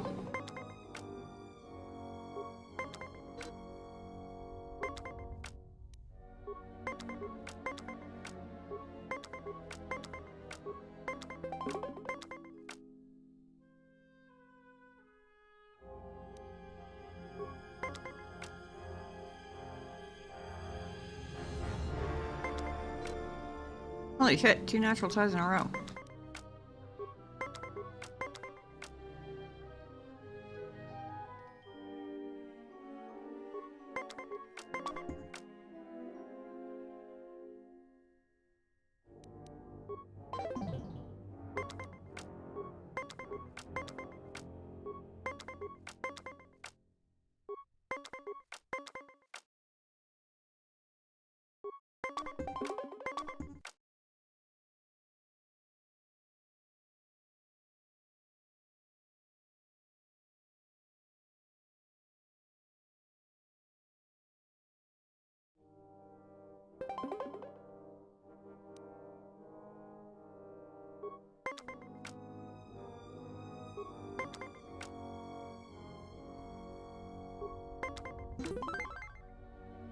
I won the set by filling the board.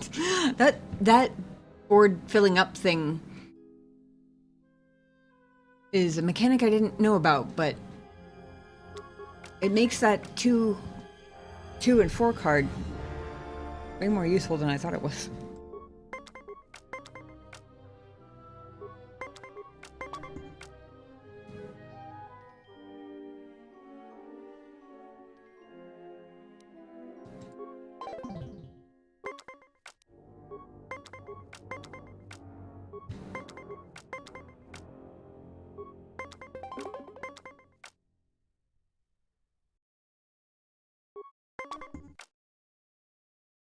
Nope.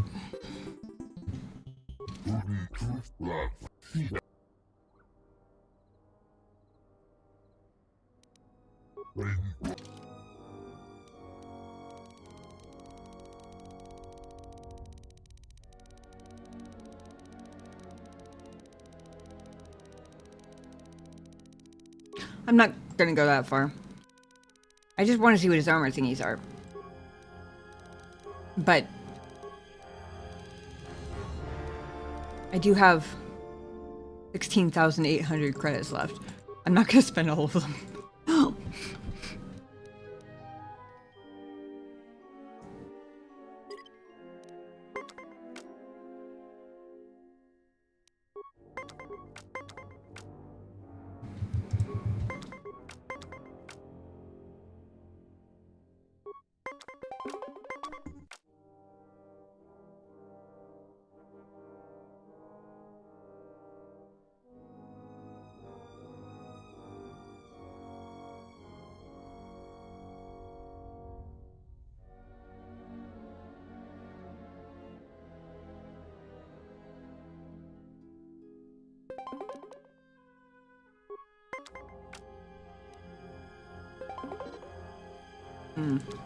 That was too many cards to spend just to tie. I shouldn't have done that.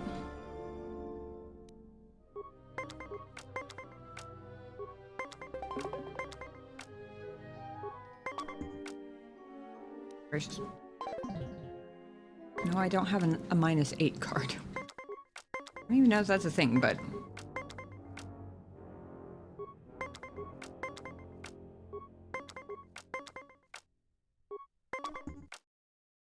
Still don't have a -8 card.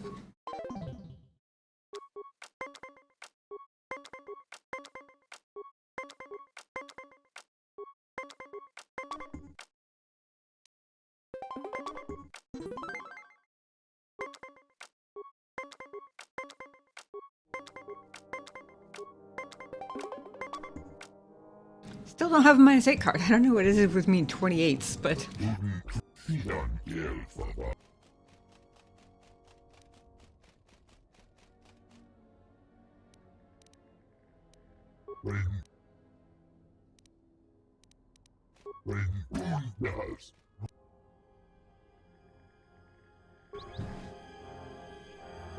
Yeah, no. Problem is, every time I lose, I assume that the credits that I lose go back into his pot of what he can gamble, which means that every time I lose, not only am I not getting closer to the point where he'll wager his armor parts, but he's getting further from that point.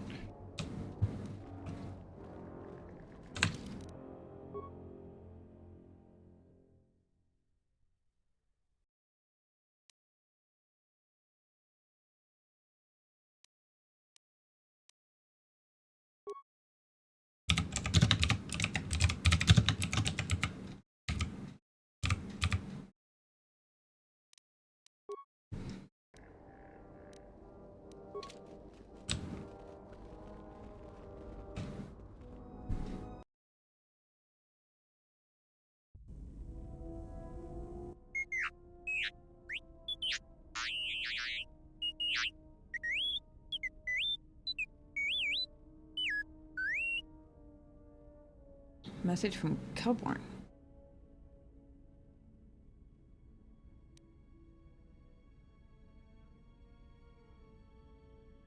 Thanks, T3. Please tell me what Kelborn said. I received an urgent communication for you from Kavar. Return to the camp as soon as possible and I will tell you more.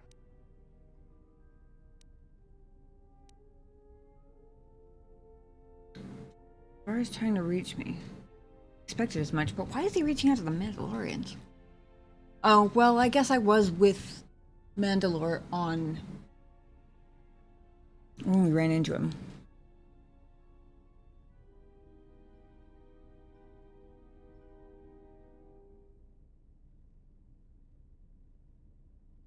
Expected as much.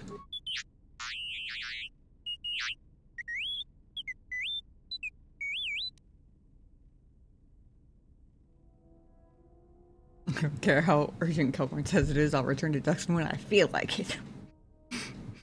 Yes, we should return to the Mandalorian camp as soon as possible.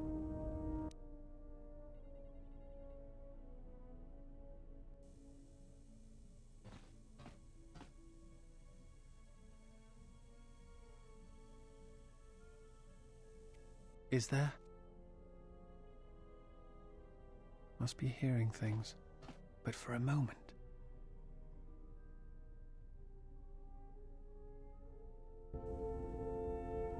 Creepy grumpy grandma.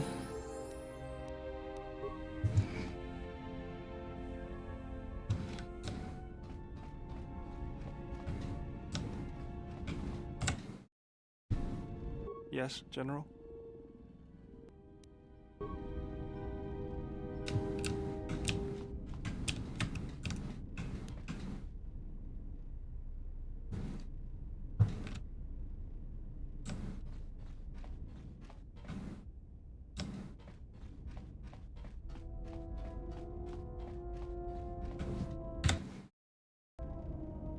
Yes? Have you come with questions? Can you tell me about the unlurk crystal? That crystal is bonded to you. Through you, it acquires its character and strength. And through it, your power is enhanced. Should your power increase or your resolve change, speak to me again about this matter, and I will help you refocus your crystal. Is there something else you wished? Hey, son, how's it going? Building a castle. Cool. Great messing with Disciple.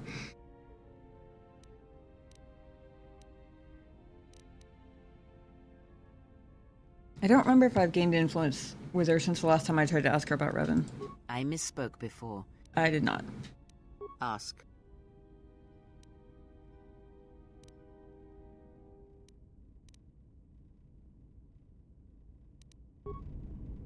Yes?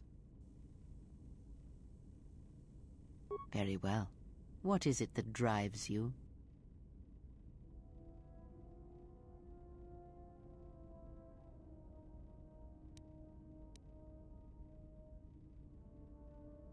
Bond we share. I would know more about it.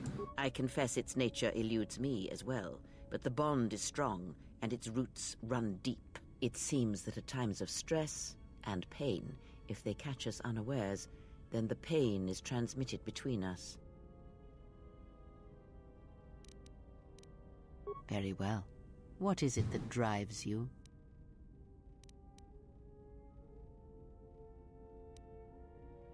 Very well. Of which did you wish instruction?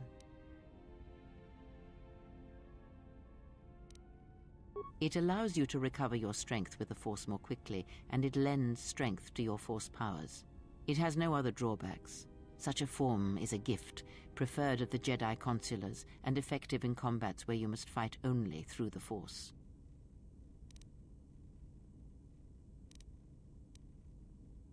Very well. The Jedi practice many forms, many styles of lightsaber combat. It is good to know them, but not to rely on them. You may have already felt the Shicho. The simplest of the forms return to you as your skill and perceptions have returned. Others may come with time, with experience. What do you know of the Makashi technique? Ah, a technique that helps one resist the Force attacks of an enemy and also is excellent in lightsaber combat. It does more damage, but it leaves you vulnerable to other attacks. Use it against others wielding the Force or lightsabers, but not against anyone else. Others may come with time, with experience. Familiar with Ataru? Ah, one of the techniques you've learned from the Masters. This technique is good against a lone opponent, and you will find your critical strikes are more effective, but you will be vulnerable to almost everyone else you are fighting. Others may come with time. Ask.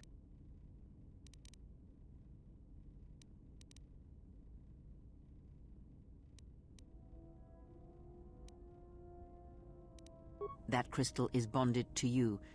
Should your power increase or your resolve change, speak to me again about... Is there something else you wished?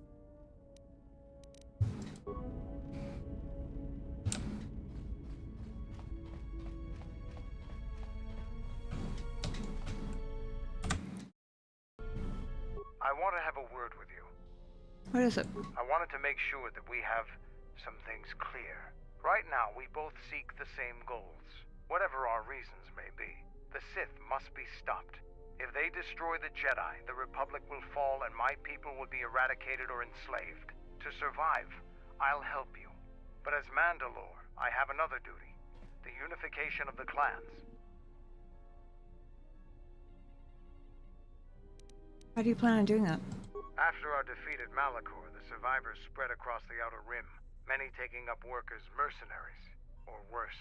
But they cannot have fallen so far that they will not recognize a new Mandalore has been chosen. One who will restore our people to glory. I'll fight beside you, but I'm warning you, don't get in my way. I'm not asking for help. I'm just asking you to let me do this. Cross me, and I might have to reevaluate our arrangement.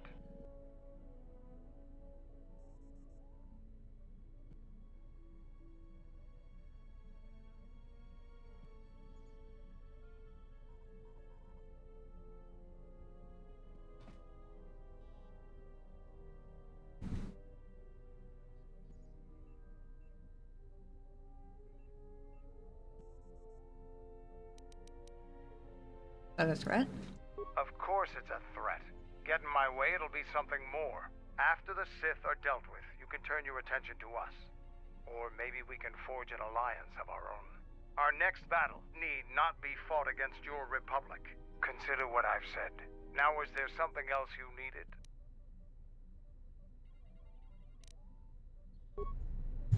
Interesting.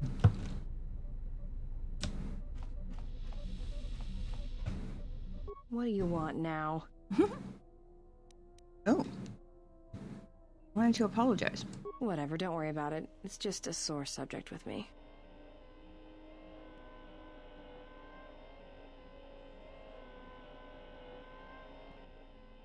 Still, sorry you lost your family at Malachor. Yeah, well, they're dead. That's how that story ends. But not everybody's story has to end with losing their family or their loved ones. And not all the bounty hunting I do is for criminals or killers. What do you mean? There's a lot of lost people out there. Scattered ever since the Mandalorian Wars. And sometimes, it's like you can almost hear them. Like an echo, calling out for each other. And maybe, just maybe by finding them, I can start putting the galaxy back together. Haven't been party when you encounter groups of Mandalorians. Yeah, no kidding. I mean, he pulled all the Mandalorians out of the mercenary group before we had to fight them with the town. That was useful.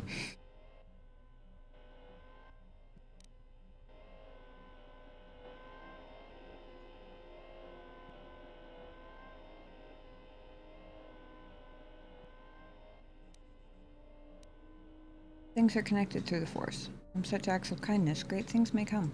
Maybe. We'll see. I don't even know why I'm telling you this. But you're not getting anything else out of me. Fair enough. Fair enough, I had some questions for you. Shoot.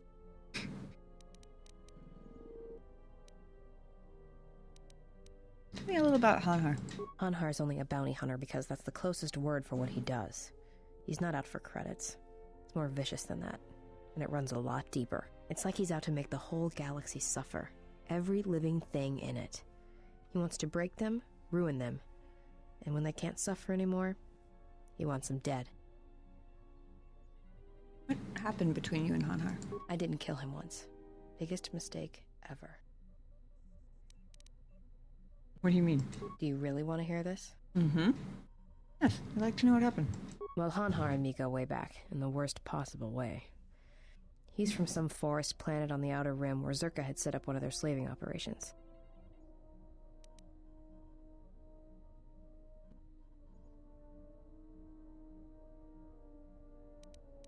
Do you know the name of its homeworld? I don't remember the name. Something with too many K's and Y's. Sounds like you're gargling Ronto spit when you say it. Kind of. You know what species he is? No idea. He's just Hanhar. I hope there aren't any more like him. I get the impression he's not a good representative of his people, though. He's the equivalent of a mad calf hound among Rontos. Some of Voga the Hutt's men say Hanhar killed his own tribe, but those two crud thugs lie every time they open their mouths, so who knows? So he was a slave? Well, not for long. Once off planet, Hanhar escaped from the Zerka slavers, then killed them all. Why was he wearing those cuffs? I don't know. I always thought he just liked using them as weapons.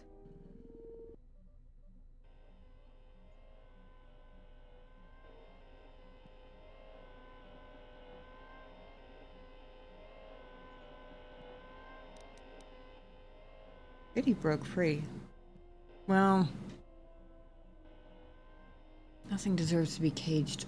My literalist brain, as soon as anything gives me an absolute, like everything or always or nothing or never, my brain immediately starts stubbornly coming up with exceptions. Just because. But metaphorically speaking, nothing deserves to be caged. Well, before you get too proud of him, Hanhar figured Zerka had the right idea. I don't think he understood the concept of slavery before, at least on the scale that Zerka practiced it. But now he did. You ever hear of Dursan 3, or the ID cluster colonies? Weren't they destroyed? Right. That's because Hanhar happened. He makes what happened to his homeworld look like an exercise in community building. He's not a bounty hunter. He's a slaver. A predator. It's like he's out to enslave or kill every human in the galaxy, like he's trying to settle some huge score or debt.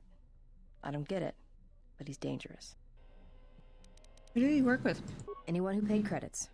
And sometimes he just hunted humans for sport. The ones who survived, he sold to the exchange, to the huts, to anyone who'd buy bodies, living or dead. He and Voga used to do big credit transactions. That hut really liked the look of unwrinkled humans for some reason. Didn't make him too popular with the other huts, let me tell you. So how do you factor in? I was prey. And not only did I escape, but I saved his life while doing it. He's been hunting me ever since. So he wants to capture you? I don't pretend to understand it, but among his people, they have these codes of honor. But somewhere along the line, Hanhar's got twisted. His people form these things called life debts. If you save the life of one of them, they pledge themselves to you. Doesn't sound too bad. Well, with Hanhar, he can't escape that life debt. It's bred into him.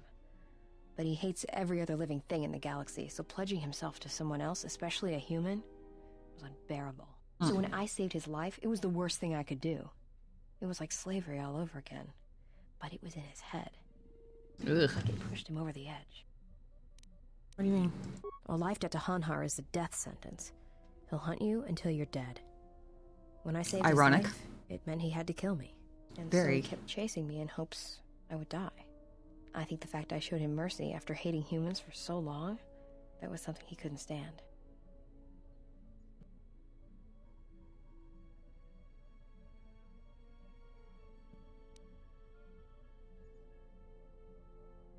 What if someone else saved his life? Would he try to kill them? Probably. But if he had multiple life debts, especially to humans, Hanhar would probably go mad. He was angry before, sure, but he'd be 10 times worse if that happened. Worse? Hanhar's tough. Really tough.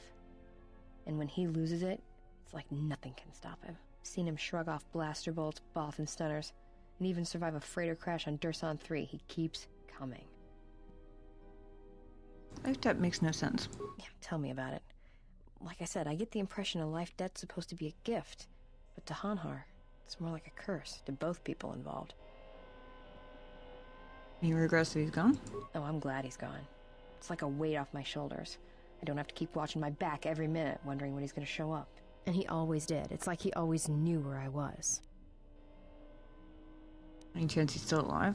Trust me, if he was still alive, he'd be chasing us even now, waiting to ambush us when we least expect it. And he always shows up at the worst possible time. He was one of the best bounty hunters on Nar Shaddaa. Hanhar never gives up on his prey. Or his life debts. He's a hunter. He's a natural predator. So how did you save his life? Well, as happens on Nar Shaddaa, I made someone mad. Mad enough for them to send Hanhar after me. Turns out they were even able to get him cheap. He'd heard about me and wanted to hunt me down, for sport. He didn't think I'd be much of a challenge. And you proved him wrong. Well, he tried to box me down in vents beneath the Nar Shaddaa docks, and he'd set one too many proximity mines to cover the escape routes. Why use mines? I think he'd hoped to drive me into the mines and then let them do the work. Or that I'd be too scared to try and walk through them. Thing is, I knew Hanhar's supplier, and the trigger signatures for the mines. It was pretty easy to broadcast a signal to blind their sensor receptors for a minute or two. Clever I figured girl. it would buy me enough time to move through them and get away. Sending out a jamming signal for proximity mines isn't a simple trick. Apparently I know that. No, it isn't. I spent most of my childhood hauling mines and munitions. Got to know my way around them. If I hadn't, I wouldn't be here right now. What happened with Hanhar and the mines? Like I said, I disarmed the trigger fuses for enough of the mines to get by, temporarily. And Hanhar was pretty fast on my trail. I just made it to safety when he hit the first one. The blast leveled the entire ventilation section, and Hanhar was caught right in the middle, and he survived. Barely. Barely? He was crawling around, blinded from the flash and the plasma burns. And it happened so fast. All the blood had been scabbed and crusted from the flash. I had the drop on him, and even blind, he knew it. He could still hear me. My ears were ringing from the blast, but I could hear him. I think he was begging me to let him live. His voice, it wasn't a roar, more like an echo of it. I suppose I should have killed him, but I couldn't do it. He was in pain, and he was helpless. So I dragged him out of there enough to get him to safety, and he kept hunting me ever since. He said he'd pursue me to the edge of the galaxy. No matter where I ran, he would find me and break me. that I would always be prey. Oh, what thanks?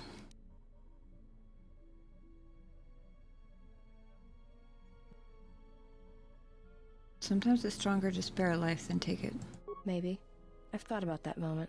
A lot. Wondered if I would do things differently if I had another chance.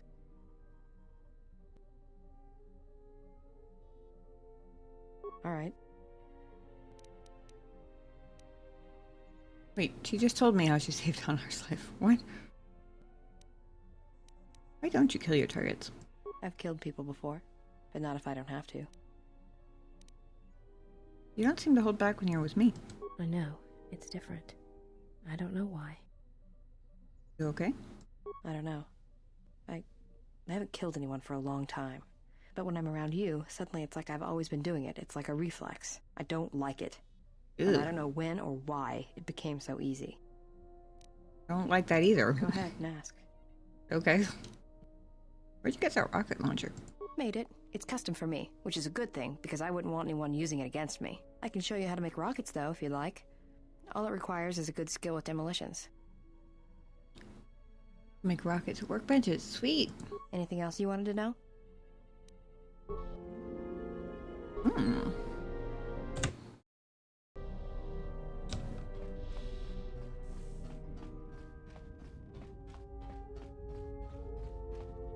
Something up?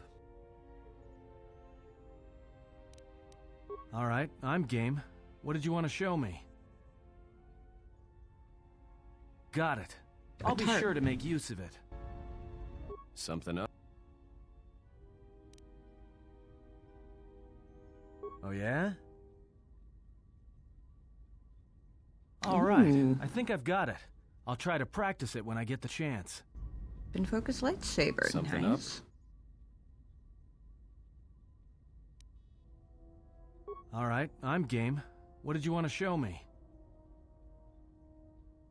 All right, Something up? Oh yeah? All right, let me have it.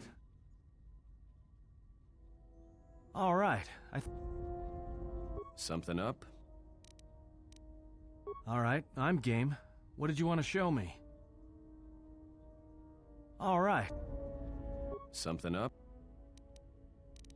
All right, what did you want to know? Apparently nothing.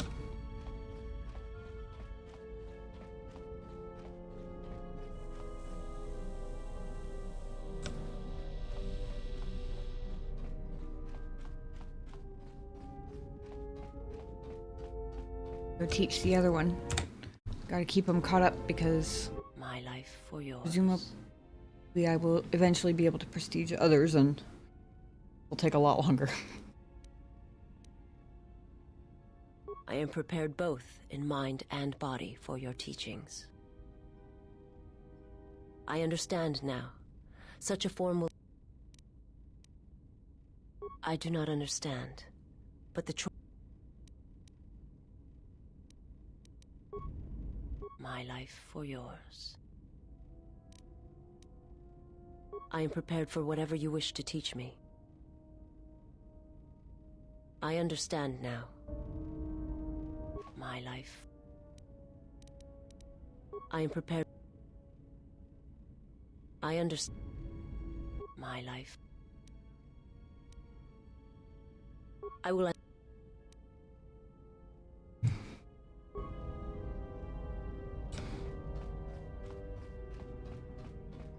Okay, there's one other particular conversation I want to have.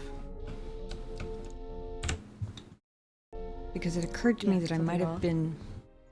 I was hoping we could talk. Talk? About what? Do you understand men? Sure, they're easy. That's why I dress like this. When they're looking down to check you out, you can usually smash them on the base of the skull or deliver an uppercut that knocks them flat. Clever girl. Make it sound easy. It's simple. When you want a man, you jab him with a Bothan stunner, then while he's screaming in pain, slap some stun cuffs on him. Then starve him for 2 or 3 days until he becomes open to suggestion, then double check his bounty and see if he's worth anything.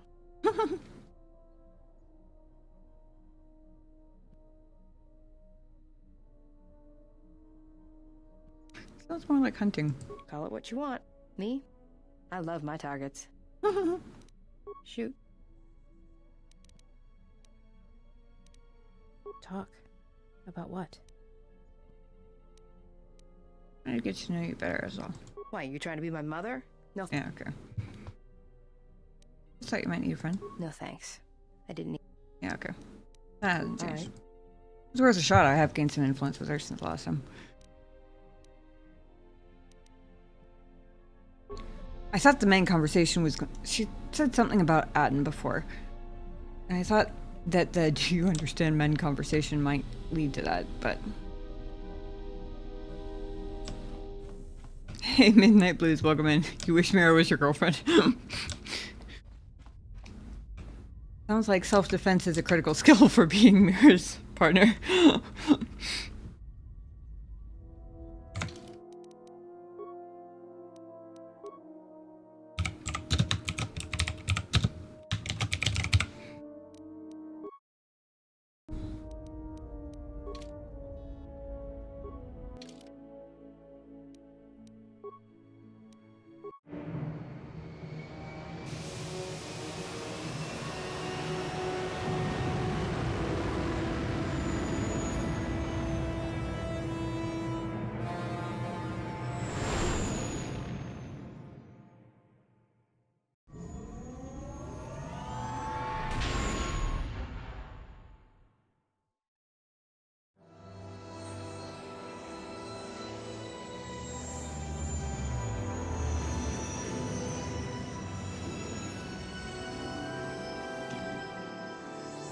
Thank you, Atten. That was a much nicer landing this time.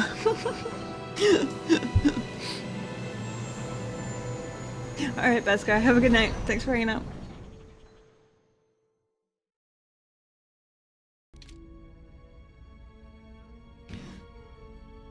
Well done on the piloting, Atten. Nice smooth landing. Appreciate that.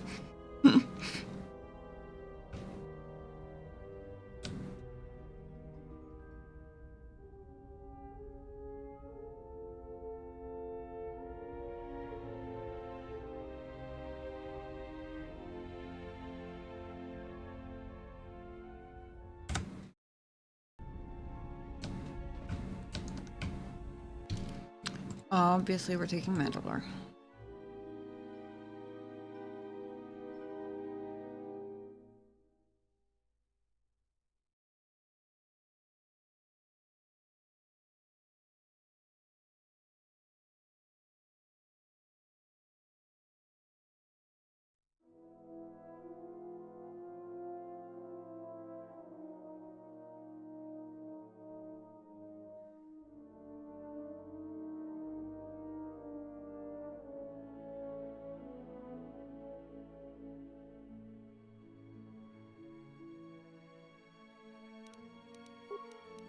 Just because I haven't taken them out in a while. If I need to switch to Baldur or Mira, you let me know. Just say the word. I will do that, but...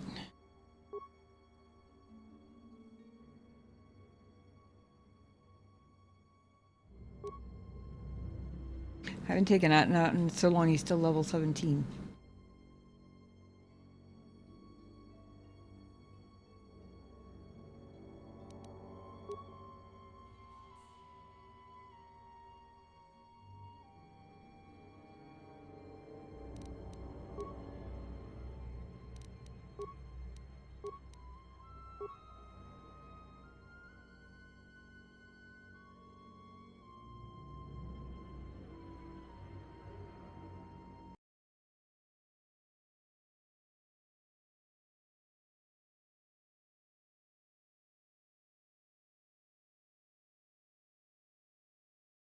You're deeper in the jungle? Very specific place you should bring Baldur? Okay. So that nobody feels the need to spoil when, and I don't get paranoid about asking. I might just level Atten up and then switch back to Baldur. Since we are indeed on the jungle planet. Thanks for letting me know. Appreciate that.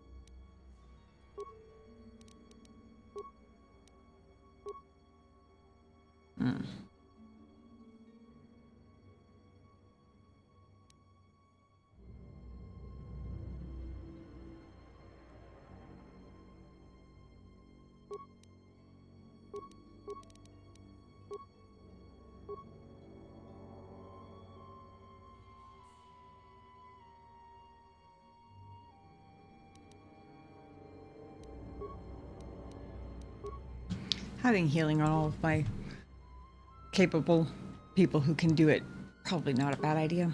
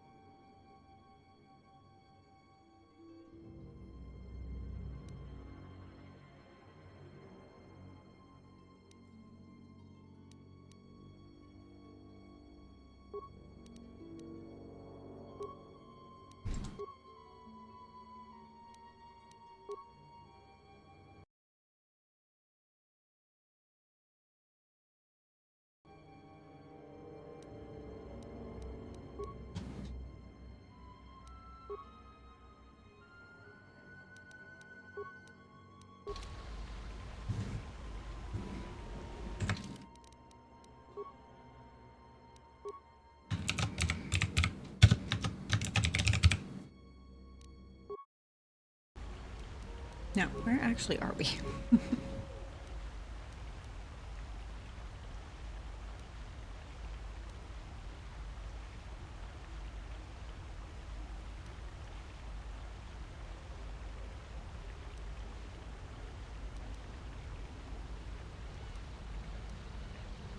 He landed us all the way on the opposite side of the frickin' moon, didn't he?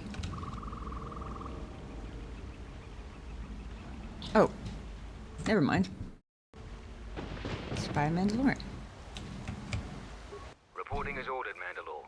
I can take you wherever you need to go. Oh, that's nice. It's up to you, Jedi. This soldier knows the terrain. He can get us where we need to go quickly, without needing to blast our way through herds of Canucks. Thank you. Let's go. Follow me, then. Hey, what's up? You received my message, then. A man named KOTOR wanted to get a hold of you urgently. He said that the Queen had arranged safe passage to Onderon for you, but I don't know how good their offer is anymore.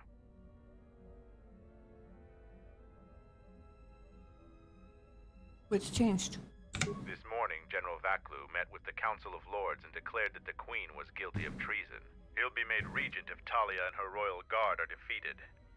The military is divided on who to support. Oh, boy. Civil war has fallen on ISIS. So I came all this way for nothing. How can we help Queen Talia? I doubt that Queen Talia and her advisor will survive until nightfall. The balance of forces seem to favor Queen Talia. The royal palace is heavily fortified and defensible, and most of the soldiers are loyal to her. But Vaklu has new allies, Sith soldiers and their masters. The war has also driven the caged beasts in the streets mad. Braylor and I both concur. She doesn't stand a chance. You underestimate the Force, Mandalorian. I sense that we may still get to Master Kavar in time. I sense there is something stirring on the moon itself. Tell me, have your senses picked up anything from Duxon? Yes, we have. How? We picked up some transmissions from nearby in the jungle. Zuka's satellite relay has also picked up several shuttle launches with old Sith transmitter IDs. Some sort of staging base, perhaps. The Sith forces must be stopped. Otherwise, the Mandalorian is right. Master Kavar and Queen Talia won't survive this day. Dividing our forces at a time like this is foolhardy. And this is why a common soldier will never triumph against a Jedi. Your military tactics are nothing compared to the Force. It is essential and inevitable that we face both enemies at the same time.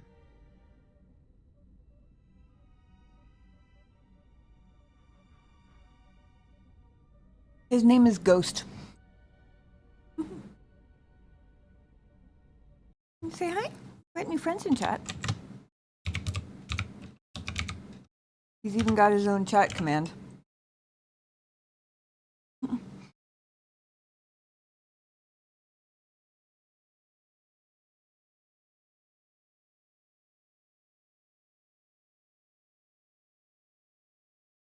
The little puppy cat. He follows me around like a puppy and has entire conversations with me, and occasionally comes to announce to me that he has woken up from his nap, just so that I know, I guess. It's very freaking cute. Miss you. And very freaking floofy too. Yeah. An indoor snow generator all year round, aren't you? Glow in the dark cat over here. Can I put you down so I can have my arm back?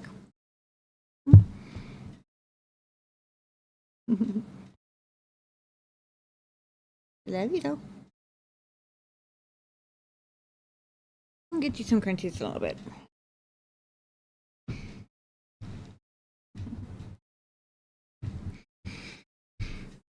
I have to lead the group heading to the Royal Palace, don't I? You are correct. You must She choose sounds surprised by who that. will lead the expedition through the jungle to find our enemies and defeat them.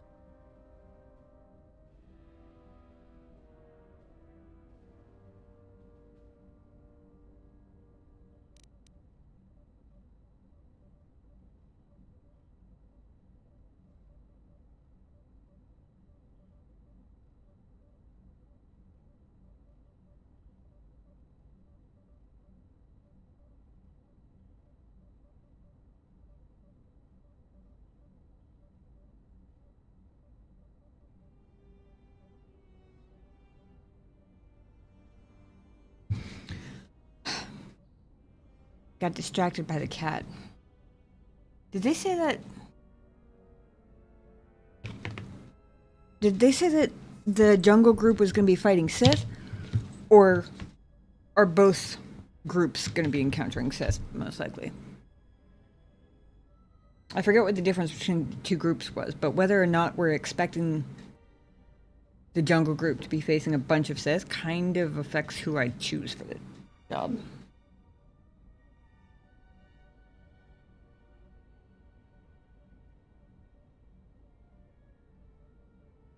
Yeah, I got that part. The part that I missed was their description of the two enemies that we're facing and who's where. That's the part I'm trying to clarify.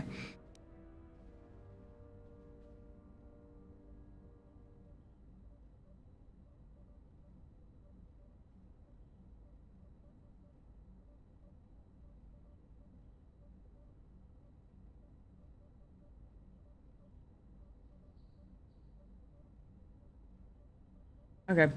I wasn't so much asking for like a tell me who I'm going to fight spoiler, just a recap of what she just said, because I got distracted by the cat halfway through her sentence and I missed a couple lines of it.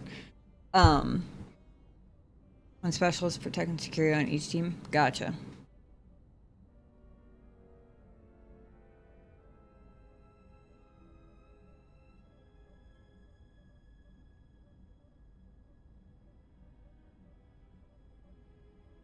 I was mostly debating because if they were saying that if we're expecting to fight Vaklu's forces with my team, or my part of the group, and the Sith are the other enemy, I'm trying to like piece together what she said right before the whole conversation about taking on both enemies at once. Like who was where. Because if his Sith forces are in primarily in the jungle, or if that's who they're going to deal with. Then I want to send somebody who has... I want somebody force sensitive leading the team, I think. Jungle assault team will need second strongest character in combat. Oof.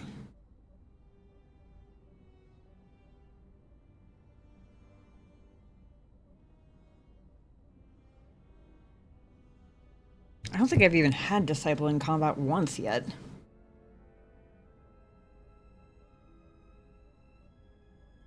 Honestly, my second strongest is probably Mandalore, but he's not an option. I'm thinking Mira. Under the premise that I'm keeping Bowdor with me, and he's kind of squishy anyway.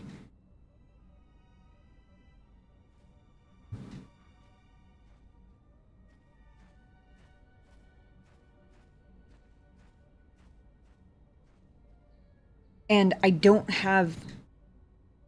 genuinely don't think I fought a single combat with Disciple yet.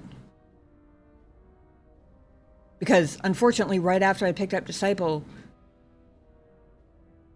I learned that, like, 90% of Bowdor's influence opportunities required him being in the party. And that, like, 90% of Disciples were just, like, on ship dialogue. So I haven't brought him out yet. So I don't actually... I mean, he might be my second strongest, but I have no idea. And that seems an awfully risky thing to guess on.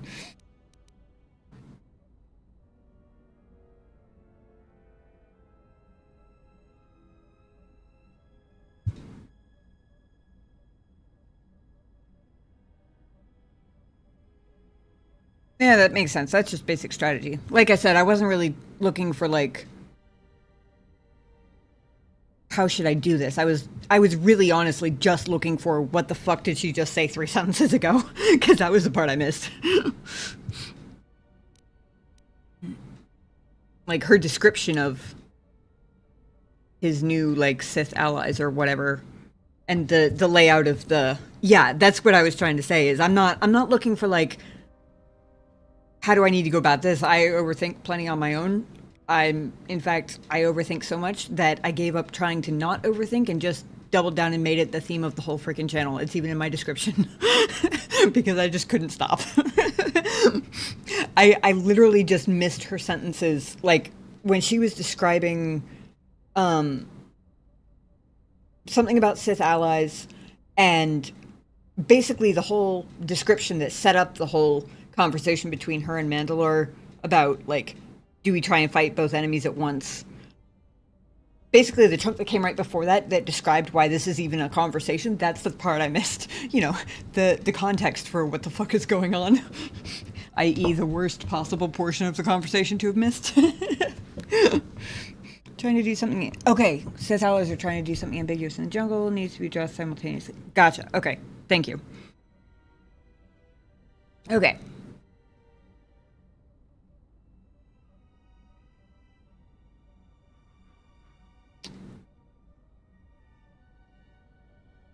I have mixed feelings about detection by Mandalorian Sun Scanner. Gotcha.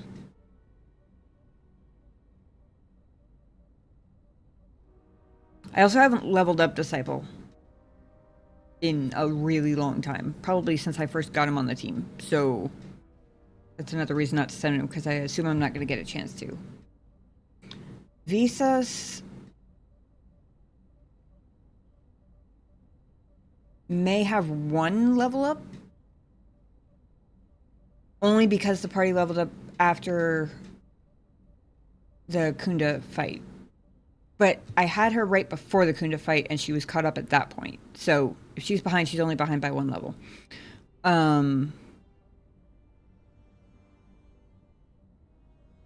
I'm thinking either her or Mira.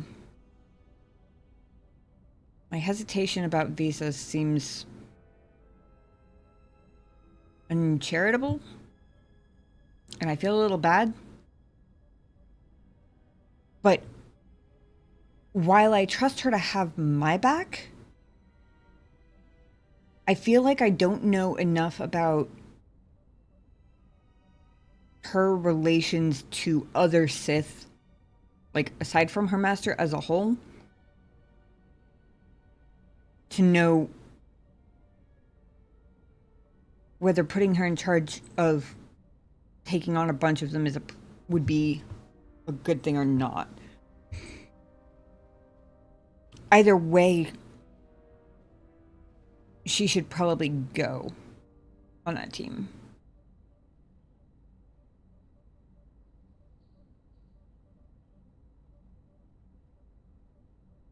Because out of the list that they've given me here, it's either her or Mira, I think, who are my strongest, my second strongest characters.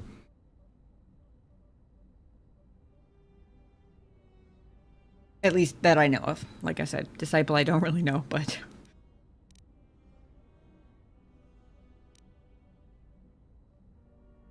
Normally I would default to Atten because he's actually led part of the team on quite a few adventures before. Nar Shaddaa comes to mind. Rescuing my ass from a yacht comes to mind, you know, but in terms of like durability in combat, he's not as squishy as Bao-Dur, but he's a persistent one. He falls down, but he gets up again. You're never gonna keep him down, but he does go down semi-easily. So...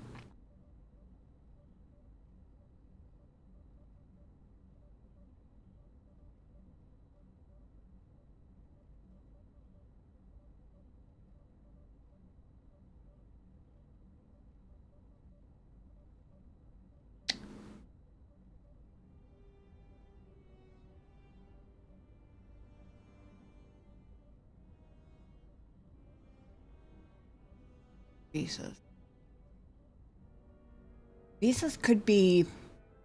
Assigning her as the leader would be interesting, because I'm not sure Kreia would approve, but it would be a public vote of confidence in her loyalty, which is to everybody, including her, which could be interesting.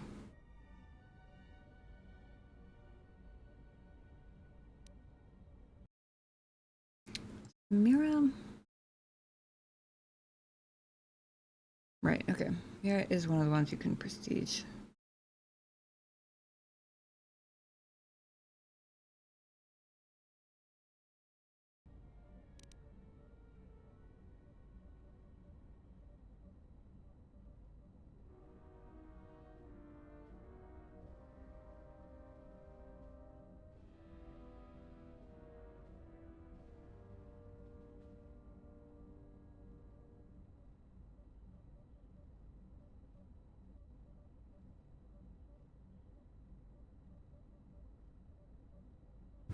One other thing to consider while I'm overthinking everything, is that Visas doesn't actually, now that I'm thinking about it, seem much like a leader. She seems far more at ease with the follow and serve sort of role, to the point where she keeps trying to put herself in it, despite my protests. So...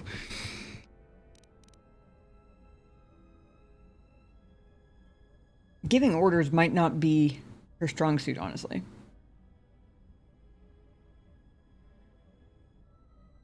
I think we're going to go with Mira. We're probably going to send Visas with them, but Mira's survival skills may prove invaluable to that group. I'll do it, but you're still my bounty.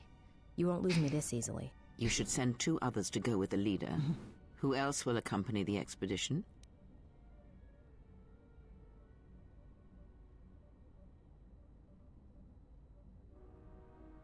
Oh, I forgot all about Goto. I've been neglecting the droids a lot, actually. Oh.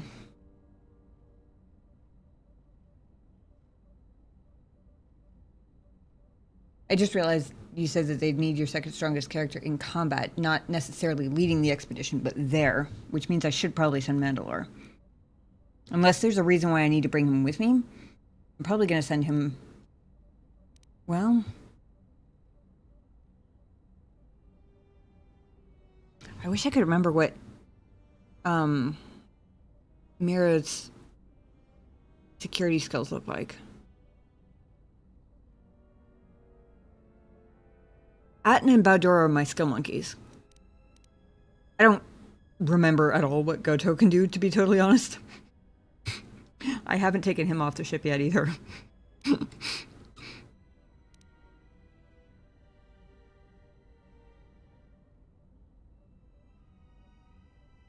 I should, because from a meta out of game, like, intriguing characters perspective, he is interesting. From an in-game perspective, he's annoying as fuck. And the one hasn't managed to overcome the other yet.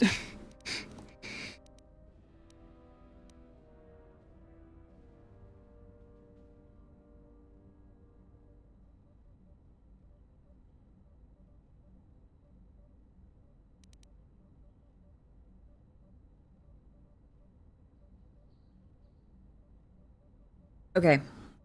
I'm going to ask two very simple yes or no questions. Specifically because I am trying to avoid major spoilers while not fucking myself over with my overthinking. First question. Is there any risk of permadeath for any of these companions who I'm sending in the jungle team?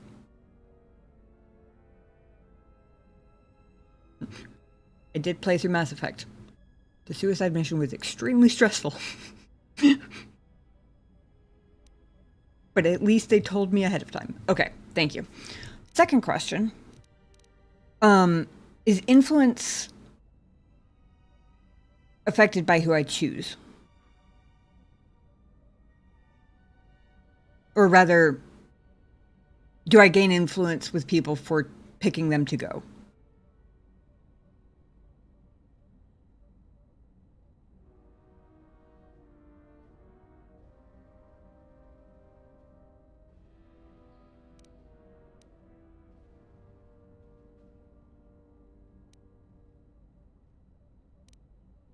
Unsure, leaning no. Okay, thank you. I appreciate that.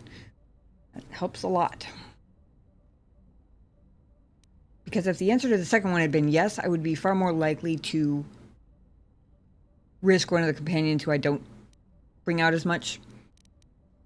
Even if they are not fully leveled up or whatever. I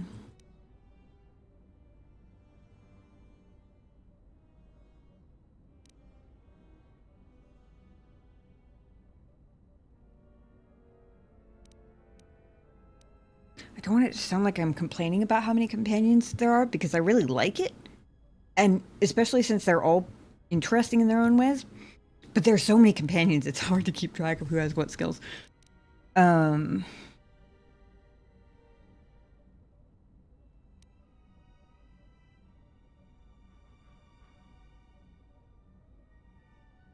leading the team. I think she has decent security. It's stealth that she doesn't have that surprised me, because I expected that she would be a stealthy type, but she wasn't. I seem to remember having the impression that she was very roguelike, except for lacking the stealth. If I'm remembering that correctly, then I can send Mandalore and Visas for AoEs and support.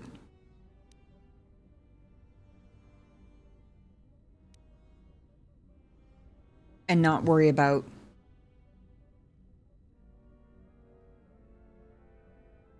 lacking too many skills. Mandalore has decent demolitions, because I just leveled him up.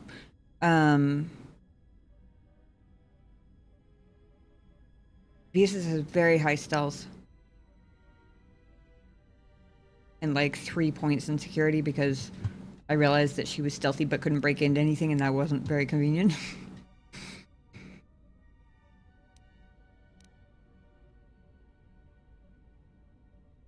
Excellent choice. And who else? Mandalore.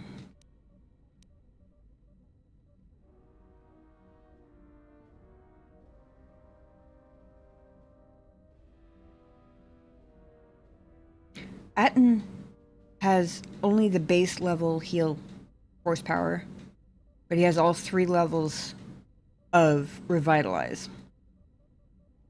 Like Master Revitalize. Visas has, I don't remember whether it's improved healing or master heal.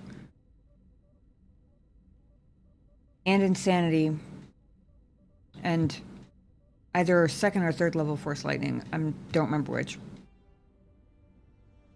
But I don't think she has revitalize at all.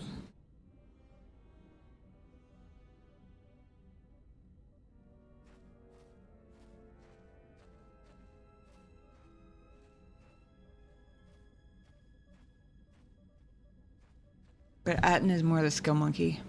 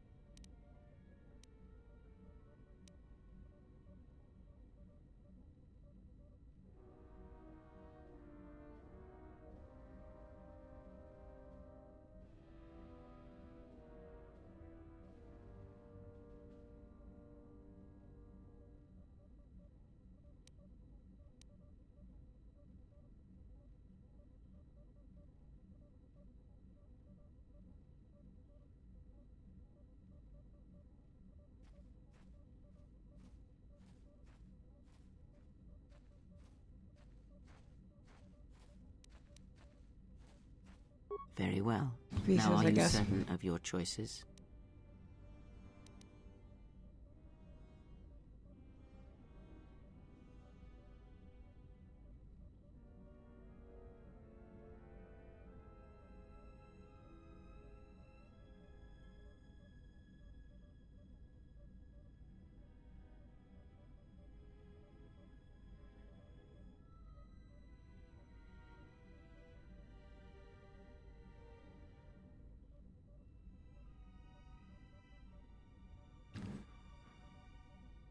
Yeah. Mandalorian warriors will go with you to find the enemy camp. Just let me know when you want to head out. If you need supplies, talk with Kex. After you get into the jungle, you might not have another opportunity to stock up. Let me know if you want to go now.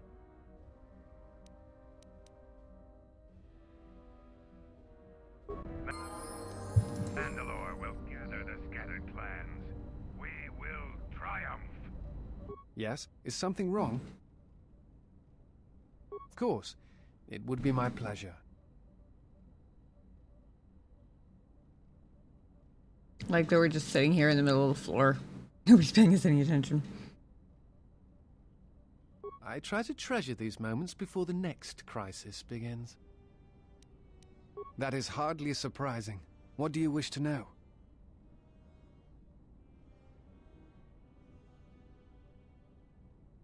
I've asked him this before. I don't remember if I've gained influence with him since the last time. Train you to feel the force again. I think you are right. It is time. Oh! I have watched I you. guess I have. You have become strong in the Force again. But that is not all. You have achieved a center in the chaos around us, and I have felt it, my master. The one intended for me, left to fight in the Mandalorian wars. Now she has returned. And I ask her now if she will train me in the ways of the Force.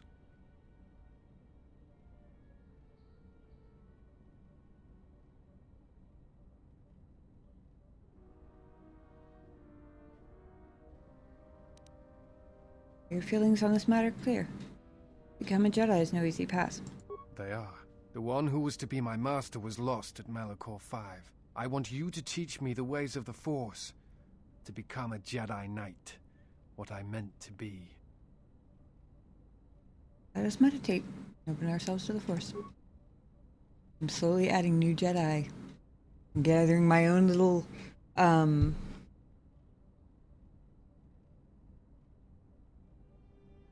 thinking of flock? The right word? Thinking of like a bunch of little ducklings.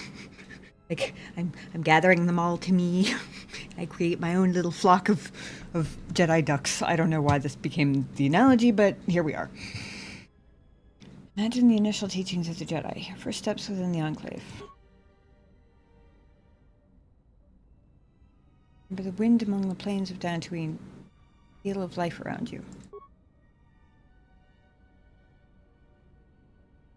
Think of what you felt when our paths crossed again. And at last, see the galaxy through the Force.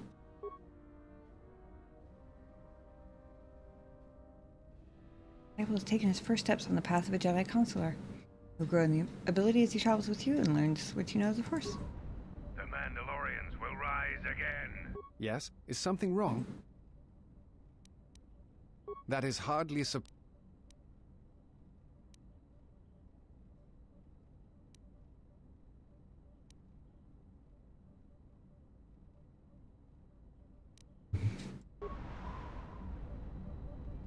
Mandalore will gather the scattered clans. We will triumph.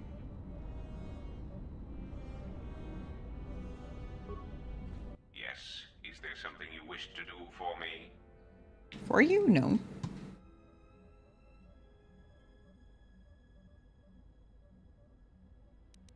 Considering I saved you, you could be more grateful. The fact we are even having a conversation is gratitude. Usually, my conversations do not have the give and take that our current interaction does. And of course, there is much more screaming on the part of the listener when the torture field is activated. And you wonder why I don't take you out. Like I said, in character, annoying as fuck.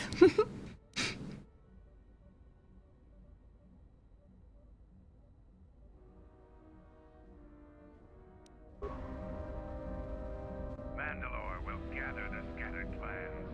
We will triumph. Something up? Kind of a funny time to ask him to teach me how to play Pazak.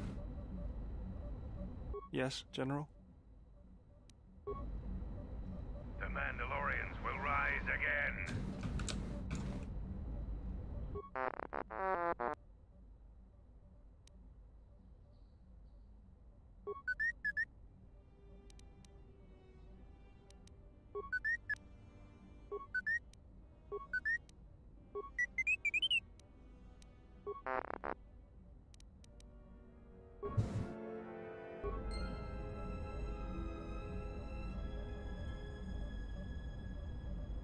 Yeah, something wrong?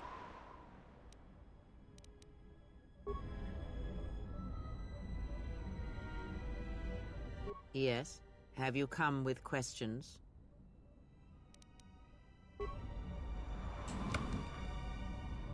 Our numbers swell. Our training honed.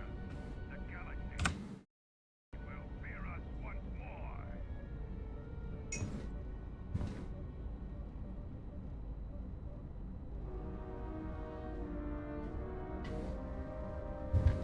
The Mandalorians will rise again. Give me 1 second.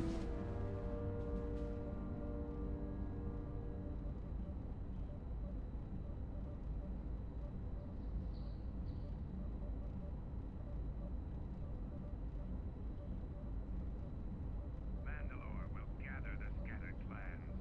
We will triumph.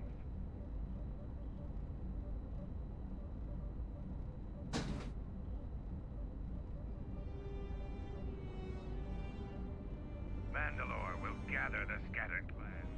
We will triumph.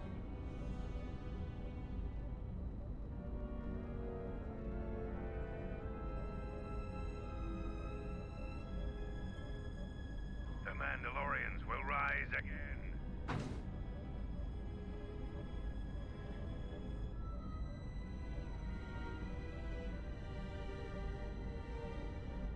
Okay, sorry about that.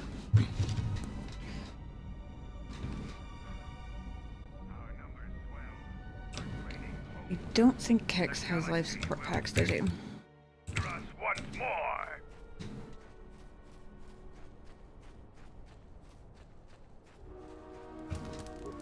It's you again. Kelborn told me to give you these. He said it would help you out. You still holding a grudge? You're still breathing. Let's see what you have.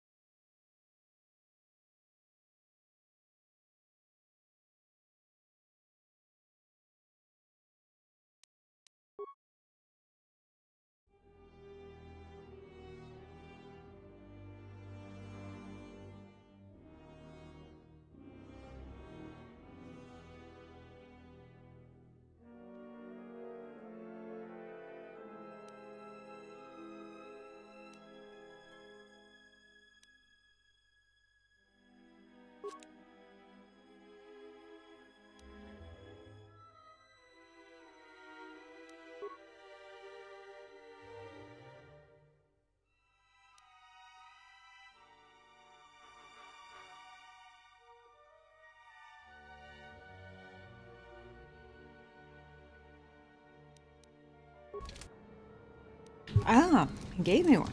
That was actually what I was looking for in his inventory. Thank you. Unfortunately, you're correct. I might need them.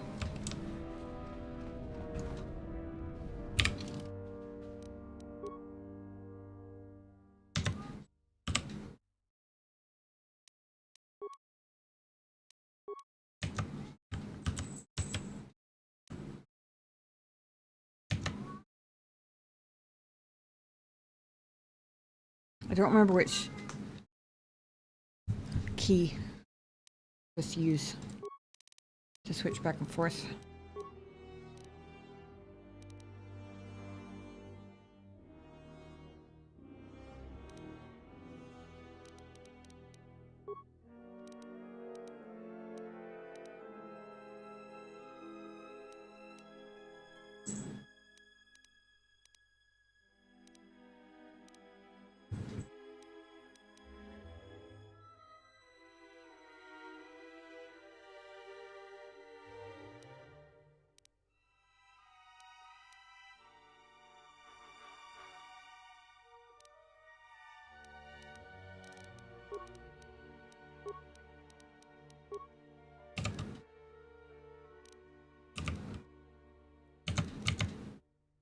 Maybe I can't do it here.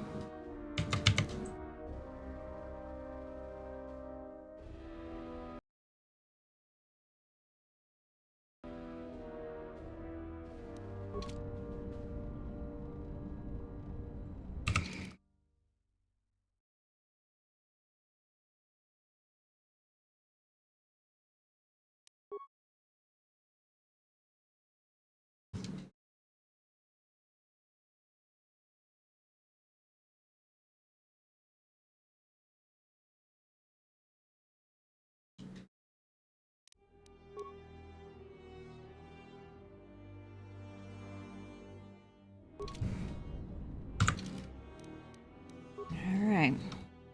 We'll do our pre-mission save here.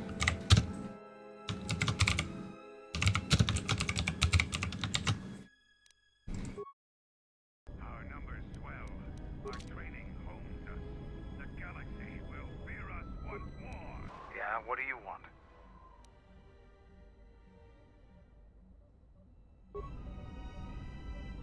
Are you ready to head to the enemy base? It will be a long journey through the jungle. Yes, party's ready to leave. As you wish. Mandalore has arranged for special transportation to get to Isis.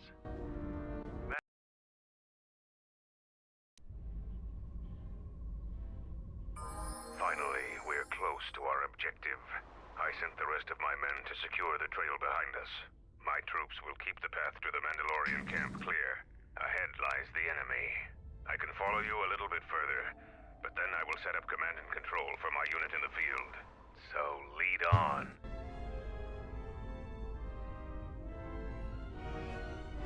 Oh. Oh, they aren't going to give me a chance to level people up. Sweet. Kind of forgot that Mira also wouldn't be leveled up.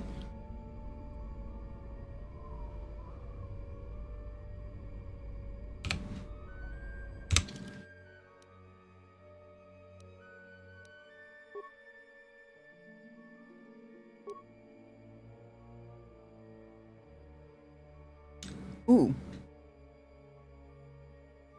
Interesting. I was quite wrong about her security skill. I was right that she has high skills in just about everything but stealth.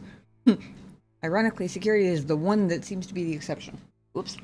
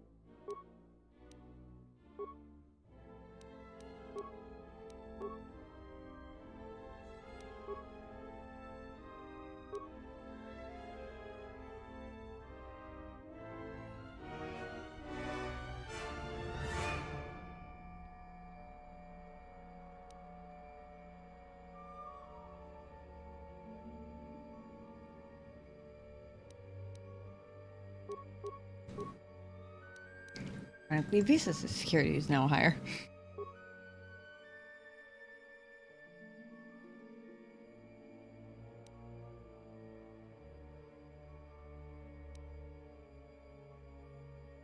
Given her whole determination to like protect me and keep me alive, revitalized does seem like a in-character thing for her to have. She does also already have Force Storm. Which is handy.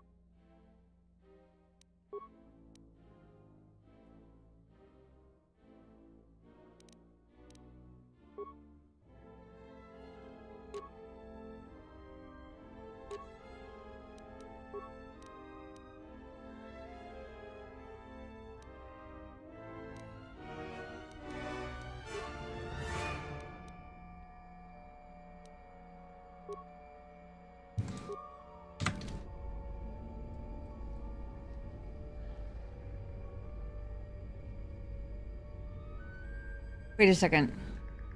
When you said deeper in the jungle, I assumed you were talking about in my party. Like my main character's party. Did you mean I was supposed to send Baldur with this group? Or am I just confusing myself and with the overthinkingness?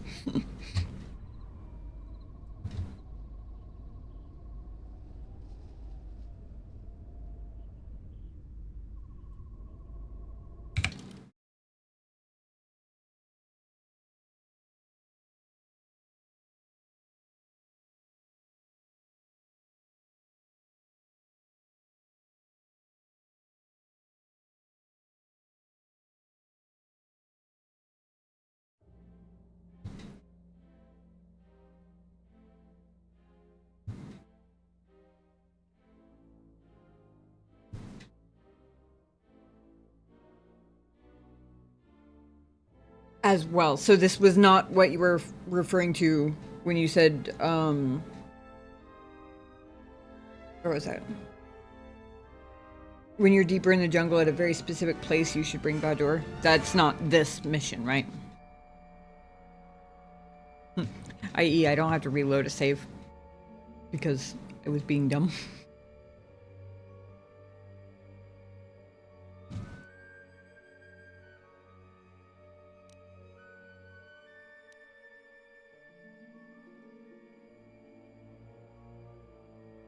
Okay, thank you. Just want to make sure.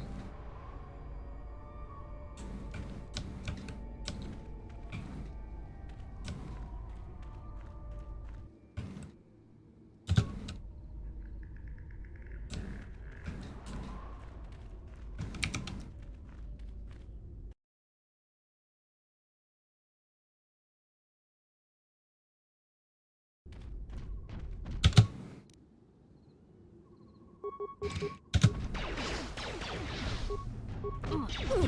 another one for me.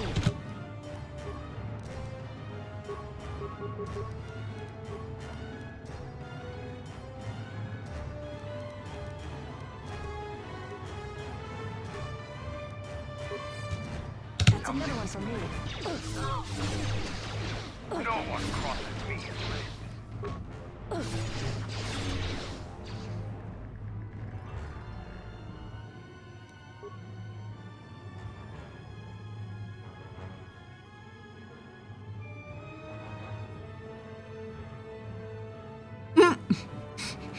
It looks like Zarka's about to shoot her in the stomach. And she's just like, what is this dude doing? I'm good to go.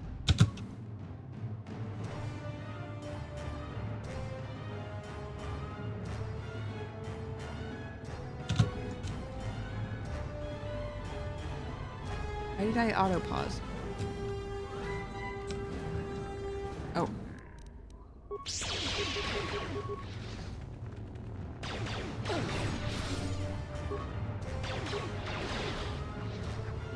That's another one for me.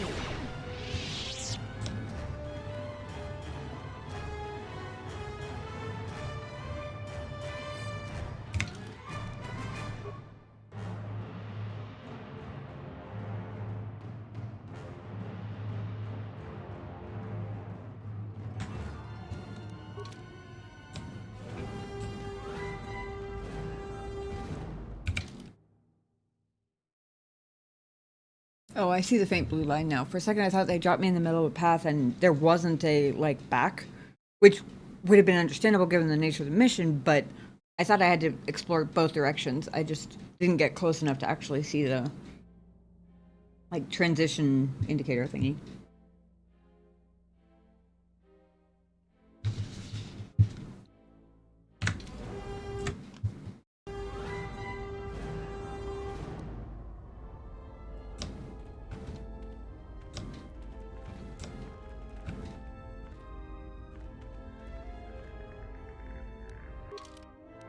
We start to get start comparing people's skills directly.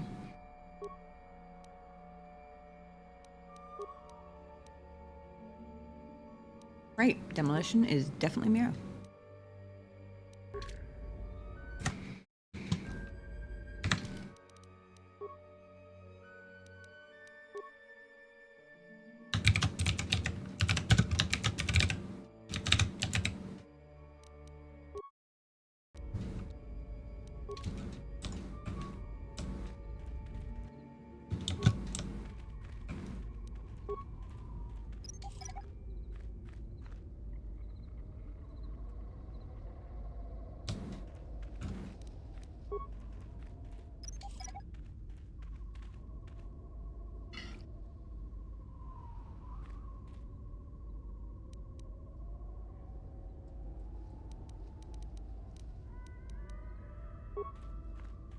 Hold a moment.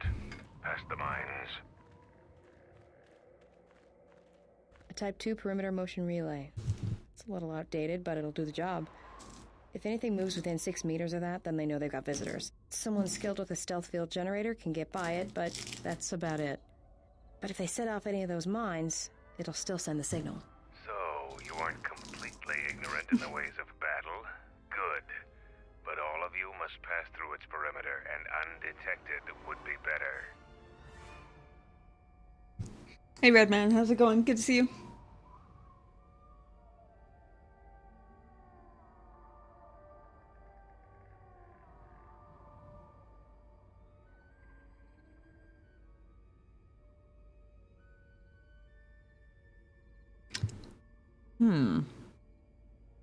Depends whether it's computer skill or security. If it's security, yeah, Visas can do both of those. If it's computer skill, she's really not the best one. Hunter and Dexon is your favorite. Glad to be here. Nice. I'm glad you're here as well.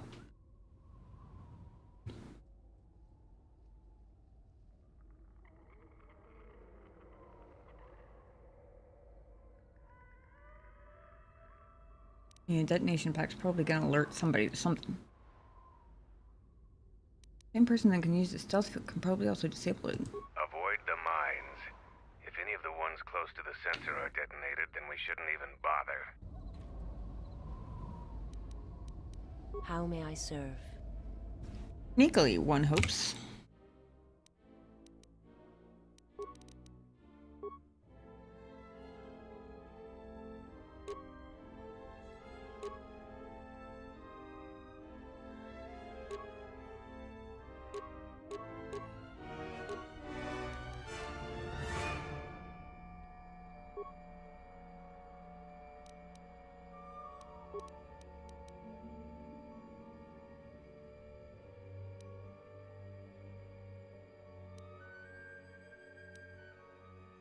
We very much hope disabling it is not a computer use check because not her strongest suit. Let me become unseen.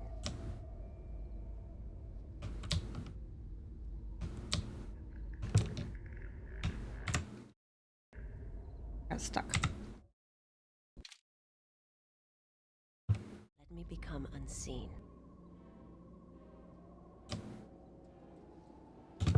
Let me become unseen. Maybe I wasn't stuck. Maybe she just paused because she finally saw the mine.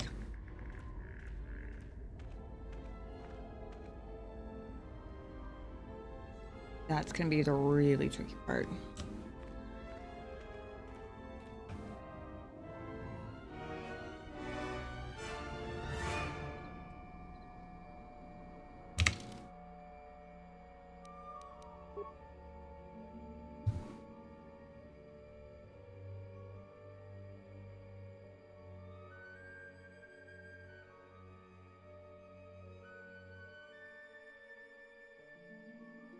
Interesting.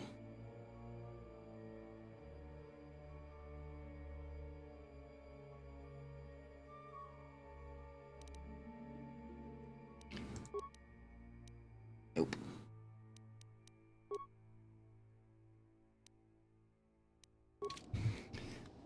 Was verifying whether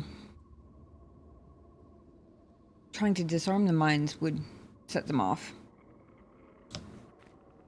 Or would set the motion detector thingy off. I don't even know if this is possible. It doesn't help that I can't see myself.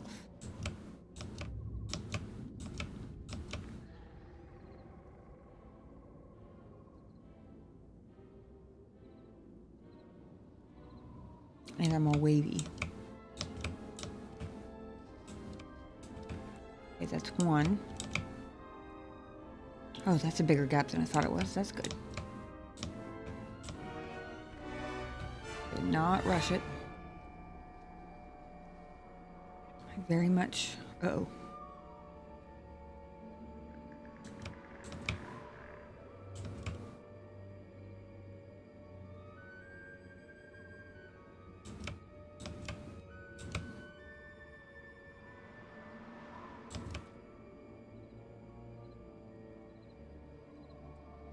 I'm probably too close to drop the stealth to make sure I know where I am.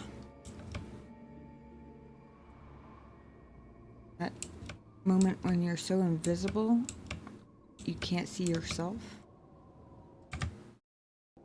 Seems like a good time to quick save, actually. No.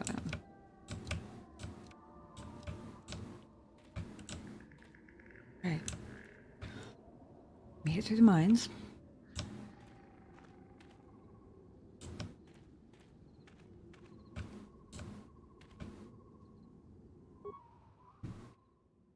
Be active. Moves quietly.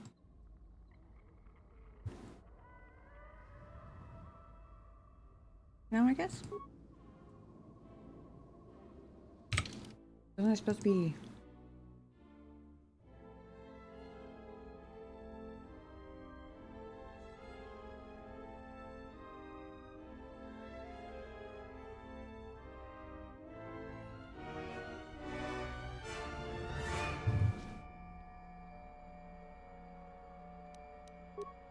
Yes.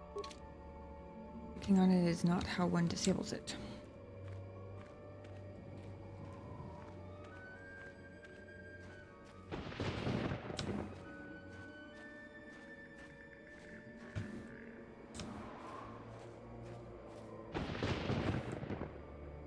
Oh. Wonder if that's the control panel, whatever these thingies have.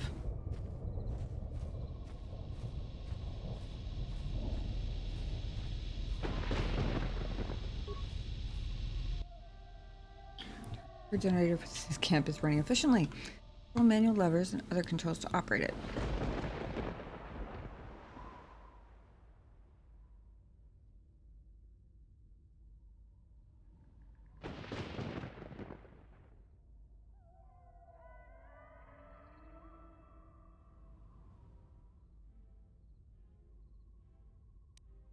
I'll leave it for a second. I want to make sure I'm not just pressing the button I come across.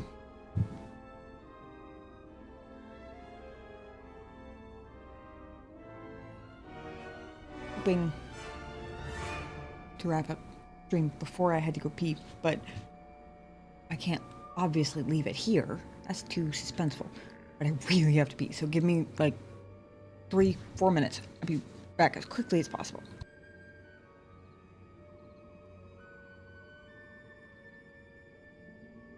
I can sell stuff.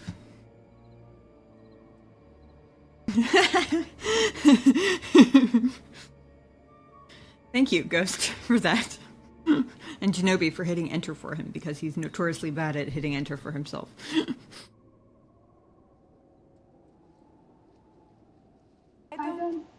Oh, here it is. The seeker clutched at my vest, her tears as desperate as they were pitiful.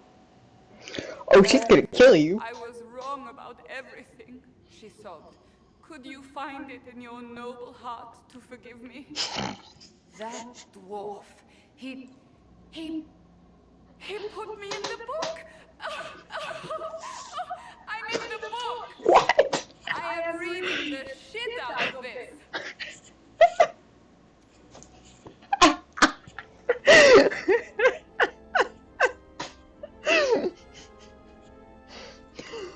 I thought so too, right up until that reaction. Then she went all giggly fangirl on me, and now I don't know who she is anymore. What the hell? They seemed like responses to two different things in my head the first time I heard it. My brain is low-key squashed tonight. I don't know why I said squash. I was thinking soup. I don't know. I'm gonna shut up and play the fucking game now.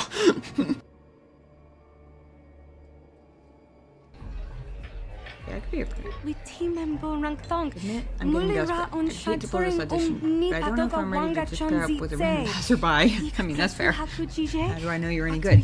Well, I don't know if I'm any good, so I guess we'll find out. Lie. There are some discrepancies with our reported income for the last period. I believe you brought in more credits than reported. More credits, you say? That's news I wouldn't mind reporting to the Sector Executive Officer. Please, B44, access away. Thank you, Mr. Solorso. I will.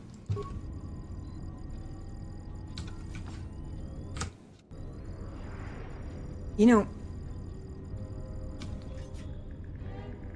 everybody thinking you're incapable of lying and actually being able to lie is like the ultimate OP cheat code.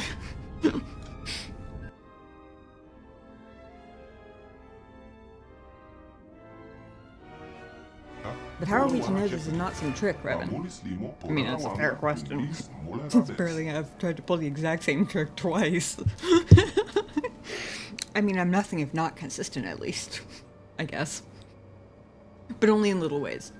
Not consistent about whether I'm on the light side or the dark side, or I'm a hero, or I'm the ultimate villain, but I'm consistent in pulling the same tricks no matter whether I have my own memories or not, I guess.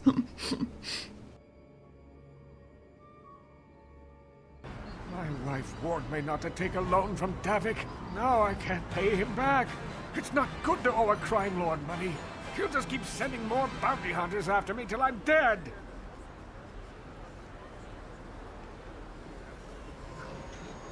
Luckily for me, they were not, in fact, better at fighting the Deadeye Duncan.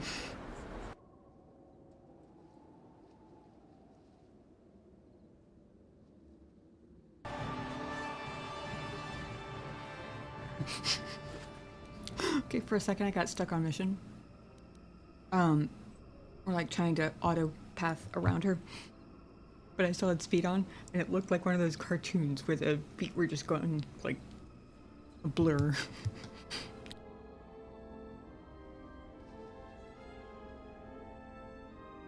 Within the hour. Once we're down, we should finally be able to breathe easy. There's no way anyone's gonna find us Why here. would you say that? You idiot, don't you know that that's the best way to guarantee someone finds us immediately? Come on.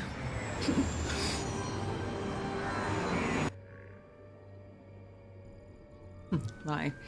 There are some discrepancies with our reported income for the last period. I believe you brought in more credits than reported. More credits, you say? That's news I wouldn't mind reporting to the Sector Executive Officer. Please, B-44, access away. Thank you, Mr. Slorso. I will.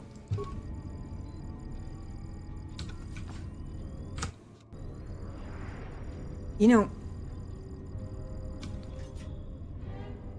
everybody thinking you're incapable of lying and actually being able to lie is like the ultimate OP cheat code.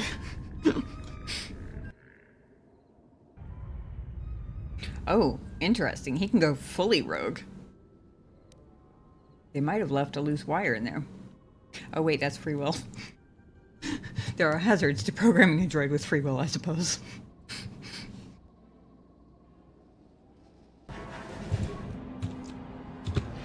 I am Revan. Jeremy spin you. That didn't make any sense.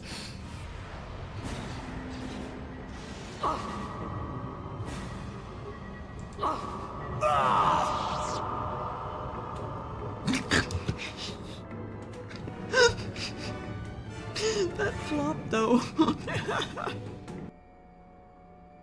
You know, I never thought I'd see you again, General. Okay, thank you guys for your patience. Sorry about that. I can actually think straight now though, so that's an improvement.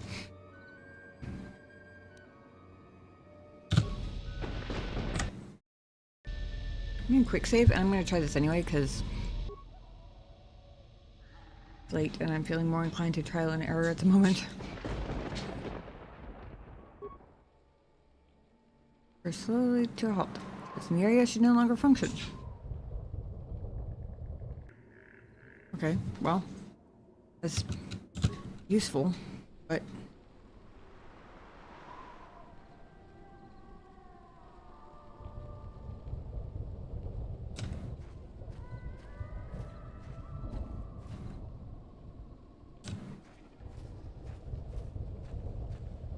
oh, these are the aforementioned turrets. Got it.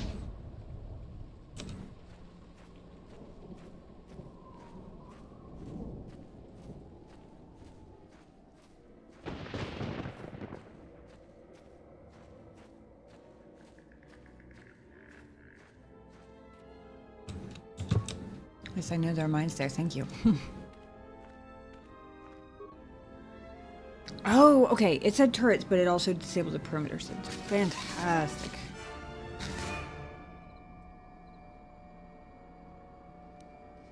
Let's move out.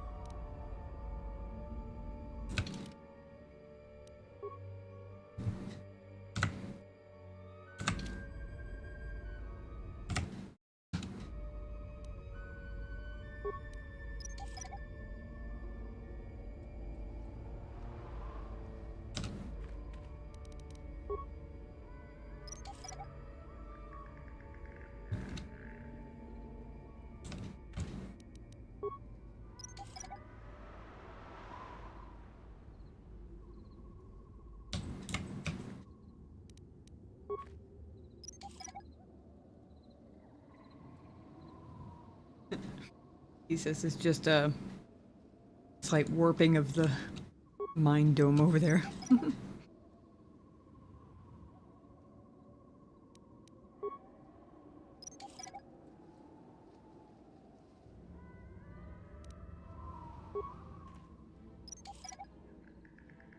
These are all mine now.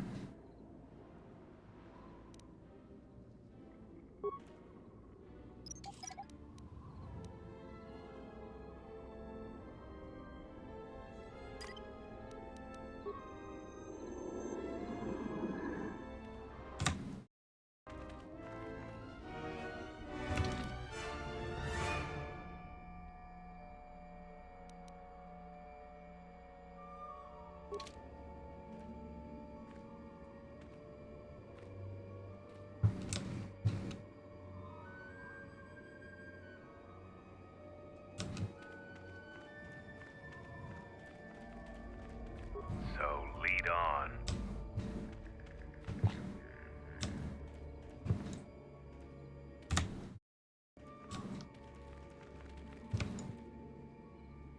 Apparently he's not coming. Unfortunate.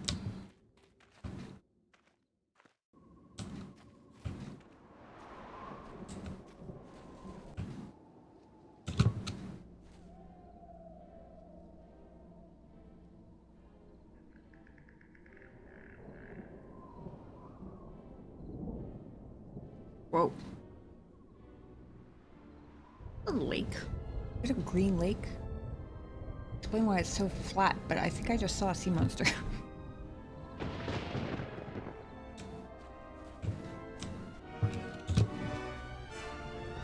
Come on, see me and come over here. Get rid of you.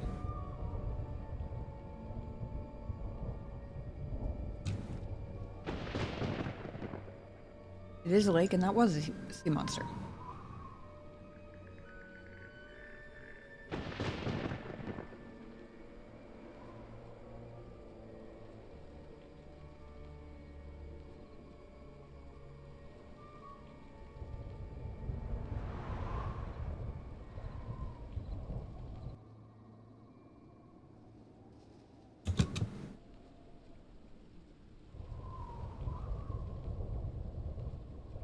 Pumas are not very observant, apparently.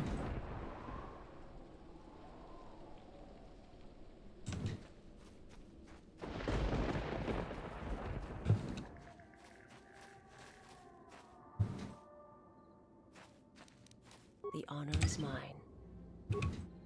Let me become unseen. I'm going to scout around this corner before I bring the whole camp down on my head.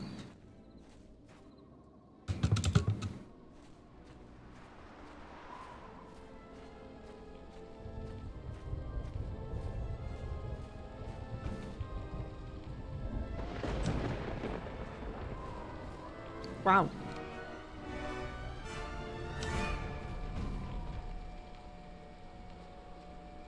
Wander the other direction, please.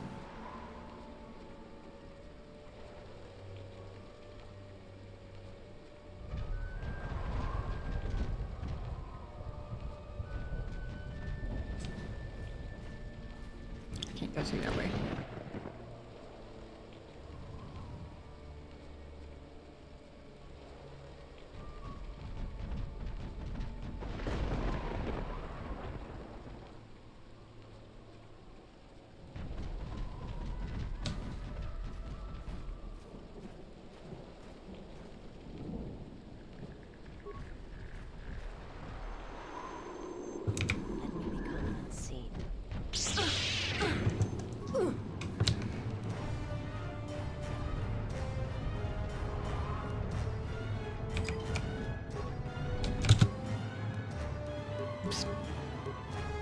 It's so hard to tell in this game what is or isn't going to break stealth. Fast. That's another one for me. You are no.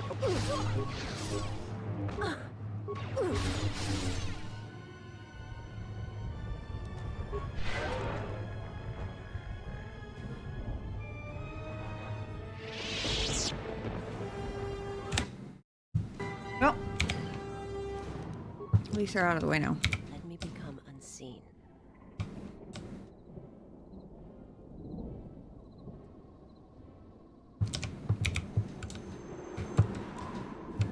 Let me become unseen.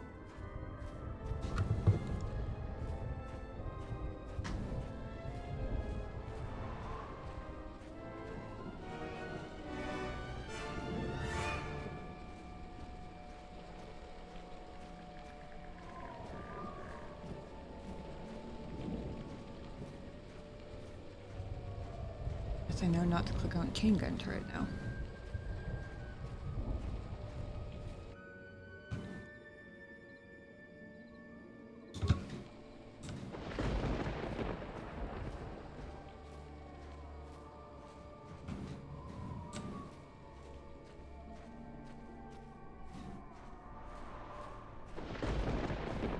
See if I can eavesdrop. Oh.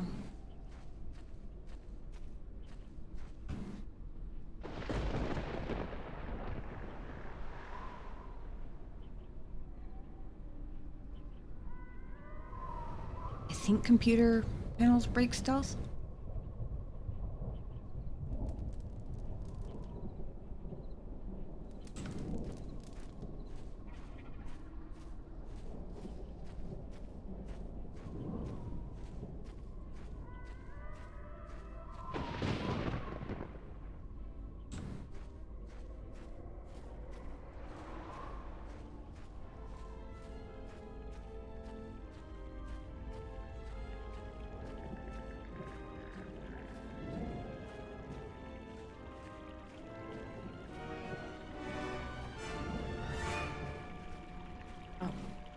Guy really gets nose deep in that generator, doesn't he?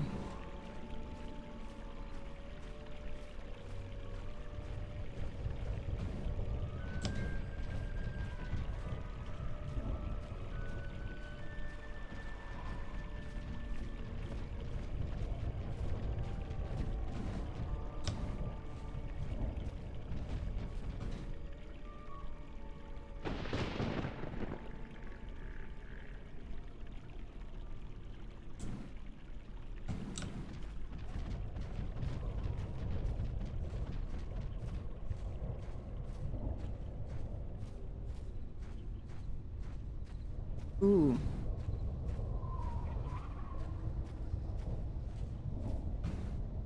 Droid power generator.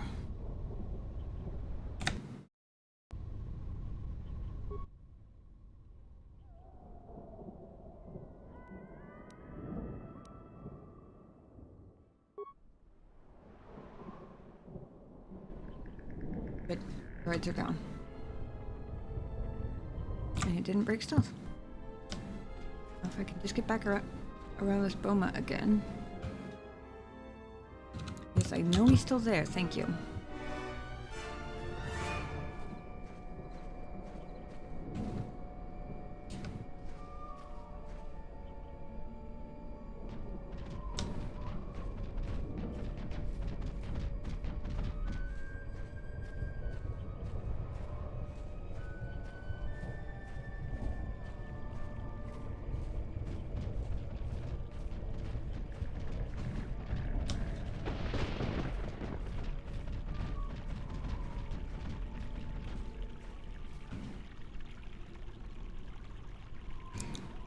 Oh, God damn it.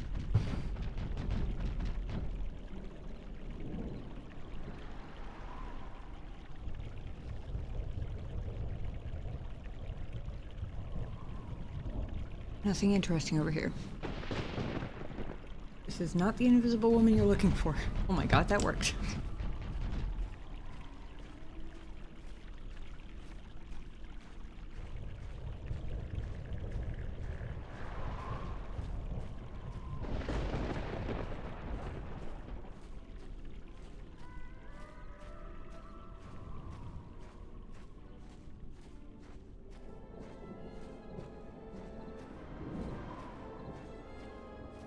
I really should give her the sprint stealth thing at some point.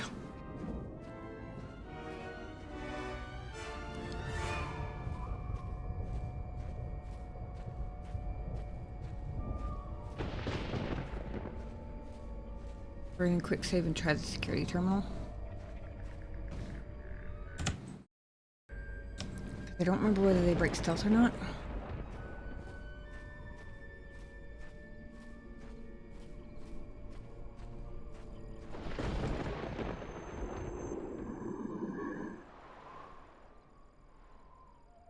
The sound of stealth being broken.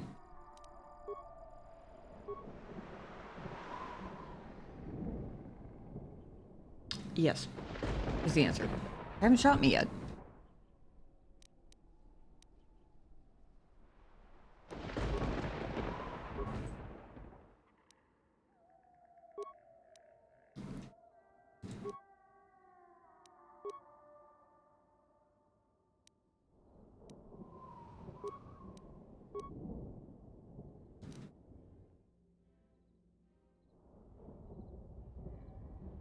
403.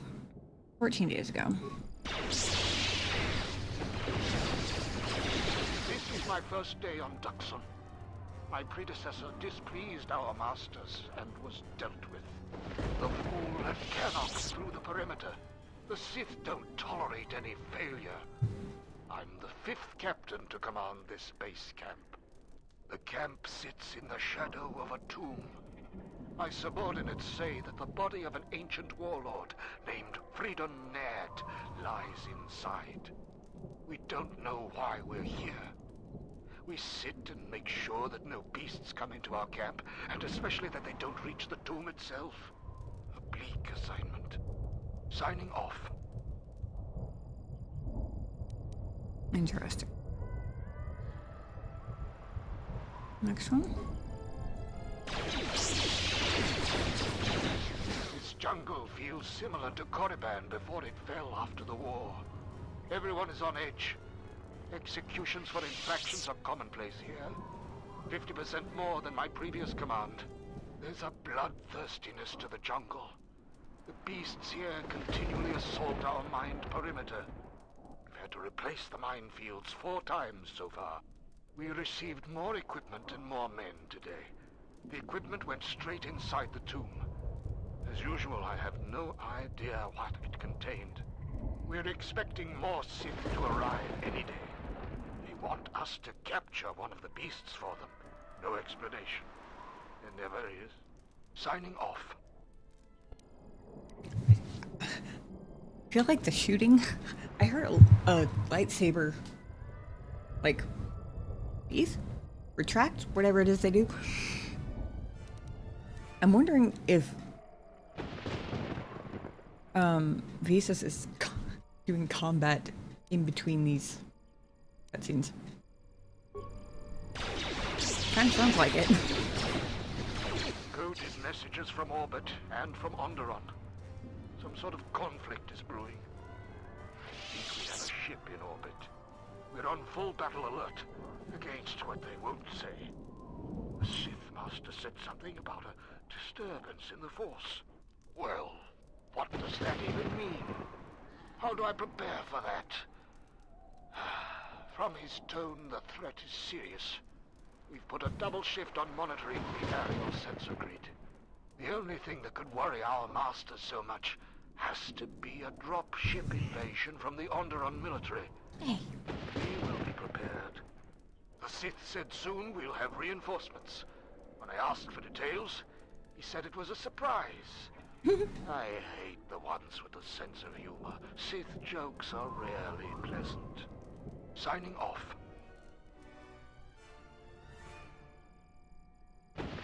The cat is over here playing with my emotional support dumpster fire. Literally. This. My emotional support dumpster fire. And it says that.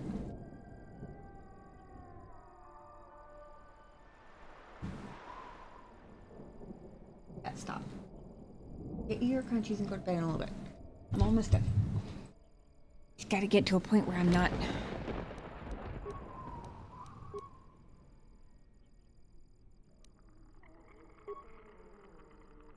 Might have to reload a save because I might die the second I log out of here.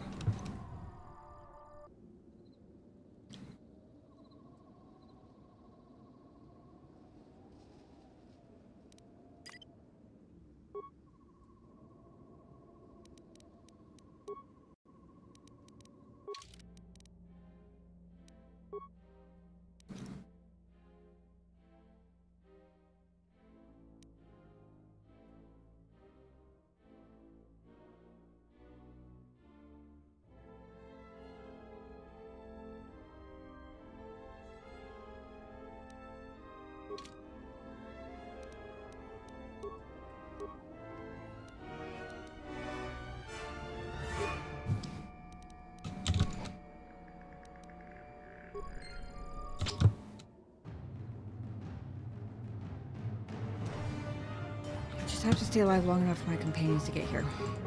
Hope. That didn't last very long. Confirmed energy resistance, not really all that strong.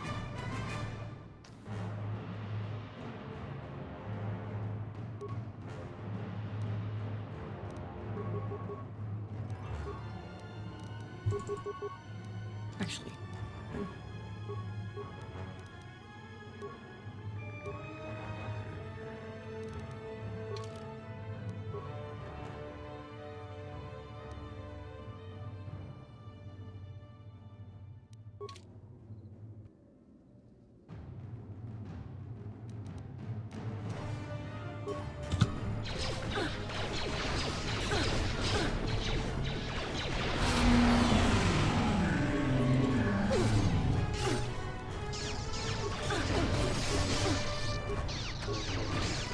Hey, the cavalry's arrived.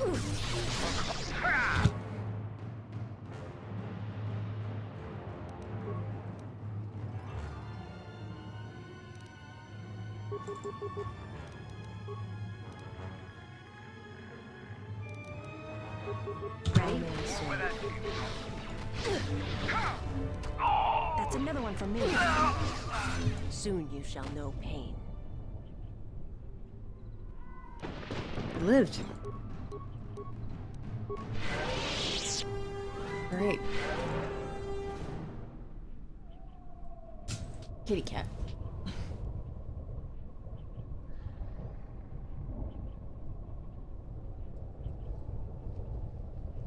Yeah, sorry. Very cute, but that is not for you.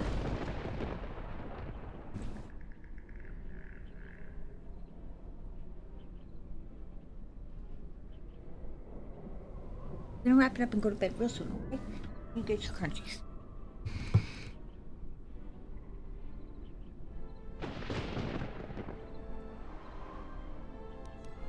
Let's move out.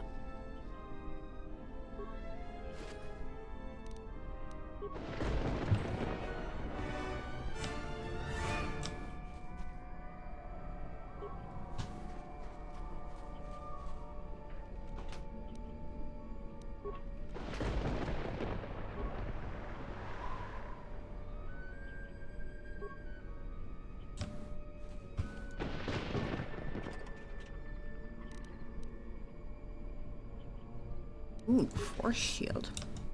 That's a new one.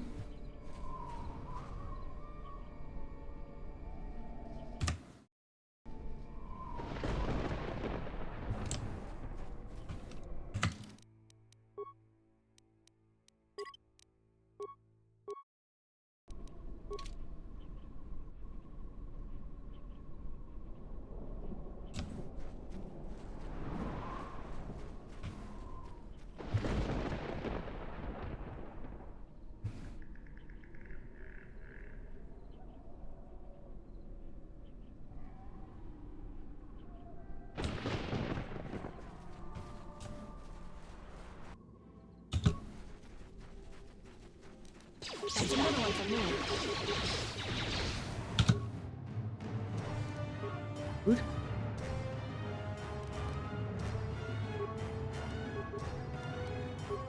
My dog. That's another one for me. At last, some action. That's another one for me. I shall make you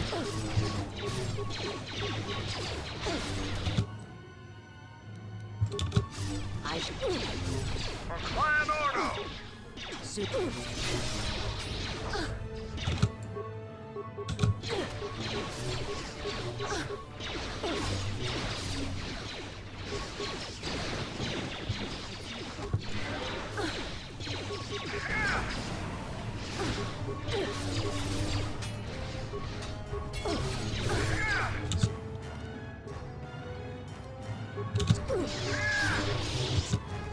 Dark Jedi Apprentice stands no chance against.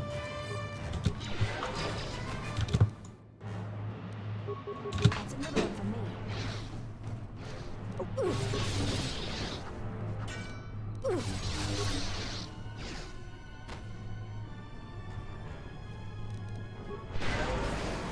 That's another one for me. That's another one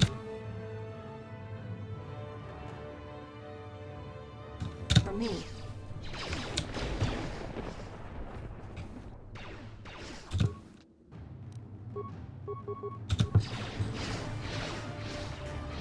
Time to die. To battle.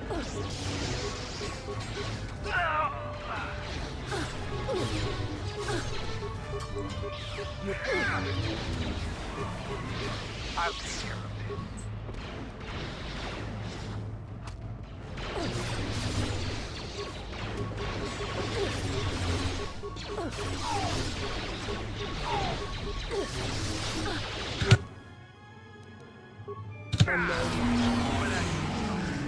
Who wants to die first? You're to battle.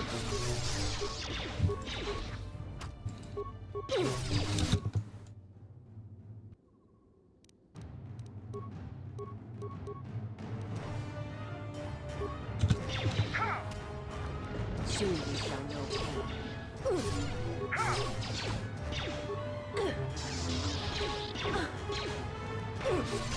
That's another one for me. No one. That's another one for me.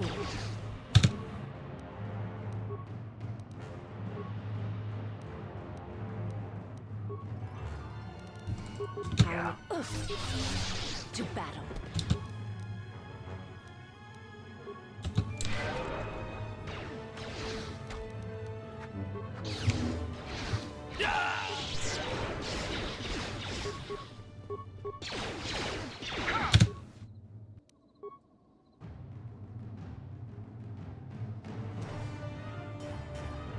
Goodness, we destroy those droids.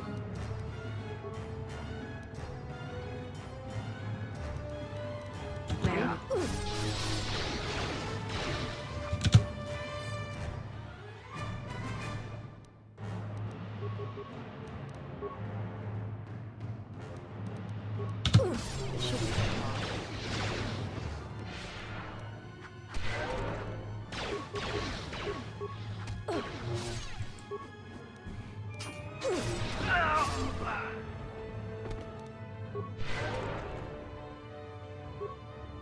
Okay, everybody's alive.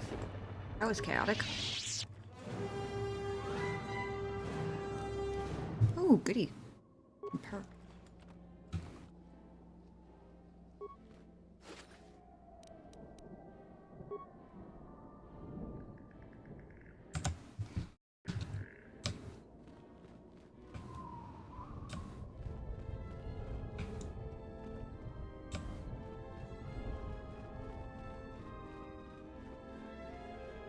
I was gonna say, that was a lot of bodies. Surely there was some loot here somewhere.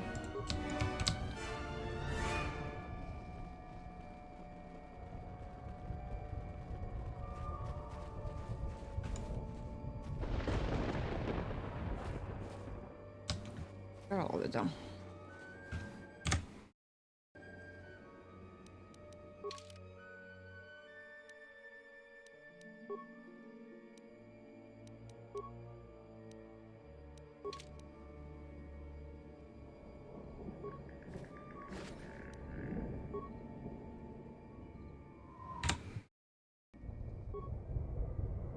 Oh, okay.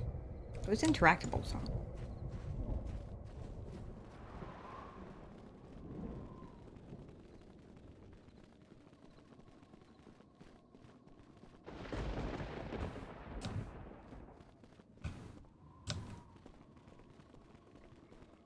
This is why we check the corners.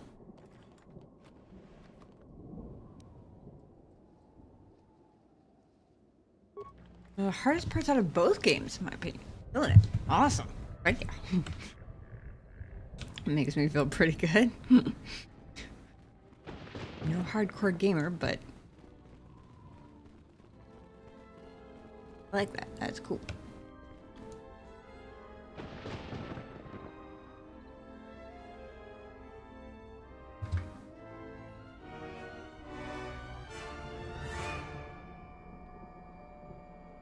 I'll tell you, this is fantastic stealth skills, and her ability to keep herself alive long enough for the rest of the party to catch up, you know, when she interacts with a security terminal and gets immediately spotted and then gets shot out while she's interacting with it, and then comes out of the interface to find herself face to face with like half the Sith army. You know, those things definitely help.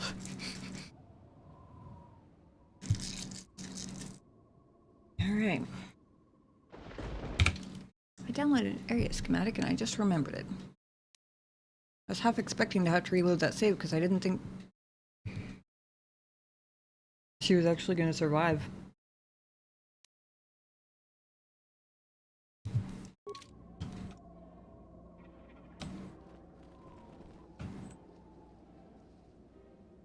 Where did you come from? Forgot I was controlling Mira and not Visas there for a second.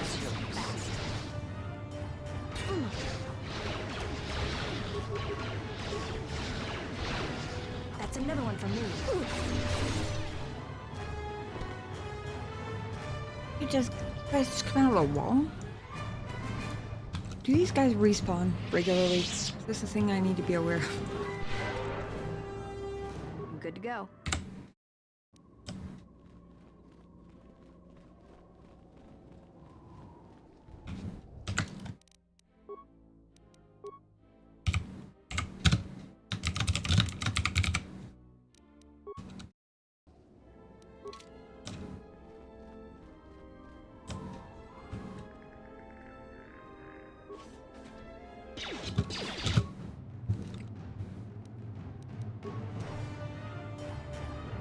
Why are you all the way back here?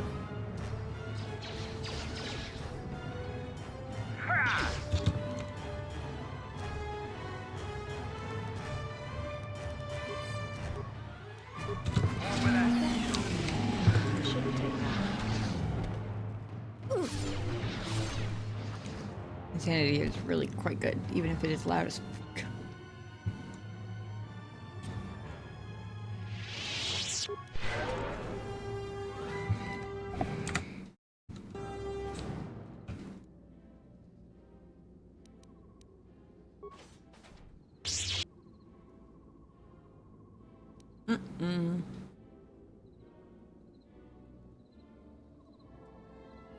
Formation says it's part of the game is hype.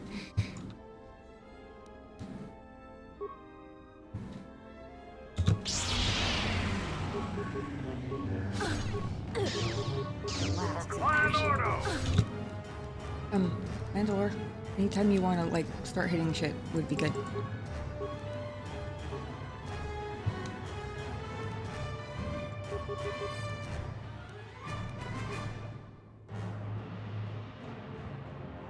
You've been lurking for a bit? I kind of sound like Mira. That's funny. Do you mean in terms of actual voice or, like, mannerisms and stuff? Cool. I'll take it as a compliment. Mira's a badass.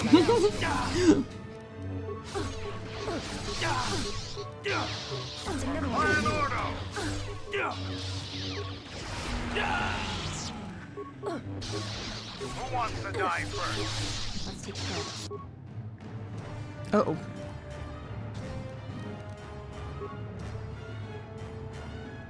Ready?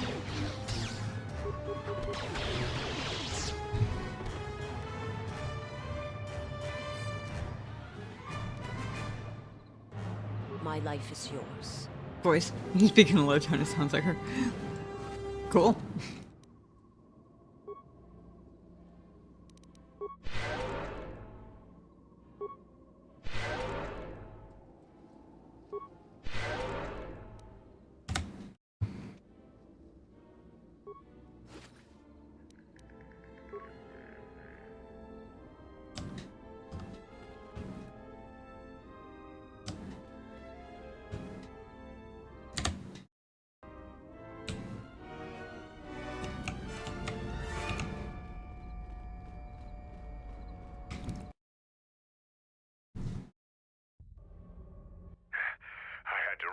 Up with you. You've made impressive progress. The Sith's camp lies in ruins. I told Kelborn of your progress. The rest of your squad is already en route to Isis. Also, Kex checked our sources for any information about this place. Kex believes that this is the tomb of Frida Nad. We knew it was somewhere on this moon. We had no idea how close it was to our camp. Who's Frida Nad? Some sort of fallen Jedi. He conquered Onderon long ago and became their king. The royal line is directly descended from him. Not very Jedi-like of him. History the citizens try to leave buried and forgotten. What all you know about this tomb? Frida Nad was a dark Jedi. The stories say he was Makes far more worse sense. than Revan and Malak ever were. This place is tainted, and the Sith presence here makes the danger great. I can taste the power of the dark side here. Frida Nad must have been truly great to leave such an impact. The echoes of his life are still here. I feel secrets can be learned here. I am returning outside. My attention is required to keep the path to our camp clear.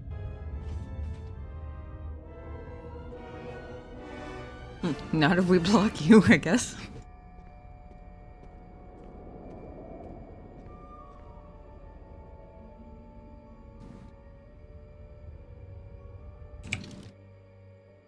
I guess my area map didn't extend to inside the tomb. Fair enough.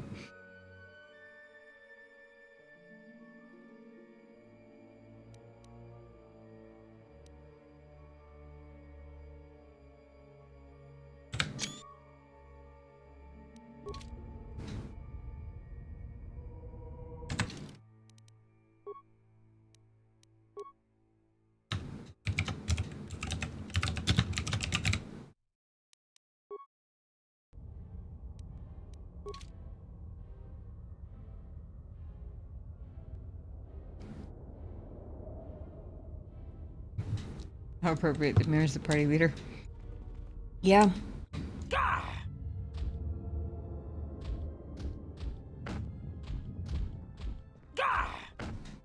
The time for practice is over.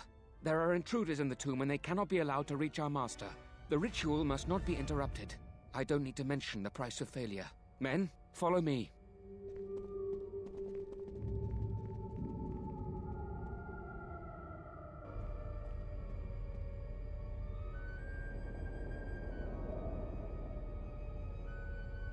Because I sound like her when reading her lines. Nice. It's awesome.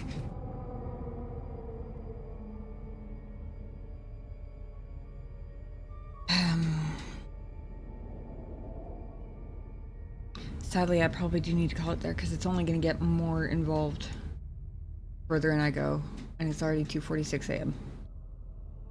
The whole reason why I backed up the stream time to 8 p.m. instead of 9 when I started working was because I thought it let me end an hour earlier, and it did for a little while. Then we got further into the story and I've drifted back to like 2:33 now. I mean, I work from home on Tuesdays, so there's that, but still I have to be conscious to do that at some point. Let's move out.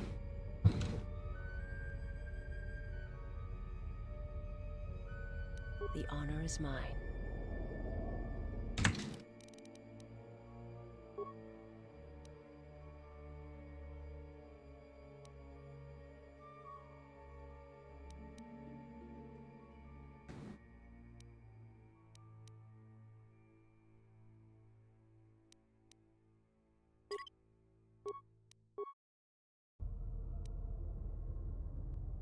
Thank you guys for hanging out.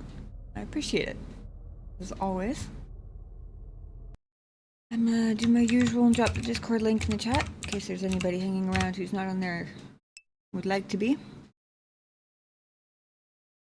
GG, damn, things are heating up. They are indeed. They certainly are indeed.